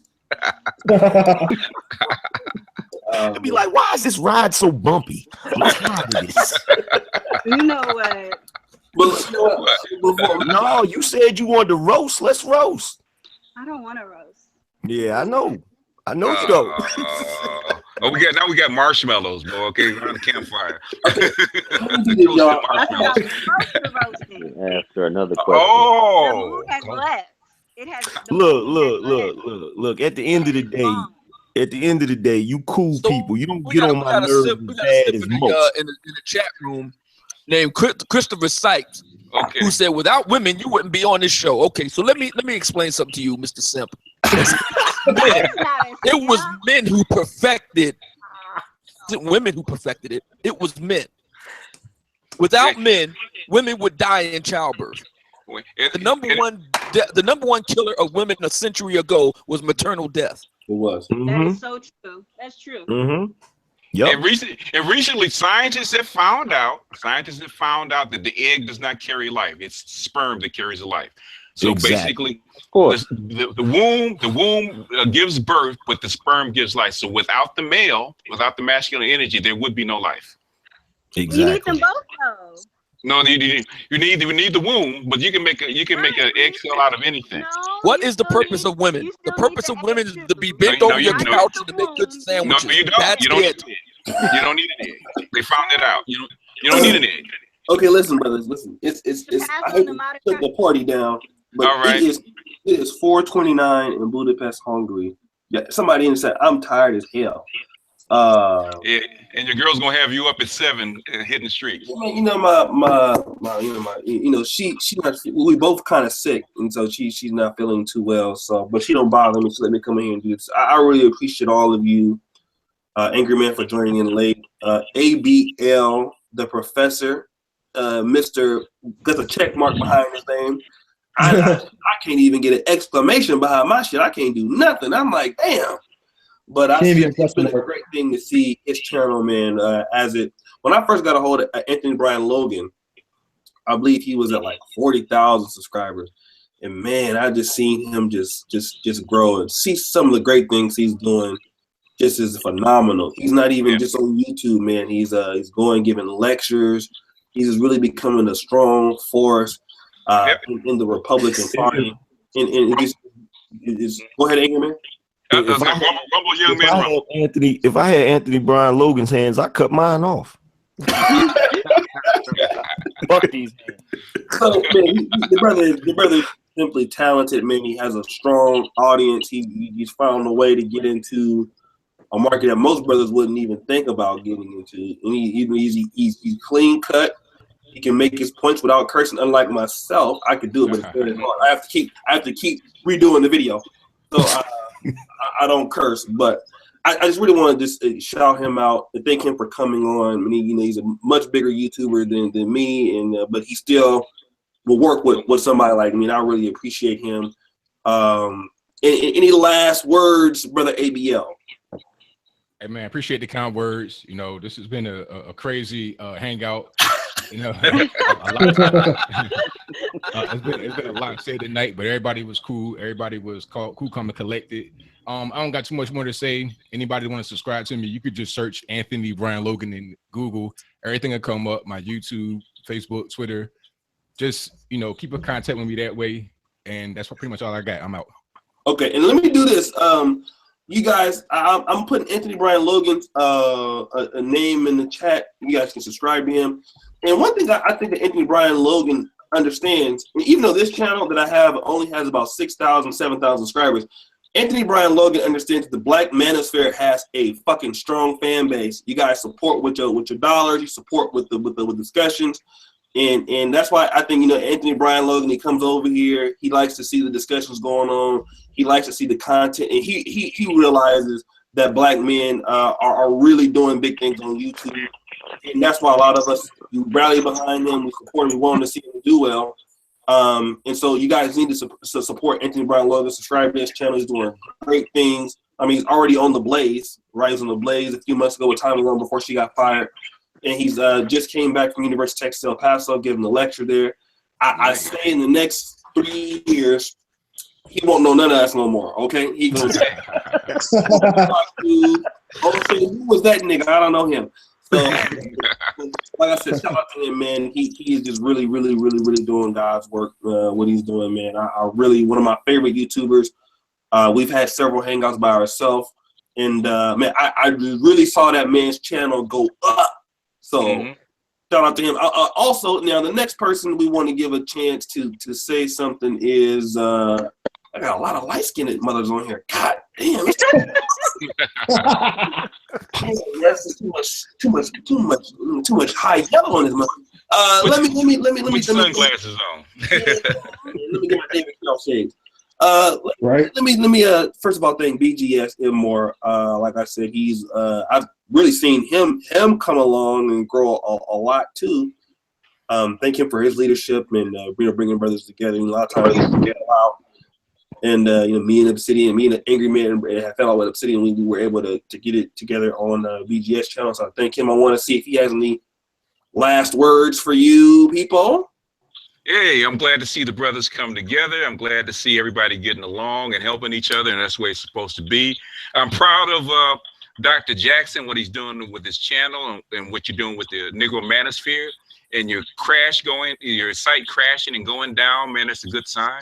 So you're out there spreading us out into the, not only on social media, but out into the real world. And I think Miss Nelson is going to help us with that. She's going to spread the word and get us well known. Her dumb ass definitely has done that. Damn, I'll say she is a dumb bitch. And then she, I mean, what are you gonna do? I mean, you're a stupid bitch. Yeah. I've said that more than one. I made a whole video about if she doesn't like it, I mean, she can't do nothing about it. Stupid bitch. Well, Hitler would call her a useful idiot. Dumb bitch. Dumb bitch. That's just what it is. So okay. Go ahead, BJ. Yeah, but that's what I'm saying. And so you brothers, I'm proud of you guys doing good work, man. You guys took that left and that right, man. You took that knee, took that 8 count, and came up swinging, man, throwing hooks. And now we got them on the ropes, and we got them taking an 8 count. So I'm proud of all you guys that are on here, and keep going. And Dr. Jackson, I'm waiting for that degree, man. I'm waiting for you to come do your finish your work, man, and come back and do your internship, man, and have that white coat and the stethoscope on you permanently, man, so I can come and see you. Long gone before I do that. I just going to get deleted. My name too, but hopefully that will happen, man. I'm trying to. I definitely got to get rid of this channel and some things to do that. If I decide to come, I'm actually trying to make sure I don't come back. I might just stay here in the EU, and try my luck over in Dubai and other. Right. Because English is medicine in the United Emirates or Dubai and English in Dubai. I really don't want to come back to Science. I mean, I like my life over here. I like being able to go places, but I would be willing to come back to America if things were okay. But let me go to Mr. Black. And me and him have a big relationship before anybody. For the most part, well, besides Obsidian, but he's my first person to hang out with ever on any channel. He doesn't YouTube as much, but when he does, it's effective. I thank him for coming up. Any last words you have, brother? Definitely, man. I'm gonna be doing a video, so y'all should subscribe to my channel, check it out. And basically, the video is gonna be about the literacy challenge that I'm doing, man. If you guys got any ideas that y'all want to offer to help some of these kids in some of these high schools that are struggling with the reading and the writing, that'll be. And I'm also be looking for people to sponsor books for some of the kids, and I'm trying to push more conservative books. Pretty much all of the books on my socio-political class of books that I want them to read are pretty much all conservative authors. So, if, brothers, just check out the channel. I'm gonna have updates on there about it, where you can donate and different things like that. So okay, keep us informed. I just put this channel link.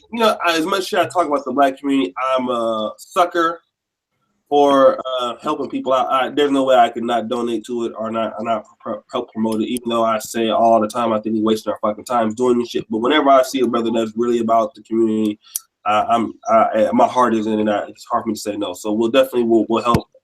If you guys have books you want to send that you're not using anymore, if you want to see, because some brothers may want to not have the experience of Black men mentorship and would want to get it. This changes people's lives. I get emails all the time. My brothers talking about they listen to Angryman, or listen to Obsidian, or they listen to Anthony Bryan Logan, and they've now become a conservative. They've changed.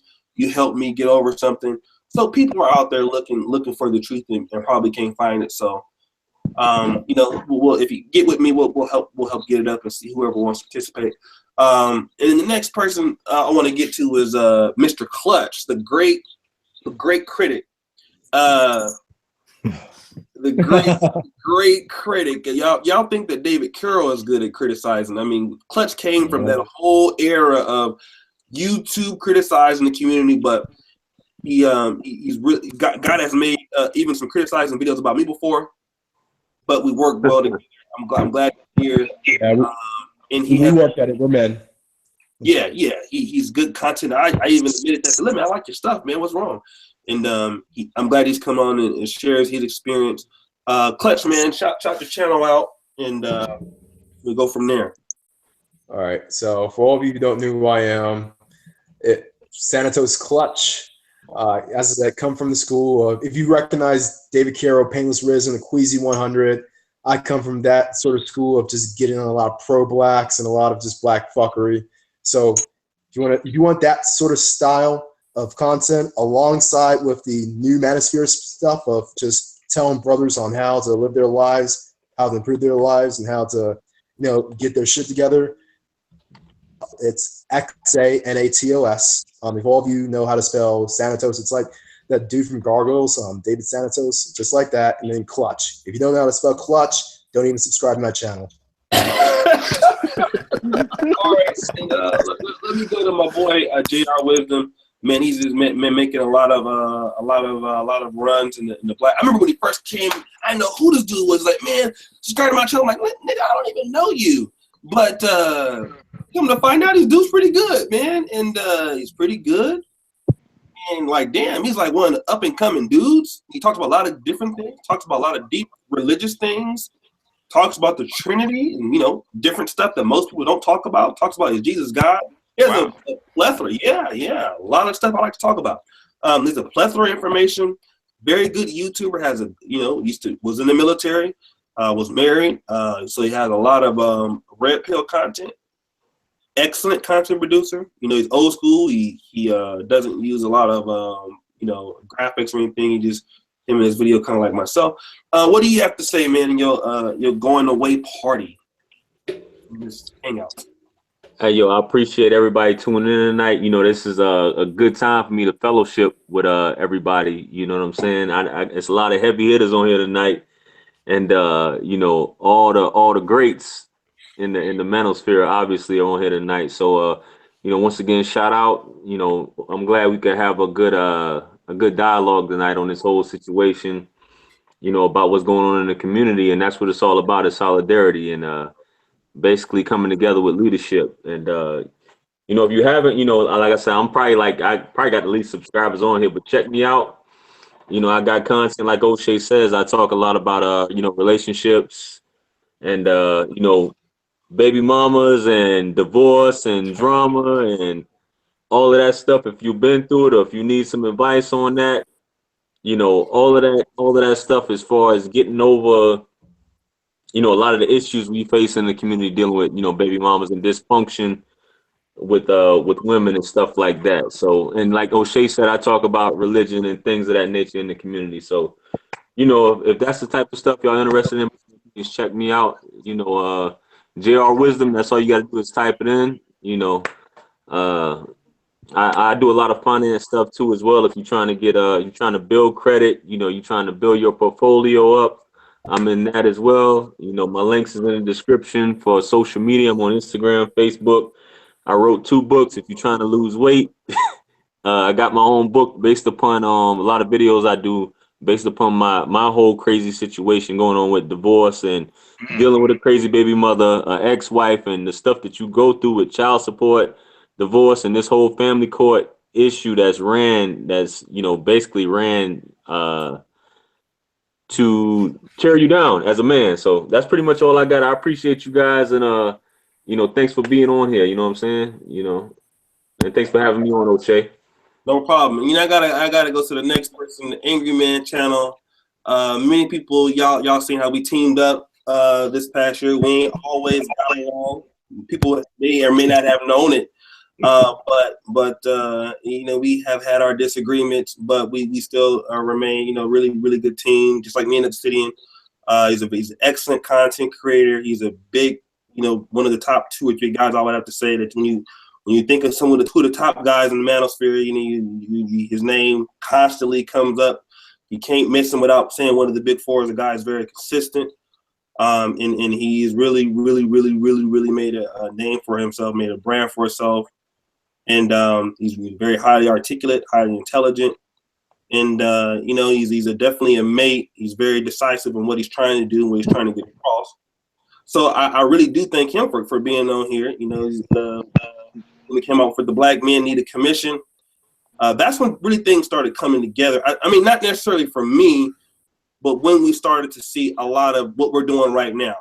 You know, that's when the site came out, and that's when you know, you started to see a lot of kind of changes going on in the manosphere. So I really do thank him for his leadership with that, because a lot of people didn't really believe in that concept. It was a lot of niggas working really just by themselves. When me and Jap and Angryman started hitting trailblazers, man, things really turned around, especially for us three. It really did. It really set fire to Minister Jap's channel, set fire to my channel, set fire to his channel. So everybody knows who he is. If you don't know who Angryman is, where the fuck you been at? I just want to just give him the floor and let him say something about his channel and what we got going on here. Well, you know, I really don't, you know, need to promote the channel that much. People already know where to find me. I just want to really say, you know, something about all of the brothers that's on here. Let me say I appreciate every last one of y'all, because truth be told, when I first started, you know, thinking about the whole concept of the commission, you know, this list that they came out with, that shit brought people together way better than I could have ever done it. You know what I'm saying? So I'm sitting here like, yo, that was awesome. Like that was like, you know, that was like putting an adrenaline shot in what I was trying to do. You know, so appreciate you, Sophia and A. Nelson. But, you know, I just got to say I appreciate all you brothers, because, like, when they came at all of us, you know, nobody backed down, especially Obsidian. Obsidian got one video, I forgot the title of it, but, oh, my God, when I heard that video, I was like, yo, they need to just quit right now. You know what I'm saying? And BGS, like, he been dropping. And every time I turn on the video and I hear Omar whistling, I already know what time it is. You know what I'm saying? And you know, Anthony Brian Logan, man, that brother, I don't know what he's doing over there to make that growth happen like that. But he's obviously an awesome YouTuber. You know what I'm saying? And you know, I see a lot of the brothers in here. I just subscribed to JR. You know what I'm saying? And that's the other thing I wanted to say to you guys, since everybody's up here. Like, when they came out with this list, a lot of us got hit, but there are some smaller YouTubers that got hit a lot harder. Yeah. And, you know, I've been trying to show some of them some support, you know, and I'm hoping that you guys will show them some support too. So, because, you know, as long as we galvanized and we united, they can't do nothing with us. They can't stop our free speech. Mm-hmm. You know what I'm saying? But now me and O'Shea fight like brothers, man. We fight behind the scenes, but whenever we fight and curse each other out and talk shit, we keep it behind the scenes. We don't do it in front of everybody. You know what I'm saying? Because that's not good for morale. You know what I'm saying? So, it's very ugly too. It can get very personal. But nobody knows about it, man. You know, it's just something we keep behind closed, and that's how it should be. You know? Yeah, that's how it should be. Straight up and down. That's how it should be. But it be like, nigga, I'm gonna fly to your city and fuck you. It'd be like that. Yeah, you know? but that's his fault. That's him being dark skinned. Stop acting dark skinned. No, man. Let me, like, yo, I'm just gonna say I appreciate everybody. You know, y'all know where y'all can check me out, man. I'm just glad to be part of the fellowship, part of the brotherhood, and having a seat at the table, man. And thank you. You know, like I said, you know, like, and that's the thing about me and him. It's not the first. We will fall out behind, and nobody even know. And it's not a secret. People know I'm you know, he's a person that ain't backing down. I'm not backing down. But you know, when all of this, you know what? When you have people that you have some respect for, after what had fell out with me and, like, it was a big beef, and then we was all kind of at each other, you know, for you know, me against Hardcore Tito against me. It was a royal. I had all kind of. I don't know if JR was there then, nigga. I was going after everybody. That were like last Christmas. It was going, man. It was every video. We was on Tommy's ass. Tommy was on our ass. And this year, we still still be on each other's asses, but it'd be like in Skype or something. Like it'd be in WhatsApp. But you know what? But we have come together for the greater good. And you know, we all do have a lot of respect for one another. We all like each other, but we do have, you know, these disagreements that stay behind the scenes. And it should, and it don't need, people don't, you know, when you have fans like me, Angryman, for example, or me and Obsidian, we have the same, what we learned last time, we have the same fucking fans. And the fans don't want to see, you know, you and Angryman or you and Obsidian, y'all got the same, y'all saying the same fucking thing, I got the same people. They don't want to see us fight. Nah. You know what I'm saying? They don't. You know what I mean? They don't. They don't want to like you see roasting other people, not each other. Yeah, right. Exactly. And that's the thing that Xanatos Clutch used to, you know, the great critic, he used to kill us about that. Oh, it will be very long before you black men start fighting again. And like you know, we'll be bickering and arguing. You know what? I'm still, you know, even though I you know, in the commission, I'm still gonna play my position in it. You know, Angryman is something that he started.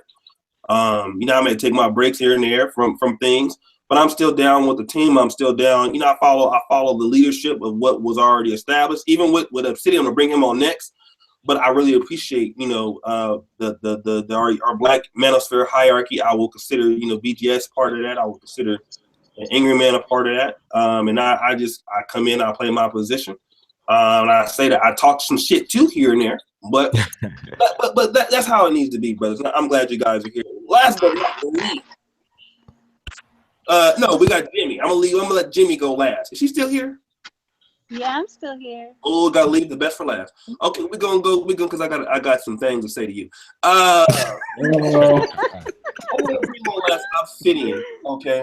And the reason why I want to bring on Obsidian right now is me and Obsidian.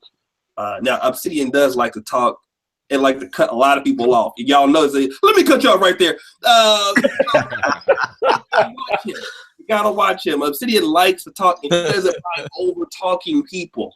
But nevertheless, I do really appreciate the brother.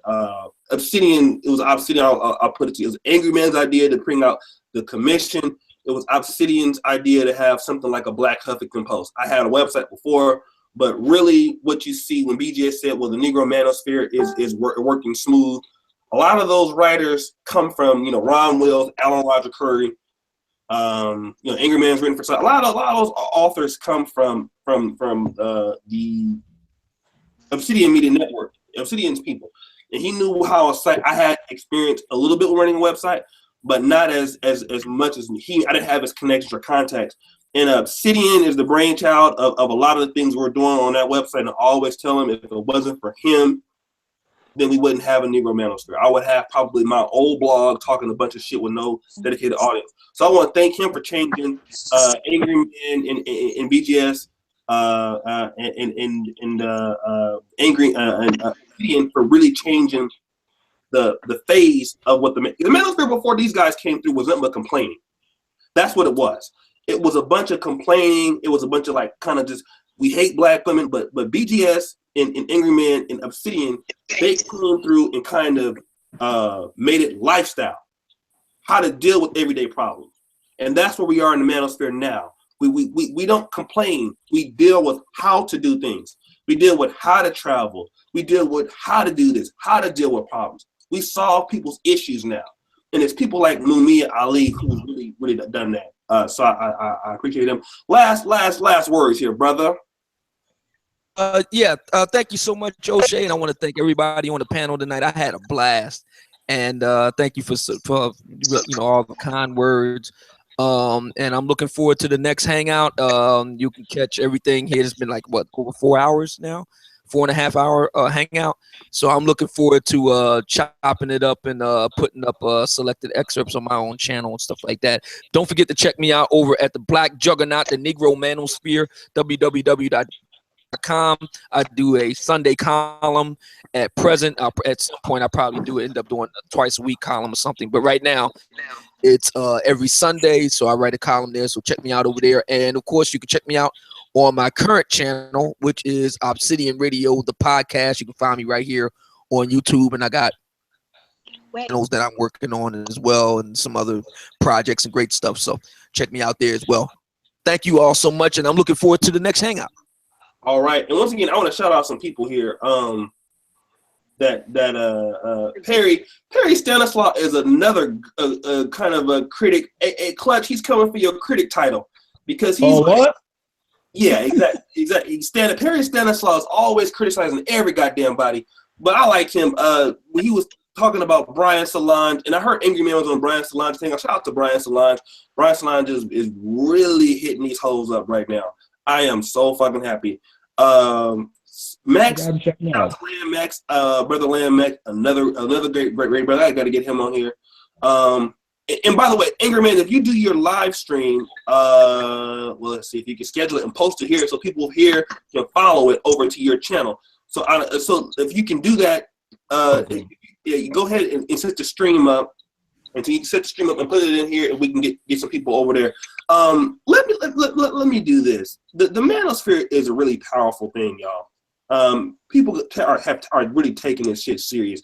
You guys know that we had an article written by Ron Wills a week ago. DL Hughley shared it on his page, and it shut my site down, literally. Upgrade your server, nigga. It was over 3,000 to 4,000 shares. And people are, I'm getting death threats, more death threats every day. That means it's working. So thank you guys. I want to now go to my good friend Jemi, the LA 8 supposedly, or the 6, or whatever. Give her a 10. 10. Fresno 10. Wait. Fresno 10, huh? Not a Fresno 10, man. Oh, man. Did you say Fresno? Fresno 10, damn. How many y'all been? What was she doing at Riverside? How many y'all been to Fresno? San Diego. I have. It's slow as hell. I'm asking about them. How many y'all been to Fresno? Fresno's garbage. Oh boy, are you in for surprise? Yeah, I mean, it's developing though. Fresno is really developing. It's not what it was. I can tell you that. Okay. It's developing, man. It's developing. You can see some nice. It's all right down. Senoritas, yeah. Senoritas are hot down there, huh? Fresno, huh? Yeah, man. Fresno's cracking. They got University of Merced, which is not too far. Nice UC. But Jemi, thank you for coming on, Jemi. Hey, Jemi. Hey. Jemi doesn't. My poor friend. I really. Well, I gotta be poor though. We had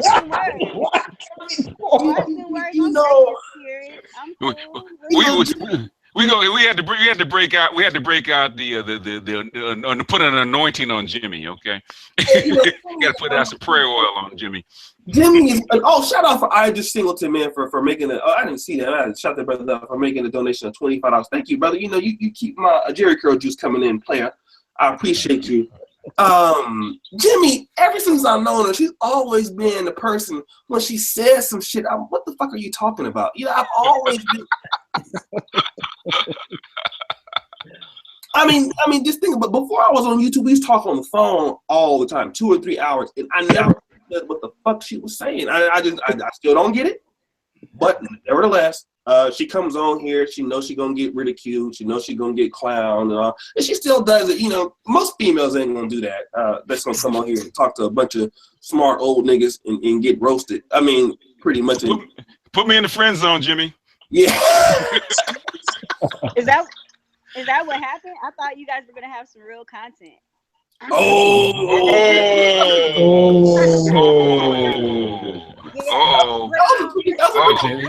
He stepped in it. Where do you want to go? Continue, Jemi. Yeah. You're going to get that work. I'll open up a hangout just for you, Jemi. We can talk about geopolitics, all right? We can talk about the universal basic income. We can talk about the receding of cash. We can talk about what's going on in Syria, where France is going to exit the EU. How is Brexit? French election Sunday. French election Sunday. Watch out for that. What do y'all think? Marine Le Pen. Big up to Marine Le Pen. She's gonna get that. Frexit. What do y'all think about North Korea, man? What do y'all think about that? Wait a minute, French? Are you serious? Yeah. No, they're thinking about it. Depending on the election, they're thinking about doing a referendum. But it really don't have any choice because the EU is going to split up anyway. Okay, If France leaves the EU, it's over. It's already over. And Germany is hinting at it. Germany is hinting at leaving too, but that's what I heard. Wow. They're not gonna pull the ejection the eject button first. Britain already did it, so France is basically on its own. They're gonna have to do it, especially if they because now they're gonna do an accounting. This is for brothers that are hearing in the background. France has 14 colonies, and like a quarter, maybe 25 to 30% of their GDP comes from those 14 African colonies. Now, what those colonies want to do is get together and do an accounting of how much money France has actually extracted from those 14 African colonies. So they're on the clock right now. So there's a real big thing going on in the EU. EU may not last another, I would say, 5 years.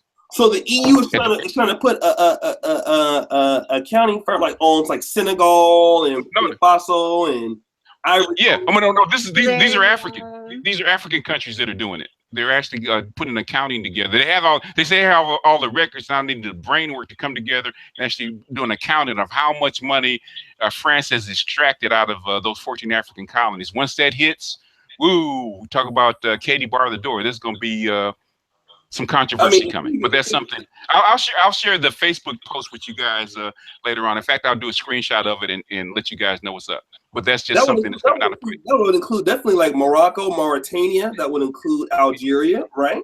Cote d'Ivoire, Central African Republic, Burkina Faso, Benin. There's a lot of countries that do that. Yeah, Cameroon. Yeah, Togo, Mali, there's a lot of them. Yeah, Mali, it's mostly West Africa. Senegal too, wasn't it? Yeah, Senegal. Yeah, Senegal's West Africa. Senegal. You talk Central African Republic, and Niger, which is Central Africa. There's quite a few of them. But yeah, that's Belgium. But I was but it's Spanish speaking. But that's a lot of. And of course, Algeria.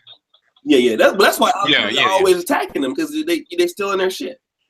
Yeah. And if you want to say, because Egypt went between the French and the British. Yeah. So yeah, that's a lot of money. Yeah. So what do you think, Jimmy? Stop the real thugs, huh? Yeah, the ones you like. They're about to stop the real thugs, right? Yeah, well, the carpetbaggers, the EU, the real thugs. You're right. Yeah. You're right. As I was talking about. So how's that for content though, Jimmy? You like that? Like that? Yeah, that's real content. Yeah, that's real content. Notice how she smiles when she says thugs. I'm just throwing it out there. I smile. I've been smiling all the time. Why don't you point me out all the times I smile? Because you've been giving us a stink eye on a few occasions. That's why. Oh, okay. Well, what in closing, Jimmy? What do you have to say? What do you have to say in closing?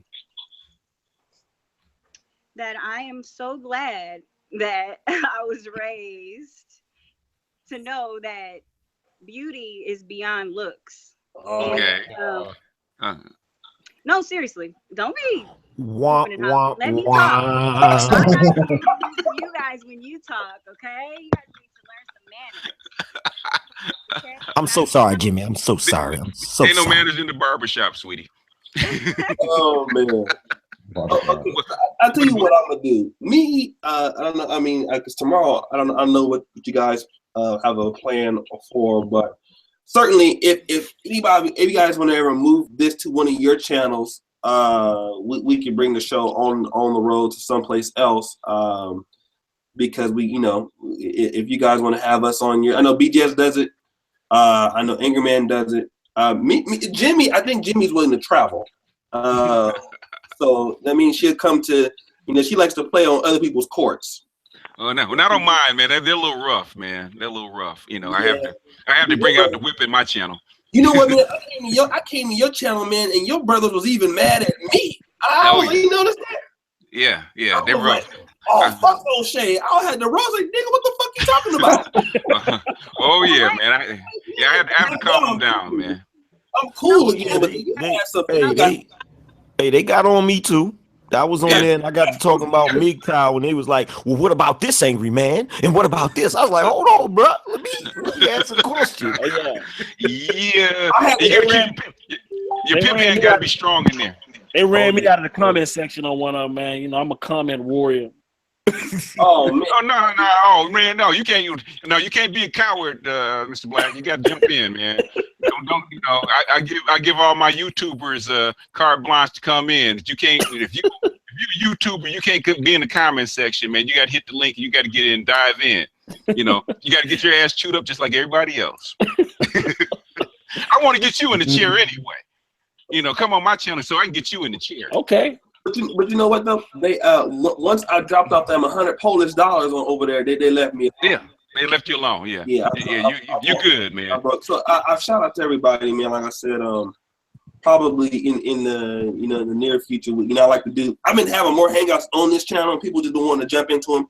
But thank you guys. You all doing an excellent, great job, man. There's some money. I hear the money ring. Who's that? Oh, Shay, my beauty blog.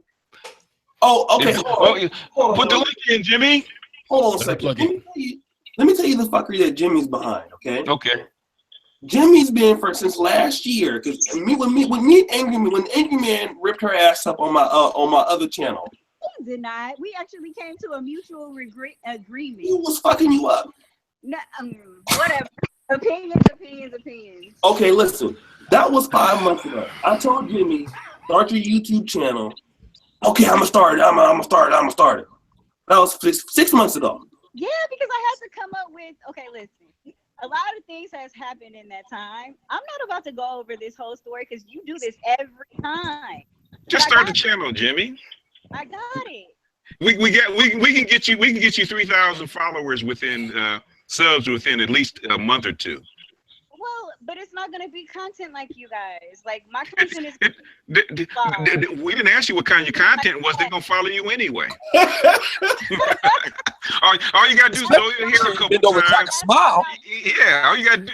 Hey, if you wear them yoga pants and that little top, they'll follow you. And you bend over and crack a smile? That's an instant following. Yeah, Jemi is cool people. She's a good sport, but she's mostly hot ass. She's full of shit.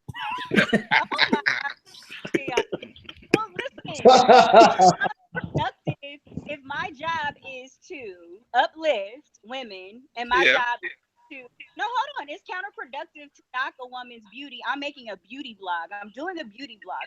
Why would what about uplifting them cheeks? Nah, Jimmy, you know what? There's a lot of chicks that hate us.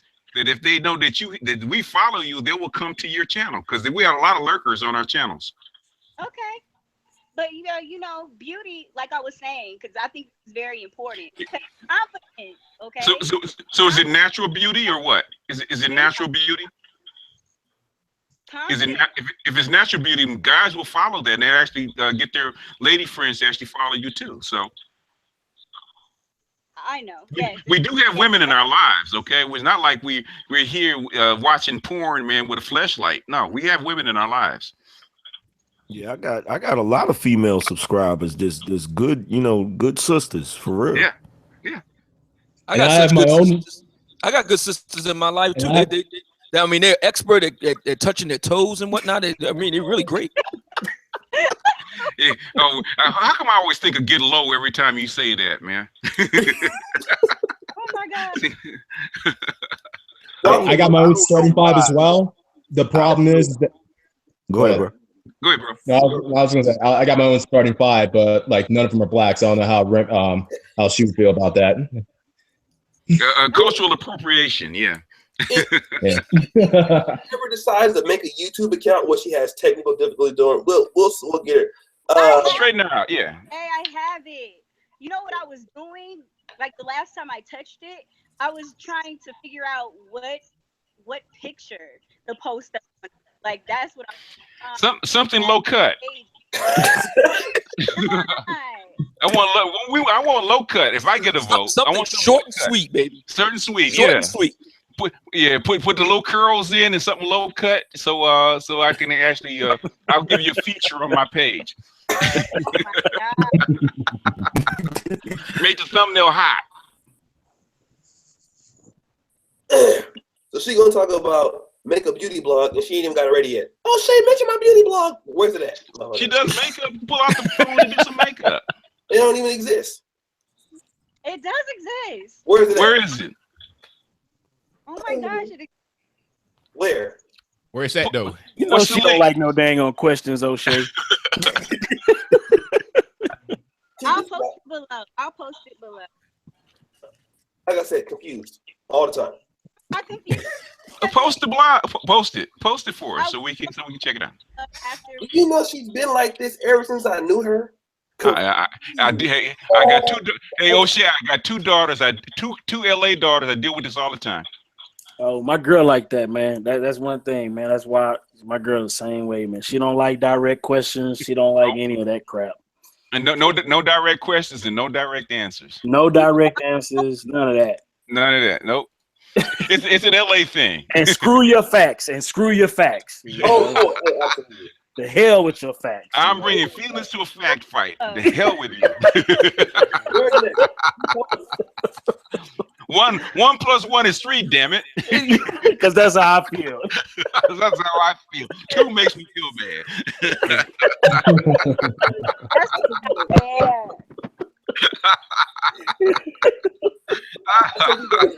I'm gonna bring some more.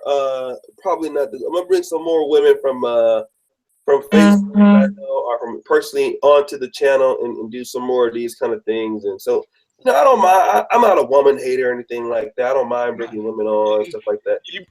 You bring Jemi on, man. The basically the sisterhood of failure, man, is gonna basically put a strike up against you, man. Well, I love women myself. Colorism, I don't hate ageism, beautyism, all that kind of stuff. You're gonna get a strike, man, bringing Jemi onto a male channel. Are you kidding me? Yeah, they gonna say she's not a black woman. I don't hate women one little bit. I love them. I believe everyone should own one. Own? Wow. You're gonna have Miss Stank throwing her wig at you, man. You never get a black woman. No black woman will date you. Well, I mean, obviously that's not true, you know. But so I mean, I think that the black men need to start, you know, bringing the women out, you know, that want to be in a hangout, because a lot of those chicks who are against us are just ugly. They don't show who they are. That's what I give credit for Jemi. She comes on, she shows who she is.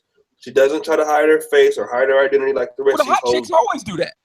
Yeah, Jemi come on fly as hell, boy. I said, Jemi, I ain't never seen Jemi within a turtleneck. I can tell you that, boy. That's what got my attention. Jemi had come on with a turtleneck. Oh, the hell with her. Jemi came in on right. I'm gonna get. This is eye candy, damn it. Worship me. You know what? That's what the brothers want. The brothers want to see. The brothers deserve. Brothers who work hard and see that full moon. Look at women. They do. Yeah. They want to see the full moon. Not on YouTube, man. That's a community, right? It's so fucking ugly, dude. Oh my god, dude. I saw her the other day. She had them curly fried braids in her head. I'm like, god damn it. Where'd you see her at, man? YouTube. My dick got instantly soft. YouTube. It didn't shrivel up. It didn't shrivel up. Can I ask you guys a question? I'm going. Yes, sir. Yes, ma'am. Because I feel like this is really, really important. Because okay. How sexy do you think it is for a woman to have confidence, and do you think that that's based upon if she's physically attractive? Like, confidence is irrelevant. The only people that talk about confidence in a woman. The only people that talk about confidence are the busted chicks. Busted chicks talk about self-esteem and confidence. I can answer that too. I'll put it this way, Jemi. No. Beautiful and have low self-esteem and not have confidence. Oh no. That's what you want. You want those type of women because they'll have sex with you. Okay, yeah. No, Jemi. This is a lot of these beautiful women have low self-esteem. Especially these IG and booty models, they got low self-esteem. Yeah, but anyway, Jemi, this is a man's answer. We like self-esteem depending on context. Okay, if you're fly and you're beautiful and you're doing my doggone taxes, and you don't know what the hell you're doing, I don't want you around. Give me the ugly chick, busted chick in the back that's fat and greasy with the busted Jerry curl that knows what the hell she's doing and knows her things inside and out. That's the confidence I want to see in that context. But if I got my tequila out and I got my suit on and I'm trying to match, then I want confidence in your beauty. That's what I want. So it's context. Amen. Amen. A freak fuck thinking has low confidence. Amen. So she can't have confidence, but it's context, Jimmy. Context. Just like Michael Jordan can't play baseball. It's context. Okay. Tyra Brown. She says she disagrees. Tyra, we're going to get you on next time, okay? Look, y'all, it's 5:13 here in Budapest. Right.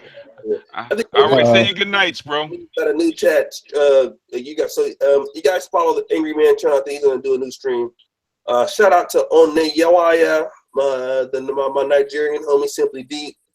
Trinidad, Rick Thompson. I got a sick woman to go take care of real quick, so I gotta go. Nigga. Go take care of your baby. I don't think he meant literally take care of. I think he meant balance it. Wow. Nursery. That is taking care. So stop it. God, boy, it's like listen to my daughter. My goodness. Oh, all right, millennials, boy. Jimmy, you want to come back tomorrow? Sure. What you talking about? What do you want to talk about? Black female. Only the shadow knows. That's the question. Is Jimmy going to talk? We want to talk about beauty standards and who's hot and who's not. Are you down? Talk about busting splendiferous nuts. Y'all keep talking about her looks, man. She look too much like my damn sister, man. Y'all got me feeling She don't look weird like my over sister, here. damn it. Do you speak I for know, yourself? I'm sure, My because y'all keep. You don't look like my sister. You bow out then. Hold on. Take a shot at Ciroc first, man. with that big shining forehead over there. I'm talking about my girl, man. Go ahead and shake them curls, Jimmy. Oh man! All right, you guys. All right, sign off. Go ahead and sign off there, Obsidian. I'll try to come on tomorrow night later, something, because we're gonna go. We're on the city tour today. So I'll post that. I got a lot of good GoPro footage. So I'll come back later on tonight. It's my last night. Got to get back to fucking Poland. So it's a great hanging out, you guys. I thank you for spending your time roasting each other on here. Well, pretty much just roasting Jimmy's ass as usual. I've been doing it for whatever. I've been roasting Jimmy's ass for a long. And me and Jimmy have had some not so kind moments too. A few times, like "fuck you, bitch," kind of thing. we've had our little trials and tribulations, but we get over that. So that was only one time. And O'Shea, you need to give me more credit. I have. We want your blog, Jimmy. Put your blog in the post. Will. And Doggone I have it. been so encouraging to you too and supporting. Yes, thank you. I gotta give you credit. Thank you. I mean, I ain't gonna give you no money, but I'll give you some credit. No, I'm just messing with you. You have. She's one of the few people when I was talking about, when I wanted to come and do this, a lot of people was like, why do you want to do that? And she was always, and we always just being, which is crazy. Everybody thought like, oh, you sure you don't date her? I'm like, nah, we just friends. And you probably can see why, because look at the shit you be talking about. I mean, I can't get with that. But I'll be like, what the fuck? But she always has been like really, really a good person, man. She's a really nice person. She's a really loyal person. And if she like your friend, she ain't gonna let nobody talk about you. That's one thing I can tell you about her. You could have killed 18 people. If she like you, she ain't gonna let nobody talk about you. Shut your mouth about my friend. I just like black women with Obama, man. You talk shit about Obama, man. Yeah. Right. But she's like that regardless of who you are. She's like that. She'll defend. But I'll tell you you're wrong in private. Yeah, she curse you out in private. She curse you out in private. Yeah, she ain't gonna never turn on you. She good people, man. She good people. She good people. She's a rule in public. She's a Rottweiler in private, though. She's a good girl, man. She's a good girl, and she wants to be. And you know what thing is? I think she does want to be a wife. She wants to be a wife. She wants to be a mom. She wants a good dude. That's why she comes on this channel. You know, do it before you hit the wall, Jimmy. Don't wait for the wall to come up. Okay, do it before you hit the wall. It's a lot of women out here like her, like that's good, just decent. They nice. They want a decent man and want to be a wife. She does. She's a good person. You know what I mean? So she's a good. I have some friends like that. So y'all brothers out there, you want to put your bid in? planetoshay@gmail.com, and it costs you something, player. Yeah. So where does the line start, Jimmy? It starts. Is it 80,000, 90,000? Where's the line? Where's it start? Well, I think Anthony Bryan Logan won a heist. She had 10. I'm gonna see what's up with AB. He'll go for AB. Well, yeah, we can go on places, but he's too far away. He's gonna have to fly her in. Well, let's see what ABL is. ABL down for the. Oh, he left. Huh? Let me see ABL in here. He lurking somewhere. Okay. Fly Jimmy in, boy. He's in Houston. He got the money. He's in Houston, right? Fly him in. But he's up and coming though. He's got promise. Hey, the brother said something about. O'Shea? You don't even know about my private life. Nobody does. How do We you? don't. But ABL's gonna find out once he flies you in. Hey, Acting up. hey, the brother said something. The brother said something funny about Obama. Don't y'all find it interesting that the dude that had the most important job in the world got a pass, but a nigga that work at Burger King catch all kinds of hell? There's another sister on my that follows me, man. She her name is Gabby, man. She's in the military. He's a knockout dude. So she's single too. I'm gonna start hooking brothers up on my channel, man. I'm gonna start distributing the wealth. But I never said I wanted to be hooked up. Yes, you do. Shut up. Yeah, you do. Shut up, girl. I'm not trying to do you a favor. Shut up and fall back for a second. Trying to hook you up. Yeah. O'Shea, you don't know what's going on. We haven't even talked. We don't need to talk. Listen, y'all. If he making 75 and we can get you 100, shut up and fall back. She got a side Negro already, y'all. Right. Damn, that's the problem. You got a harem going on, but if you add them all up, I'm trying to get you wiped up. I'm trying to get you. Do you know what kind of brothers that we dealing with? We dealing with brothers who are BGS. We got brothers who are engineers, brothers who actually doing real things. We ain't talking about Lil Pookie and Ray Ray over there rapping at No Money Records. You know? Yeah, we got Brother Genuine, man. Brother Genuine got 2 cars, a 4-bedroom house. He earns 90 G's, and he looking for a good woman, with no kids. So, yeah, he was just complaining about it. We fly you into Minnesota. It's springtime, so we fly you in. Genuine to hook you up. He's 35. He's got a master's in engineering and all that kind of stuff. We'll hook you up, baby. Got you. But that's not why I come on this show. Why I come on this show is because, hold on, it's because I think that it's good to start, even if it's a lot of joking and heckling and all that, you do open up conversations that are serious that happens in our community that we need to start talking about. And when you start talking about them, then you can come to solutions, and it's great that you guys started a brotherhood of some sort over YouTube. And then you guys in and give me a hard time too. That's cool too. But it starts the conversation, which is awesome. Right. Well, thank you. A brotherhood of what? So the brotherhood some sort. Some sort. That's a start, man. Some sort. Come on. No. Hey. Give us a bit more credit than that. He gave us a compliment. Take it. Man, some sort. Man, we got G.I. Joe going on over here. We got the Black Justice League. You don't know what you're talking about. Your own horn. Only thing we missing is a watchtower satellite in space. That's the only thing we missing. All right, we're working on that, by the way. Yeah, we dropping bombs over here, baby. Hell yeah.